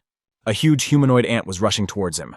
Unlike the first mutant, it had a sort of crown on its head instead of a tendril. The man glared angrily at his new opponent, clenching his teeth. This monster had hatched from an egg too quickly. The massive mutant came closer and closer. Its massive fangs glistened in the underground tunnel as if they were made of steel. Dongchuan took advantage of the man's confusion and lunged at him as well. Tianjan cried out in surprise. This blow was quite strong. The mutant managed to inflict a wound. The young man flew off to the side, screaming. The mayor continued his attack and caused a force swirl. This helped him to remain invulnerable during the attack. The monster stood nearby and looked at the falling guy. He too had lost his arm and was bleeding. Dongchuan ingratiatingly congratulated the prince on his rebirth. The lord said nothing. He continued to watch his fallen opponent with hatred, knowing that he was not as simple as he looked. The mayor tried to justify himself, but the prince cut the ant short and growled that he was useless. He couldn't even kill a boy. The lord shouted menacingly that he was sick of doing everything himself. His subordinates were incapable of doing anything. Dongchuan stated that the guy had also evolved. So Chen Shen was surprised to learn that there were other mutants in the city. The mayor grasped at the salutary thought. It wasn't about him at all. The prince walked angrily down the tunnel, muttering that he'd wasted an egg on him. The level 3 mutant was the first to notice that something was wrong with their victim. He exclaimed that he needed to take a closer look at the young man. The prince angrily followed the direction the subordinate pointed. To his surprise, the man was not dead. Bleeding, Tianjan opened the spatial backpack and took out a healing carrot. Now he could fight further. The young man slowly stood up, continuing to moan. In front of the mutants, his severed arm began to regenerate. The prince knew it was impossible. In a few seconds, their opponent's arm was restored already up to the elbow. The lord scratched his right fang perplexedly. He had never heard of such rapid regeneration of body tissues. The mutant stared intently at his opponent. He stated that it was a very interesting ability. It wouldn't hurt to master such a skill. The young man was busy recovering his hand. Carrots did heal any damage to the body, but it would take time. Tianjan hoped that the monsters wouldn't pay attention to it. Otherwise, he might be in serious trouble. They stood opposite each other in the underground canal. The man clenched the hilt of his sword. The prince applauded his opponent. The lord sincerely admired how quickly the lad had managed to repair the torn limb, and said he would not kill him. He immediately confessed that he wanted to get his hands on such marvelous genes. The prince asked if the man was hiding a few more tricks. Tianjan raised his bloody face to his interlocutor. The mutant offered to make a favorable deal with him. The young man thought he didn't have much of a choice. He said proudly out loud that he was willing to listen to the prince's terms. Chen Shen said that the mutants lacked food. The beasts continued to evolve. Humanity will die sooner or later. The mutant proudly extended upward a powerful paw with massive claws, saying that in the new world there would only be room for those who had evolved. The overlord had a worthy offer. He knew that the Beast King was aiming to capture Nanchang, and he wanted to be the first to do so in time. The young man didn't say a word. He looked at the prince in surprise. The mutant had not expected such a reaction and hoped to impress his interlocutor. The lord's eyes darkened. He became angry and asked the man loudly what he thought of their possible union. Tianjan clenched the hilt of his sword. He admitted that he liked the speech about the role of mutants, but humans were not just bags of blood. The young man gritted his teeth and said that the human race should not be underestimated. The prince squinted his eyes. He understood. The mutant straightened to his full height and said hatefully he had tried his best. The negotiations had failed through no fault of his own. The lord jumped towards the young man, shouting that he was primarily interested in Tianjan as food. Abilities in the background. A huge shadow loomed over the man. His face darkened. The boy realized that the prince would be much harder to deal with. At this time, little Han Han was harvesting the crops on the farm. Suddenly, she grimaced in pain and roared, releasing the vegetables from her hands. Xiao He and Old Man. Nan immediately ran over to the girl. She sat down on her knees and ducked her head as she continued to sob. It turned out that the little girl had a pain in her chest. She promised to rest for a while, then it should go away. Han Han actually didn't want to tell the truth. The rapid heartbeat clearly said that something bad was about to happen. She asked the man to keep harvesting. They would need to make a large stock of provisions before the second wave of destruction came. Grimacing in pain, the little girl told herself she felt much better. Can't let her brother's plans be disrupted. After another attack, the prince victoriously exclaimed that he had finally realized what his rival's secret was. He realized that the young man could only regain his health by tasting the strange fruit. The man let out a long groan. It was the end. The Lord approached his weakening opponent. He honestly admitted that in that case he would simply not let them eat them. Tianzhan could barely stay on his feet. It was getting harder and harder to hold the prince's blows. He felt that he wouldn't last much longer. The Lord fell the young man to the ground. He confessed that he was amazed at his abilities. Fighting against two rivals, the man left the mayor to die in the canal. The battered Dongchuan struggled to lift his body, shaking with fatigue. One eye had been knocked out, and he had also lost half of his tendril. The mutant wheezed out his last breath that he would like to know more about those fruits. Without them, he would be dead in an hour at the latest. The prince decided to delay the reprisal. He demanded that Tianzhan tell him all his secrets. With a sly squint of his eyes, the Lord promised to think about it in that case. Perhaps he would then give his opponent an easy death. Tianzhan wasn't going to give up so easily. He summoned several hummingbirds and ordered them to attack the prince. The robots crashed into him from 4 sides. The solid cover protected the mutant as well as the armor, the drones only shooting sparks. The overlord wrinkled his nose in frustration. The boy was still resisting. He said angrily that the young man was only wasting his time. These little bugs were incapable of harming him. The prince smirked, advising him to be careful with hummingbirds. They act like stray bullets and they might bounce back at him. The mutant was right. One of the birds had scratched the boy's face. He thought angrily that he knew about it, but it didn't matter now. The Lord liked to play with the young man like a cat with a mouse. He smiled and said that his hummingbirds were as annoying as flies. The prince laughed. He assumed that Tianzhan had decided to do him a favor and tickle his birds a bit. At the right moment, the young man summoned the hummingbird warriors. Several robots rushed to the sword lying nearby. The blade rose into the air, beginning to approach in a circular motion directly towards the outstretched hand of its master. The prince looked perplexed at the movements of the sword. Tianzhan gripped the hilt tightly before his eyes. He was now armed again. As the overlord loomed over his opponent again, the young man slashed his knee joint with a swift movement, blue liquid spilling from it. The mutant didn't immediately realize what had happened. The blood on his face and the damaged joint surprised him. The man struck again at the same spot, stating that the joints are very vulnerable compared to other parts of the body. Immediately after his words, Tianzhan struck the monster on the same joint again. He felt that there was still a little more left. The prince lost one of his legs and howled in pain. He realized belatedly that he had allowed his opponent to gain a significant advantage. The mutant screamed in hellish pain. Tianzhan didn't wait for retribution and quickly jumped backwards to a safe distance. Putting his sword against the wall and watching his opponent, the young man retrieved a healing carrot and ate it. Now it was possible to continue the fight. The weakness in his legs was gone, his joints growing stronger again. The man rose to his full height, watching his opponent. He realized that sooner or later the prince would get his hands on him and kill him. Drastic measures had to be taken. Tianzhan swallowed a few evolutionary fruits. Before his eyes, the severed limb of the monster regenerated quickly. It looked a little different, but it allowed him to stand firmly on his feet. Rising from the concrete slabs, the prince realized that this fight had come at a bad time. He had evolved recently, and now he couldn't complete the regeneration process. It was getting harder and harder to walk. The massive body was making itself felt. The prince felt very hungry. The mayor noticed his host approaching. He began to beg for help in a pitiful voice. He would not last long without food. The mutant was still lying in the canal. He admitted that he couldn't stand. The prince moved closer and declared that Dongchuan was simply useless. The mutant shouted that the overlord needed him to control Nancheng. He had spent too much energy. Besides, dying wasn't something he wanted to do at all. The prince took a few more steps. He admitted to the mutant that he was very hungry himself. He needed to eat properly after the evolution. The Lord angrily exclaimed that he couldn't catch that little man. Because of that, he was in a disgusting mood right now. The mayor belatedly realized the Lord's intention.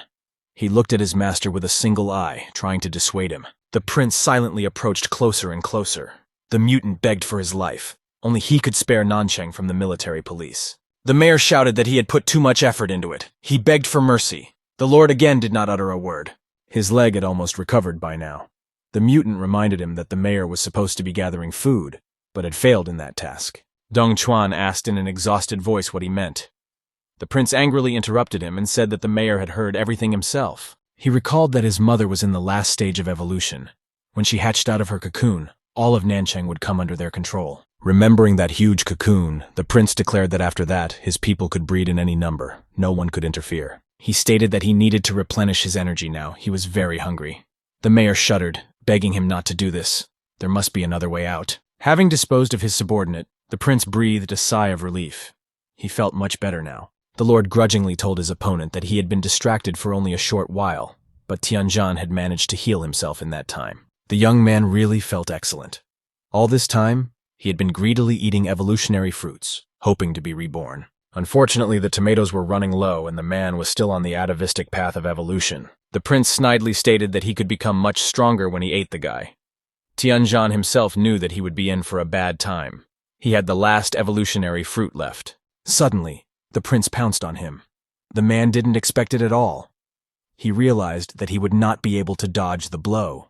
All the young man could do now was chew the last tomato as quickly as possible. If he was lucky, it would change the outcome of the battle. When the prince came dangerously close, Tianjin decided to turn this to his advantage and activated telepathy. Chen Shen belatedly realized that something wrong was happening. His consciousness was no longer so clear. His opponent was looking straight into his eyes. The monster's sharp claw stopped a centimeter from the young man's eye. The man turned pale. A little more, and he would lose his sight. The young man was very lucky. The monster's claw stopped so close to his pupil that he could see it in detail. The prince angrily exclaimed that something had happened to him. His body had stopped responding to commands and was not moving at all. Tianjin looked at the monster's frozen hand in surprise. He finally began to realize what was the reason for the rescue. It turned out that at the last moment the guy had managed to awaken the rarest type and evolve into an ancient deity. Now he could control gravity. The young man smiled.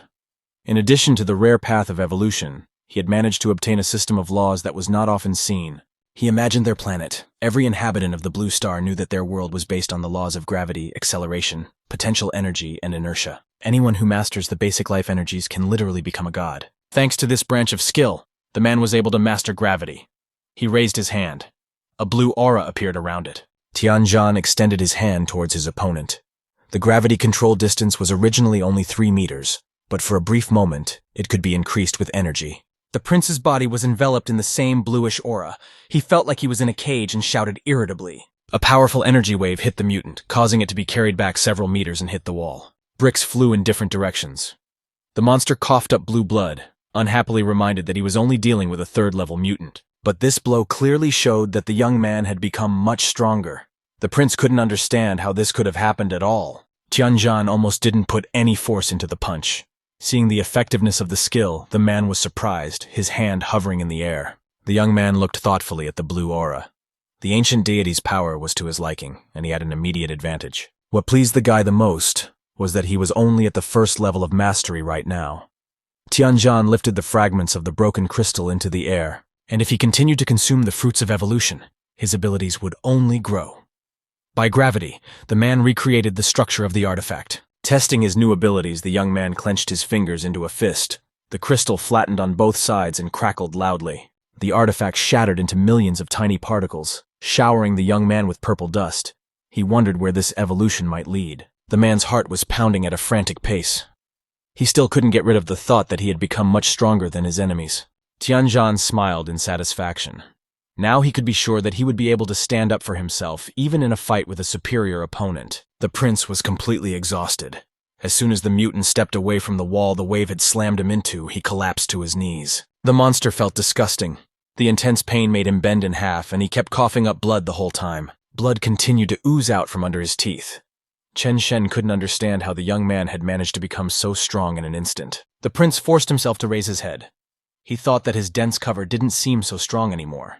Tianjin was able to pierce through it. The mutant realized that he could not stand against such a strong opponent. If he wanted to survive, he had to flee. Forgetting how recently he had mocked the boy, the prince jerked up from his knees and ran away. He wouldn't have done it at any other time, but now he was flying away as fast as he could. On the way, the mutant tossed aside the shield that covered his stomach. Tianjin watched his opponent perplexedly. At first, he didn't believe that the lord had stopped wanting to fight and was running away. The man couldn't let him escape and rushed in pursuit. He knew that the prince would spawn many monsters if left alive. Summoning the maximum gravitational force, the young man stretched out his hand on the run. A blue aura immediately formed around it. The prince forgot his pride. He threw off almost all of his equipment to make it easier to move. Speed was everything now. Tianjin misjudged the direction of the strike. A deep gouge formed in the wall, but the mutant was already at a safe distance. While running, he turned unsuccessfully, so one of the large pieces of wall debris hit his right shoulder and severed his arm. The prince howled in pain but continued to run. If he could escape, he could quickly regain his lost limb. The young man was dissatisfied with himself. If he had aimed more accurately, The mutant would be dead. He had yet to learn how to use his skill. The man ran towards the damaged wall, but the monster was no longer here. He had managed to turn the corner of the underground labyrinth. When the young man peeked around the corner, it appeared that the Lord was moving too fast. He was not here either. Fortunately, the mutant's location was given away by a damaged arm. The bloody blue marks on the green water of the canal spoke for themselves. Running out of the sewer tunnel, the Lord ran towards the sacred well. He left many bloody footprints behind him. Collapsing tiredly on the edge of the well, the monster sighed and admitted to the supreme deity that he had failed to live up to expectations. A strange cracking sound was heard behind his back. Chen Shen immediately thought that it might be a young man, but he didn't have the strength to resist. A massive explosion sounded. A massive piece of wall collapsed behind the mutant's back, large shards of stone and brick falling in a cloud of dust. Tianzhan really did appear in the breach. He said that he had found the exit that led from the sewer to the first floor of the building after all. The man admitted that he now understood everything. The police had not been able to find him because the mayor of the city had found a secluded place. The young man laughed, recalling that Dong Chuan had died at the hands of the cult he worshipped. The prince demanded that he be silent. He angrily shouted that everything was repeating. Tianzhan was once again preventing him from quietly spending some time with his mom. The man froze in place. He did not know why the Lord always came to this well and spent so much time here. 3 giant ant paws peeked out of the well. The prince shouted proudly that his mother had finished evolving. When the creature crawled out of the well, it appeared to be at least 10 times the size of the prince. Tianzhan admitted that he used to think he was just a nutcase. Now he wanted to know what kind of ugly woman he called his mom was. The mutant said nothing. The giant ant straightened up to its full height and roared loudly. The expression in his eyes was not very friendly. The huge monster slowly moved forward. The Lord shouted that no one was allowed to call his mother a monster. The mutant proudly exclaimed that he had the best mom in the world despite the fact that she often beat him and left him hungry. Chen Shen remembered his childhood. His mother had once slapped his son and made him kneel down. After that, he sat in that corner with his hands over his head. One day, the two of them were walking through the forest. Red mutant ants quickly surrounded mother and son, and there was nowhere to go. At that moment, the woman made a decision and rushed to the attack, giving the guy a chance to save his life. The ants were getting bigger and bigger. They swooped down on the victim. Instead of helping her, Chen Shen just ran away. Lying under a pile of ants, the woman was crying loudly. Her arm was still sticking out. Her mother had hoped to the last moment that she would be saved. Even to this day, Vladika reproached himself for what he had done. Those weeping eyes of his mother he would remember for the rest of his life. Tianzhan had been watching the mutant closely the entire time. Despite the lost arm, the monster was in great shape. Chen Shen shouted that he would not allow his mother to be harmed. It was strictly forbidden to be rude to her, and the young man would be held accountable for it. Since the queen ant had just hatched, she was very hungry and asked her son to help with the food. The Lord nodded obediently. He himself knew that the newly mutated body was initially weak. He should immediately look for food. Chen Shen closed his eyes. Since he couldn't overpower the man, there was only one way out. He crawled towards his mother. Smiling, the mutant offered the ant queen to finally reunite. Now they could be together forever. The young man realized too late what the prince was up to. He quickly activated the gravity field, already knowing that he wouldn't make it in time. The Lord laughed.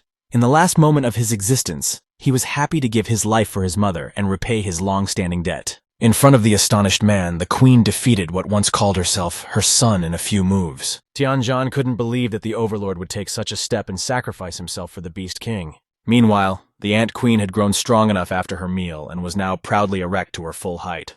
The man clenched his teeth in anger. He was a little late and had let the prince get away. Now the two monsters had merged into one. Blue blood trickled down the bloodthirsty fangs of the ant queen. The young man froze, unable to believe that mutants could eat each other. The rebirth of the giant monster had begun.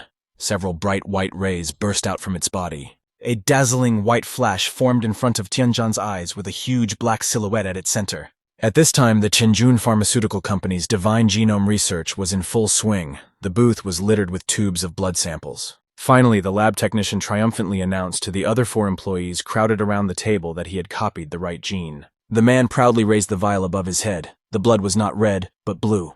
A thick blue sediment was visible at the bottom of the tube. The team senior demanded to immediately inform the researcher need to inject the genome into his body as soon as possible. One of the scientists saw that the test tubes were shaking. He looked around in surprise. The other 4 acted as if nothing had happened. The man said perplexedly that an earthquake was starting.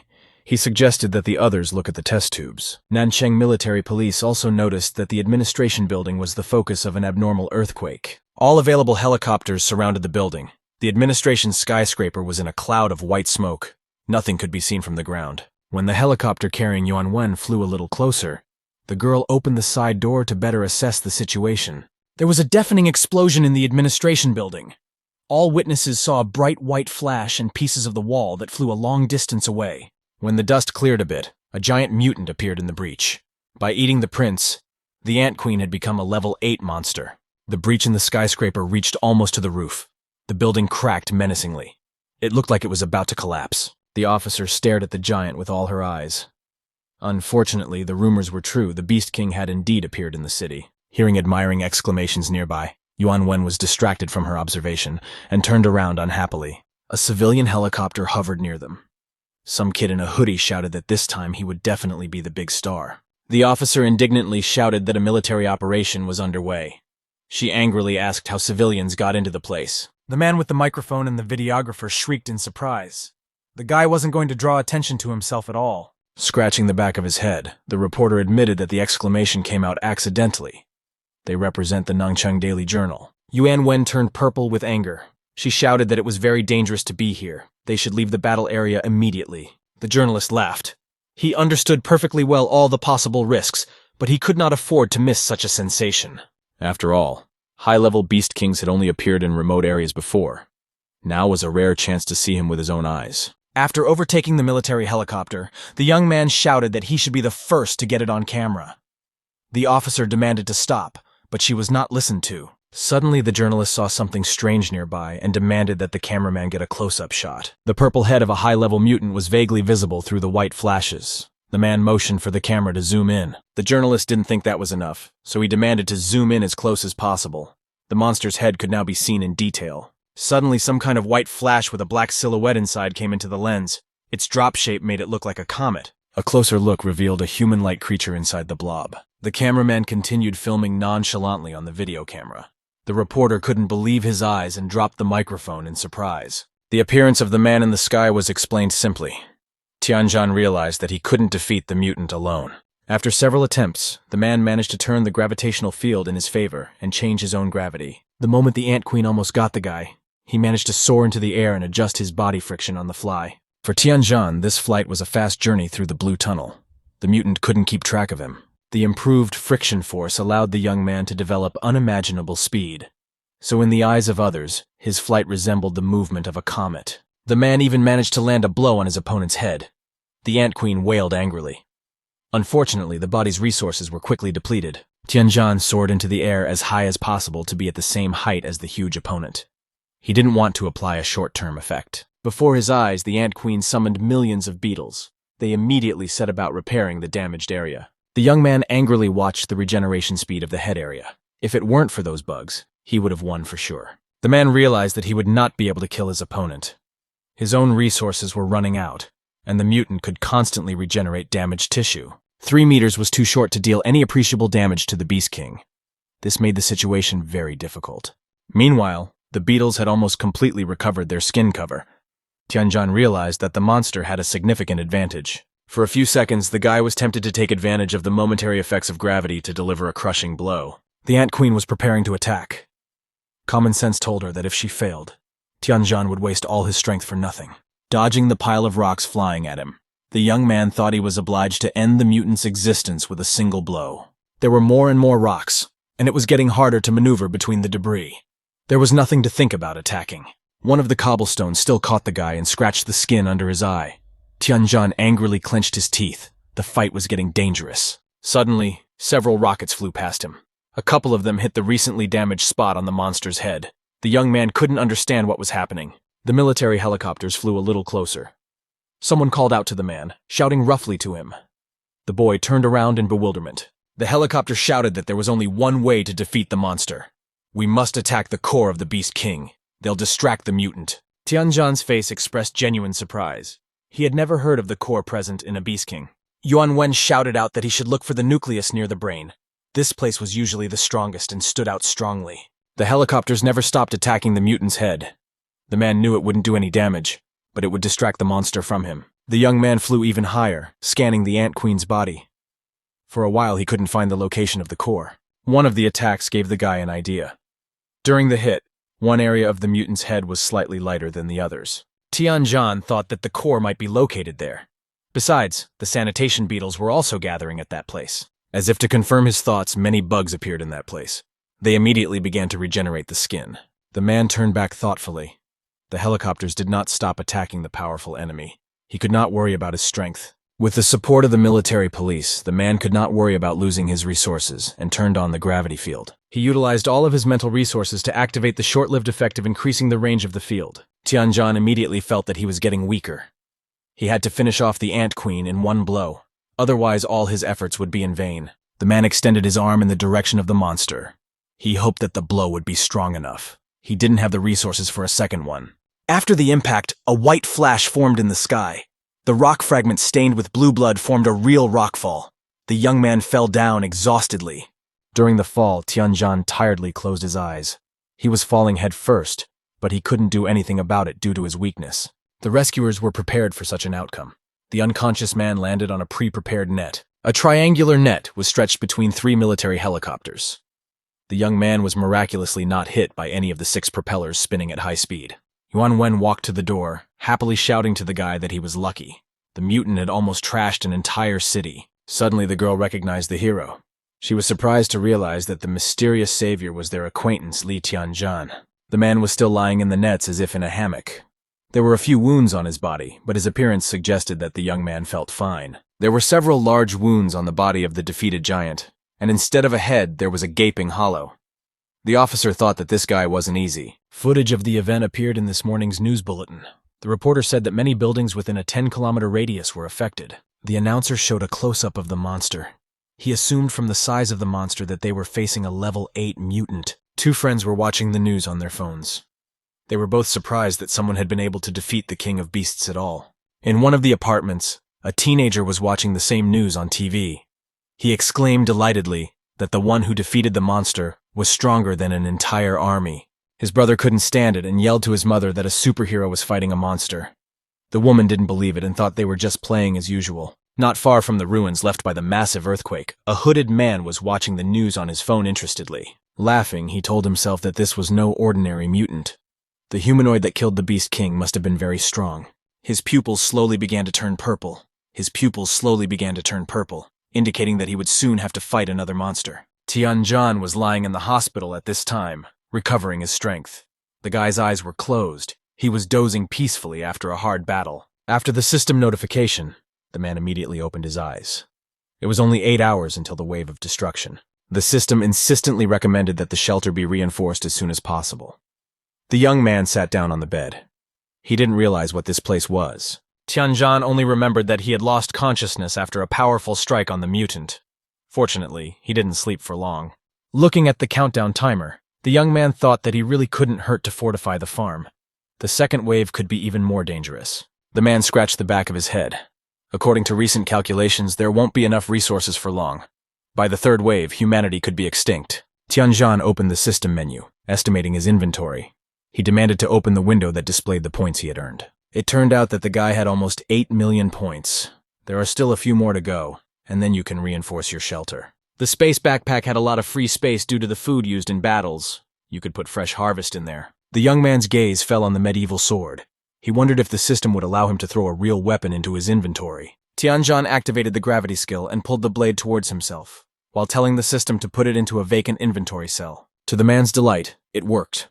A first-level Tang Dynasty sword appeared in one of the empty boxes. The young man immediately realized that this was not the limit.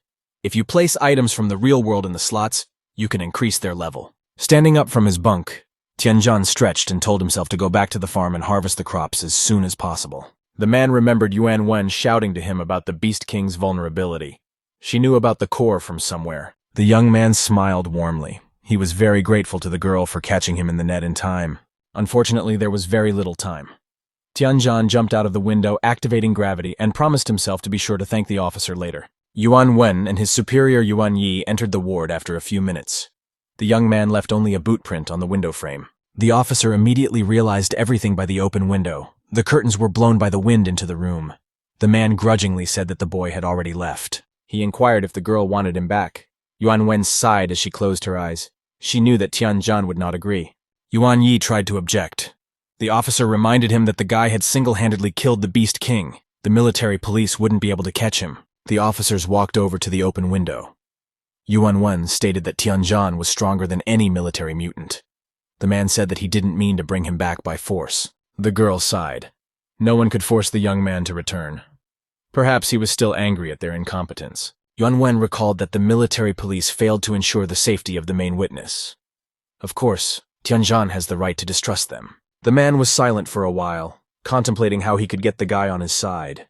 He asked to speak to Yuan too. The officer replied thoughtfully that she could convince the father.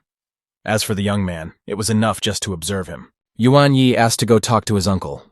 Lowering his voice, the man muttered that he was not burning to be beaten. The young man was just returning to the farm at that moment.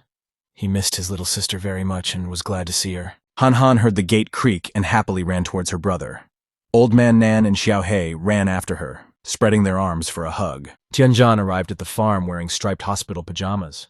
Smiling, he grabbed his little sister in his arms and apologized for making everyone worry. The man and the huge dog hugged the young man from both sides so tightly that Tianjin asked them to stop. Due to the intense pressure, a trickle of blood came out of his mouth. The young man pleaded that the strong embrace might cause him to suffocate. Only the little girl didn't want to get out of his arms. The boy noticed that the old man had become considerably stronger. Nan proudly showed his steel muscles and admitted that it had happened in the morning. Han asked to look at her as well. It turned out that the old man along with the girl had started atavistic-type evolution. Tianjin remembered that he himself had obtained the highest development path relatively quickly and smiled thoughtfully. This was a good start. After gathering all the inhabitants of the farm, the young man proposed to start harvesting. They need to improve the shelter as soon as possible. During the harvest, a rare species of red pepper fell to the man, allowing him to camouflage his hideout from prying eyes for a few minutes. The young man sat down on the haystack and thought about it. The offer was very tempting, all the more so because he had enough accumulated points. With 800,000 points, Tianjin purchased a coupon that allowed him to upgrade the shelter to the second level. Along with this, his capabilities expanded. As soon as the coupon was purchased, the system automatically applied it. The young man watched in amazement as everything around him changed right before his eyes. The contents of the entire farm began to transform. The system reported 3 hours until the wave of destruction. Tianjin began to worry about the safety of the property. Fortunately, it turned out that the property of the shelter was preserved regardless of its level. One by one, all the buildings on the farm began to be renovated. The cattle barn became much longer and taller, and a tall tower appeared next to it. The fish pond had also increased in size. Now there were comfortable steps leading to the pond. The sowing field was also considerably enlarged. The wall became much higher and thicker, the live barbed wire replaced by a 3-beam laser perimeter. In addition, high-precision pointing and firing turrets loomed menacingly on the fence in several places. Han ran over to the pond and started jumping for joy. The pond seemed gigantic to a girl of her small stature. The little girl couldn't get enough of the crystal-clear surface of the water. She said admiringly that the pond looked like a small lake. When the farm area was upgraded to the second level, it began to resemble the fortified estate of a medieval feudal lord. The young man liked the fact that the shelter now looked like a small fortress. Unfortunately, the farmhouse was too conspicuous. The man remembered that he had the gift of disguise. He ordered his shelter to be disguised as a level 1 dwelling. The massive buildings began to melt right before our eyes. The shelter gradually took on its former appearance. It was the way the rest of the Blue Star's inhabitants saw it. From the outside, the farmhouse should not have aroused suspicion now. Anyone would have seen the former dilapidated structures. Tianjin was very happy that everything had worked out. He shouldn't draw too much attention to himself right now. The shelter's upgrade also provided benefits to its owner. From now on, the young man could see the vulnerabilities of any living creature. The man looked at his pet Xiaohei thoughtfully. He wondered if the dog had any weaknesses. The system recreated a purple model of the mutant. Scanning its body, it highlighted a bright spot on the animal's neck. Tianjin asked if there were any restrictions on the use of the skill. It turned out that the skill could be applied to any creature. The only problem was that rare mutants could try to cheat the system and hide their vulnerabilities from it. The young man smiled. Now there was no need to be afraid of a world populated by mutants. He would be able to deal with them with a single blow. The man visualized himself as a blue silhouette launching an energy beam at another monster. The system reported the ripening of the divine tomatoes. It was very convenient. Now the Han evolutionary type could be improved. Tianjin decided to temporarily suspend the development of his evolutionary path and improve the abilities of the others. The girl reached for the fruit. For the next few minutes, Xiaohei and Han raced against each other to pick divine tomatoes. greedily eating them. The girl ate so much fruit that she had hiccups. Besides, her stomach was much smaller than the mutants. Turning around, Han admitted that she was already nauseous. She had eaten a lot of fruits, but still evolution remained on an atavistic path. The young man encouraged his sister she would do well. The little girl angrily stuffed another handful of tomatoes into her mouth. She didn't want to lose to Xiaohei. It was time to grow up. Each successive tomato was difficult to eat. Han didn't even want to look at them, let alone eat them. Suddenly, the farm area was illuminated by a bright light coming from the girl. She herself was in a light energy vortex. The strong wind that rose up pushed the surprised Tianjin away. The young man immediately realized what had happened. Han looked around admiringly. The girl saw everything in blue colors, as if she was hovering high in space. She exclaimed joyfully that she had been able to evolve after all. The man himself could see that his sister had shifted to an intellectual type of development. Tianjin enthusiastically raised his hand up, clenching his fist. He was very happy for Han. It would be harder to get close to the girl now. Suddenly, the young man noticed a violet glow out of the corner of his eye. He turned his head in the other direction. The source of the glow was Xiaohei. There was such a strong wind that the little girl was lifted into the air. The man looked closely at the source of the light. The sight was breathtaking. At the center of everything was a blue core girdled by a purple shell. The whole thing looked like the northern lights. Han exclaimed delightedly that she was happy for Xiaohei. The girl's eyes really did express genuine delight. The young man smiled. The dog also grew stronger. He looked more formidable now. Xiaohei had obtained the king pressure skill during evolution and became a divine beast king. Sharp spikes appeared on its powerful paws. The dog walked slowly toward his friends, breathing heavily. His eyes were blinding white. 30 seconds before the second wave of destruction appeared in Tianzhuang Company, the experiment had already been completed. Jinyan leisurely adjusted his shirt sleeve. The research assistant asked researcher Bai how he was feeling. Smiling, the cytologist replied that he was in great shape. The man was really feeling great now. As a result of the experiment, he got a harder exoskeleton. His head grew large horns, and a long tail stretched from his tailbone. The researcher confessed that he felt like a pioneer. The divine gene made him a powerful man. The cytologist felt that the changes didn't end there. His body shuddered at the thought of it. The inhabitants of the Blue Star, who lived closer to the sea, could see unusually high waves. It was a sign that a second wave of destruction was coming. One of the warships was in the ocean far from the shore. A huge swell covered the ship, and the crew was already saying goodbye to their lives. Tianjin noticed that the sky had taken on a threatening purple hue. He knew that aquatic life had ceased to exist. Jinyan was pensively walking around the laboratory at this time. From the dazzling flash, the man realized that the destruction had begun. Tianjin frowned. Without water resources, it would become harder for many residents to survive. Besides, there were only 60 days left before the next strike. An ominous purple funnel encompassed the whole of Nanchang. The townspeople didn't understand what it meant, and looked up at the sky with interest. Multiple electrical discharges simultaneously struck the ocean. The transparent surface became muddy. The waves subsided. All the electronics on the ship failed. One of the sailors ran across the deck, shouting along the way that there had been a great many changes. The captain must see this. Bursting into the captain's cabin, a panting man reported that everything had changed after the storm. The ocean looked different. All the officers gathered at the stern of the warship, looking down in bewilderment. It seemed completely unbelievable. The captain was primarily interested in what had happened to all the sea mutants. The sailor was surprised by the purple surface of the ocean. The sea wolf scratched his head in puzzlement. He'd been sailing here for 30 years, but he'd never seen anything like this. Their battle vessel swayed peacefully on the calm waves amidst a defiantly red ocean, with the skeletons and bones of dead sea mutants floating to the surface. The rumor that the cytologist had managed to obtain the divine gene had also reached his brother. Jinming walked to the main laboratory. The man stopped at a glass cylindrical vault. There were several test tubes on the shelves. He realized he had found the product. Opening the glass door of the warehouse, Jinming reached for the vial of light green liquid. He couldn't believe that his brother was able to do this. Suddenly, a long tail with sharp spikes snatched the vial from the visitor's hands, cutting the palm of his hand until it bled. Jinming cried out in pain and raised his hand, turning the injured palm towards himself. The bleeding was not too serious. Explorer Bai was sitting under the ceiling. He angrily asked the stranger who he was and why he was touching other people's things. The guest smirked. He looked thoughtfully at the blood spatter on the back of his hand and said that the evolution had been successful. Jin Yan jumped to the floor. The man stepped back and said that the scientist had come rather quickly. He assumed that he had hit something in the lab. A small depression formed where the cytologist had jumped. He asked angrily how the stranger knew the code to the safe. Jin Ming laughed. Judging from the fact that the upperclassman had handed over the case to the researcher, he was indeed worthy of being a descendant of the Bai family. Jin Yan only now recognized the visitor. He was greatly surprised by his brother's appearance in the lab. The guest waved his hand carelessly, wiping the blood on the floor. He said that he had come on an official visit on the orders of the top brass. The man stated that he would now be in charge of all projects in Nanchang, and Jin Yan should return to headquarters with reports. The explorer slowly raised his head, shifting his horns to the middle. He wondered if the older brother had brought anyone else. The man's face looked threatening.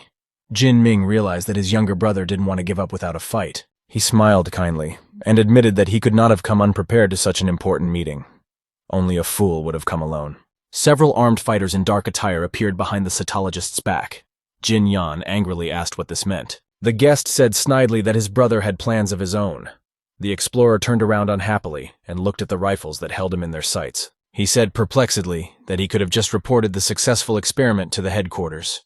The man assumed that Jin Ming wanted to take all the glory for himself. He said bitterly that nothing has changed in a few years. His older brother shamelessly takes absolutely everything from him. Jin Ming recalled that the family provided the funding, so now it was time to share the results and get some rest. Researcher Bai angrily said that he shouldn't be bullied.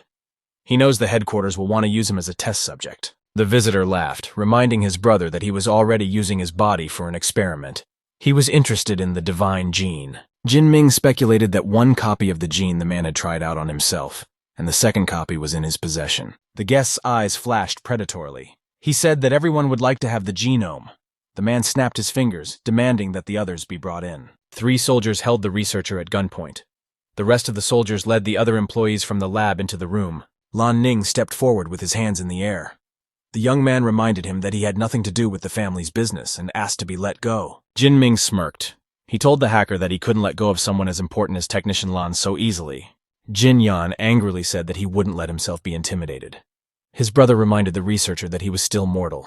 He would hate to lose a precious specimen. The man calculated his capabilities. Even with his strength, it would be very difficult to stand up to 20 armed stormtroopers. But his brother had overlooked one ability. In the course of evolution, the man had acquired the skill of incredible speed and activated it, intending to escape. Jin Ming mockingly remarked that some mutants had healing abilities. A couple broken limbs wouldn't be a problem for him. Jin Yan looked into his brother's crazy eyes and realized that he wasn't going to stop at anything. There was a deafening explosion in the laboratory. Shards of stone flew in different directions. Nothing could be seen in the cloud of dust. At this time at the farm, Han Han walked in circles around the festive table, which had many of her favorite foods on it. The girl's eyes widened and she blushed, anticipating the pleasure. Old Man Nan asked the young man what the feast was in honor of. Tianzhan smiled. He had put a lot of effort into cooking. All the inhabitants of the farm should raise their level as early as possible. One of the plates contained chunks of meat and divine fruits of the 3rd level, while the dish next door was created from ingredients of the 4th level. The girl was very happy with so much food. She was only disappointed that her loyal Xiaohei had disappeared. In fact, the dog himself didn't want to revert to humanoid form. In that case, he would return to his former physical characteristics. Tianzhan explained to his little sister that Xiaohei couldn't enter the house, so a lot of chicken legs were prepared outside for him. Suddenly, a new system notification came in. The observation towers have detected thermal radiation from 2 objects that are approaching the farm. After receiving the data on the targets, the young man immediately realized that they could only be mutants. Their speed exceeded 30 meters per second. Tianzhan activated the enhanced surveillance on the targets. He suspected that he would have to fight a large opponent. To the man's surprise, a bloodied Jin Yan was outside the gate. The explorer was dragging the hacker on his back. The young man was amazed that the cytologist had come to him for help. Jin Yan habitually pushed the gate. He was unpleasantly surprised that the gate did not yield, as if it was locked by an invisible lock. Moreover, it felt more like a massive wall rather than a gate. The guest hesitated. This farm seemed challenging. Jin Yan impatiently thought that there wasn't much time left. If the young man won't help, we need to get away quickly.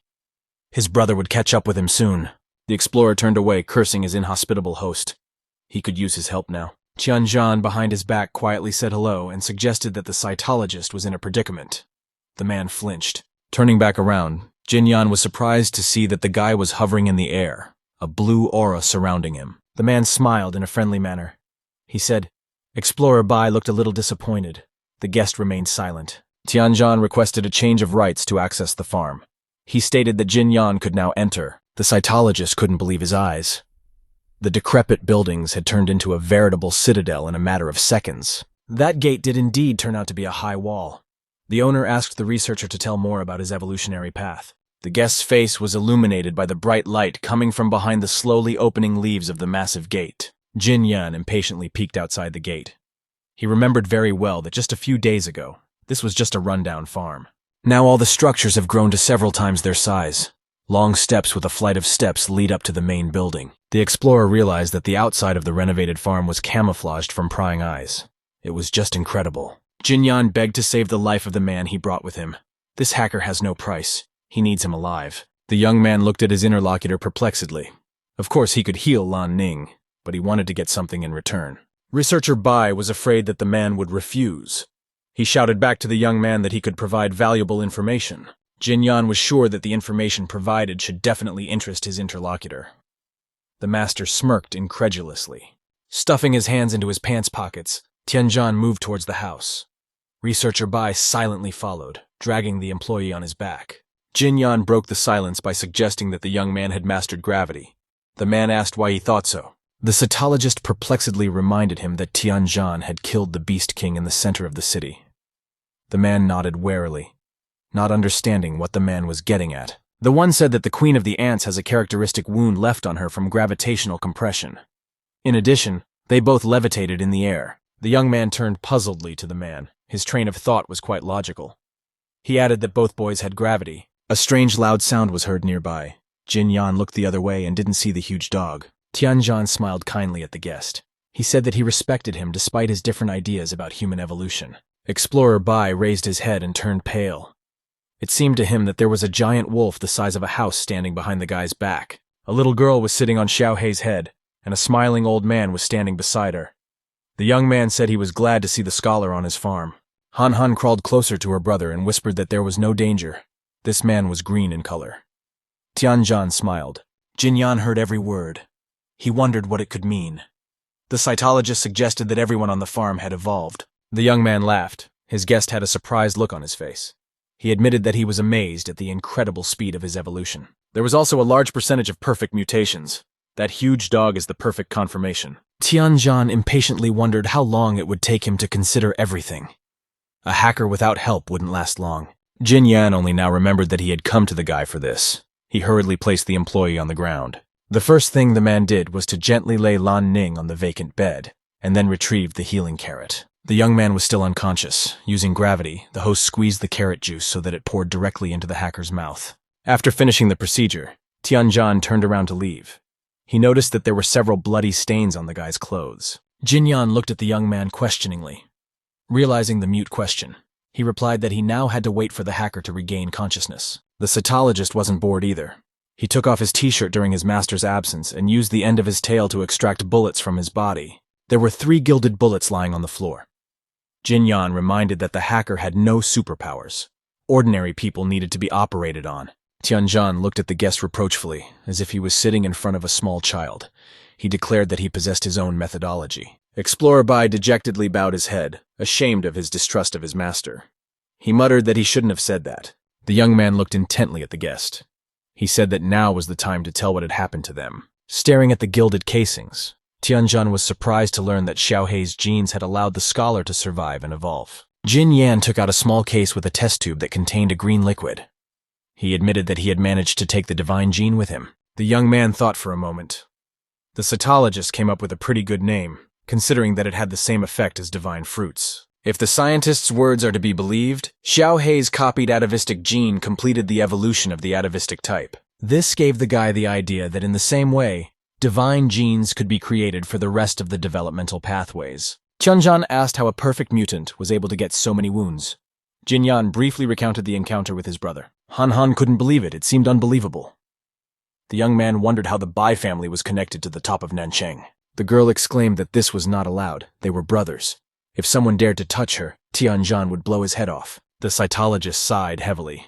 This young beauty is still very naive. She has a lot to learn about this deceitful world. Smiling wistfully, the young man said that not everyone had such a good relationship. He and his brother should take care of each other. Han Han cheerfully exclaimed that she agreed with this.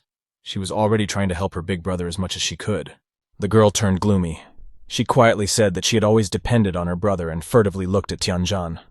He stood against the wall and pretended not to hear anything.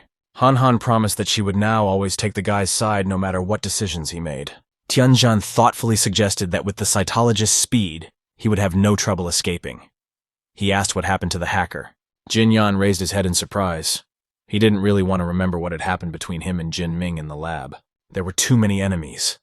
Lan Ning was the first to sense the danger and covered his superior's back, shielding him. In this way, he caught several bullets. That's why he brought the hacker to the farm. Few people want to be in debt, especially when it comes to people sticking their noses in other people's business. Jinyan bowed his head. In his heart, he was grateful to the boy for his rescue. On the other hand, alone, he would have simply escaped. Tianjan looked at the guest thoughtfully. Before, the scientist seemed like a science-obsessed maniac who didn't even value his own life. The young man smiled faintly. It was the first time they had ever spoken together, and it was the first time he had ever smiled warmly. Jinyan reported that he couldn't be delayed. The news of his escape and gene snatching had obviously managed to reach the main office. In order to find the cytologist and the divine genome, these people will turn all of Nanchang upside down. The man tiredly said that this product was too tidbit. It is enough to change the whole world. Tianjan perplexedly said that he had nowhere to go with the hacker even if they could get out of Nanchang. Researcher Bai admitted that he was ready for the hunt. He was going to leave the country quietly, but a spy revealed the scientist's plans. The young man listened attentively to his interlocutor. When Jin Yan told him that he had decided to go to Storm Island, he raised his head in surprise. Tianjan froze. Storm Island was located in the very center of the ocean.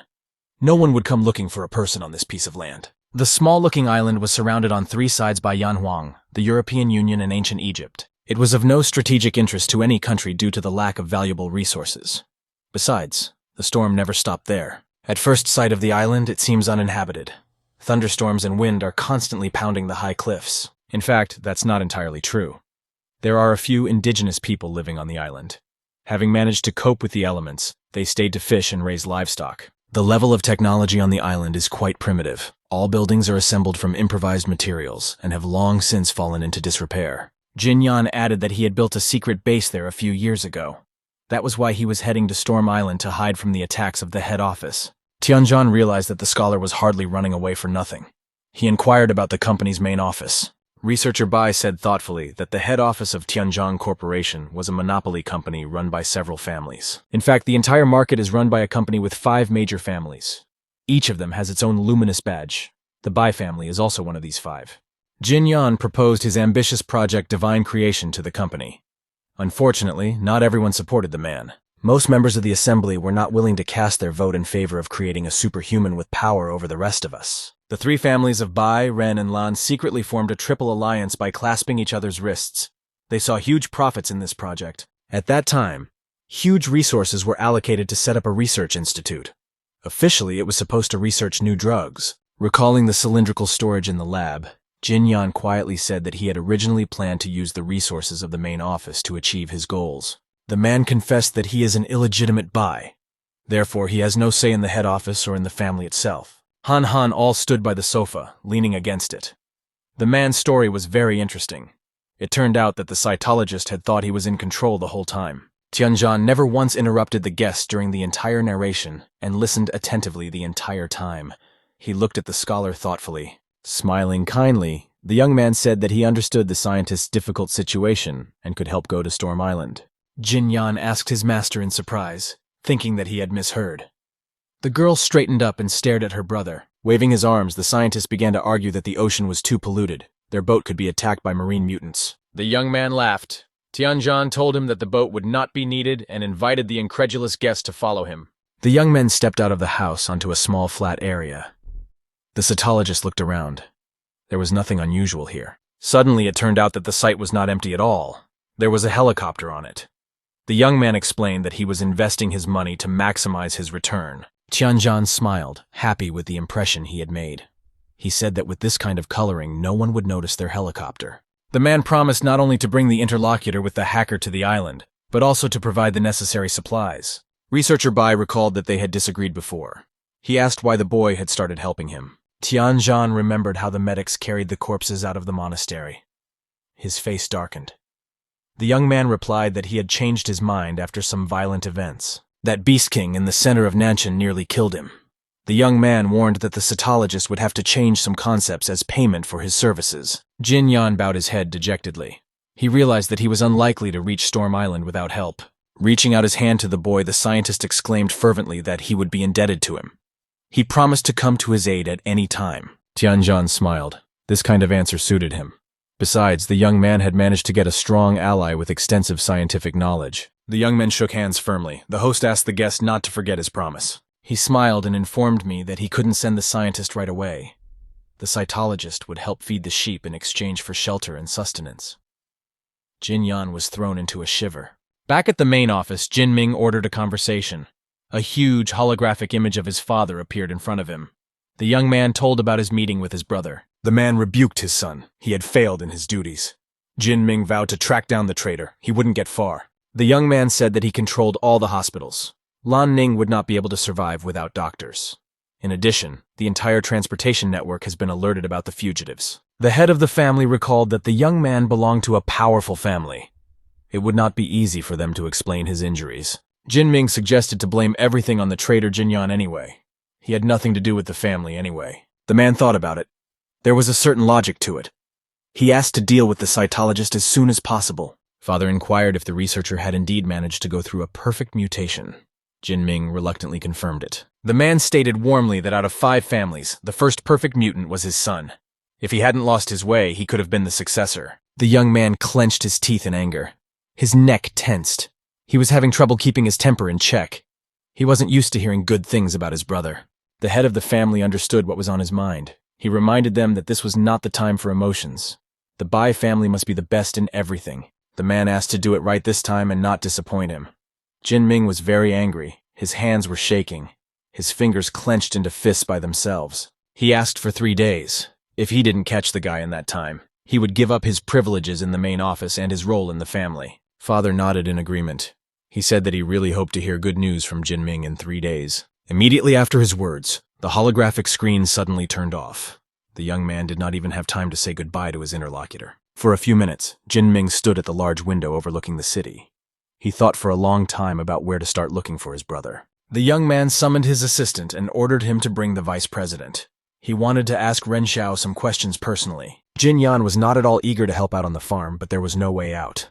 He was so tired that he was sweating, but the young man only chuckled. Disobedient sheep did not stand in one place in the stall.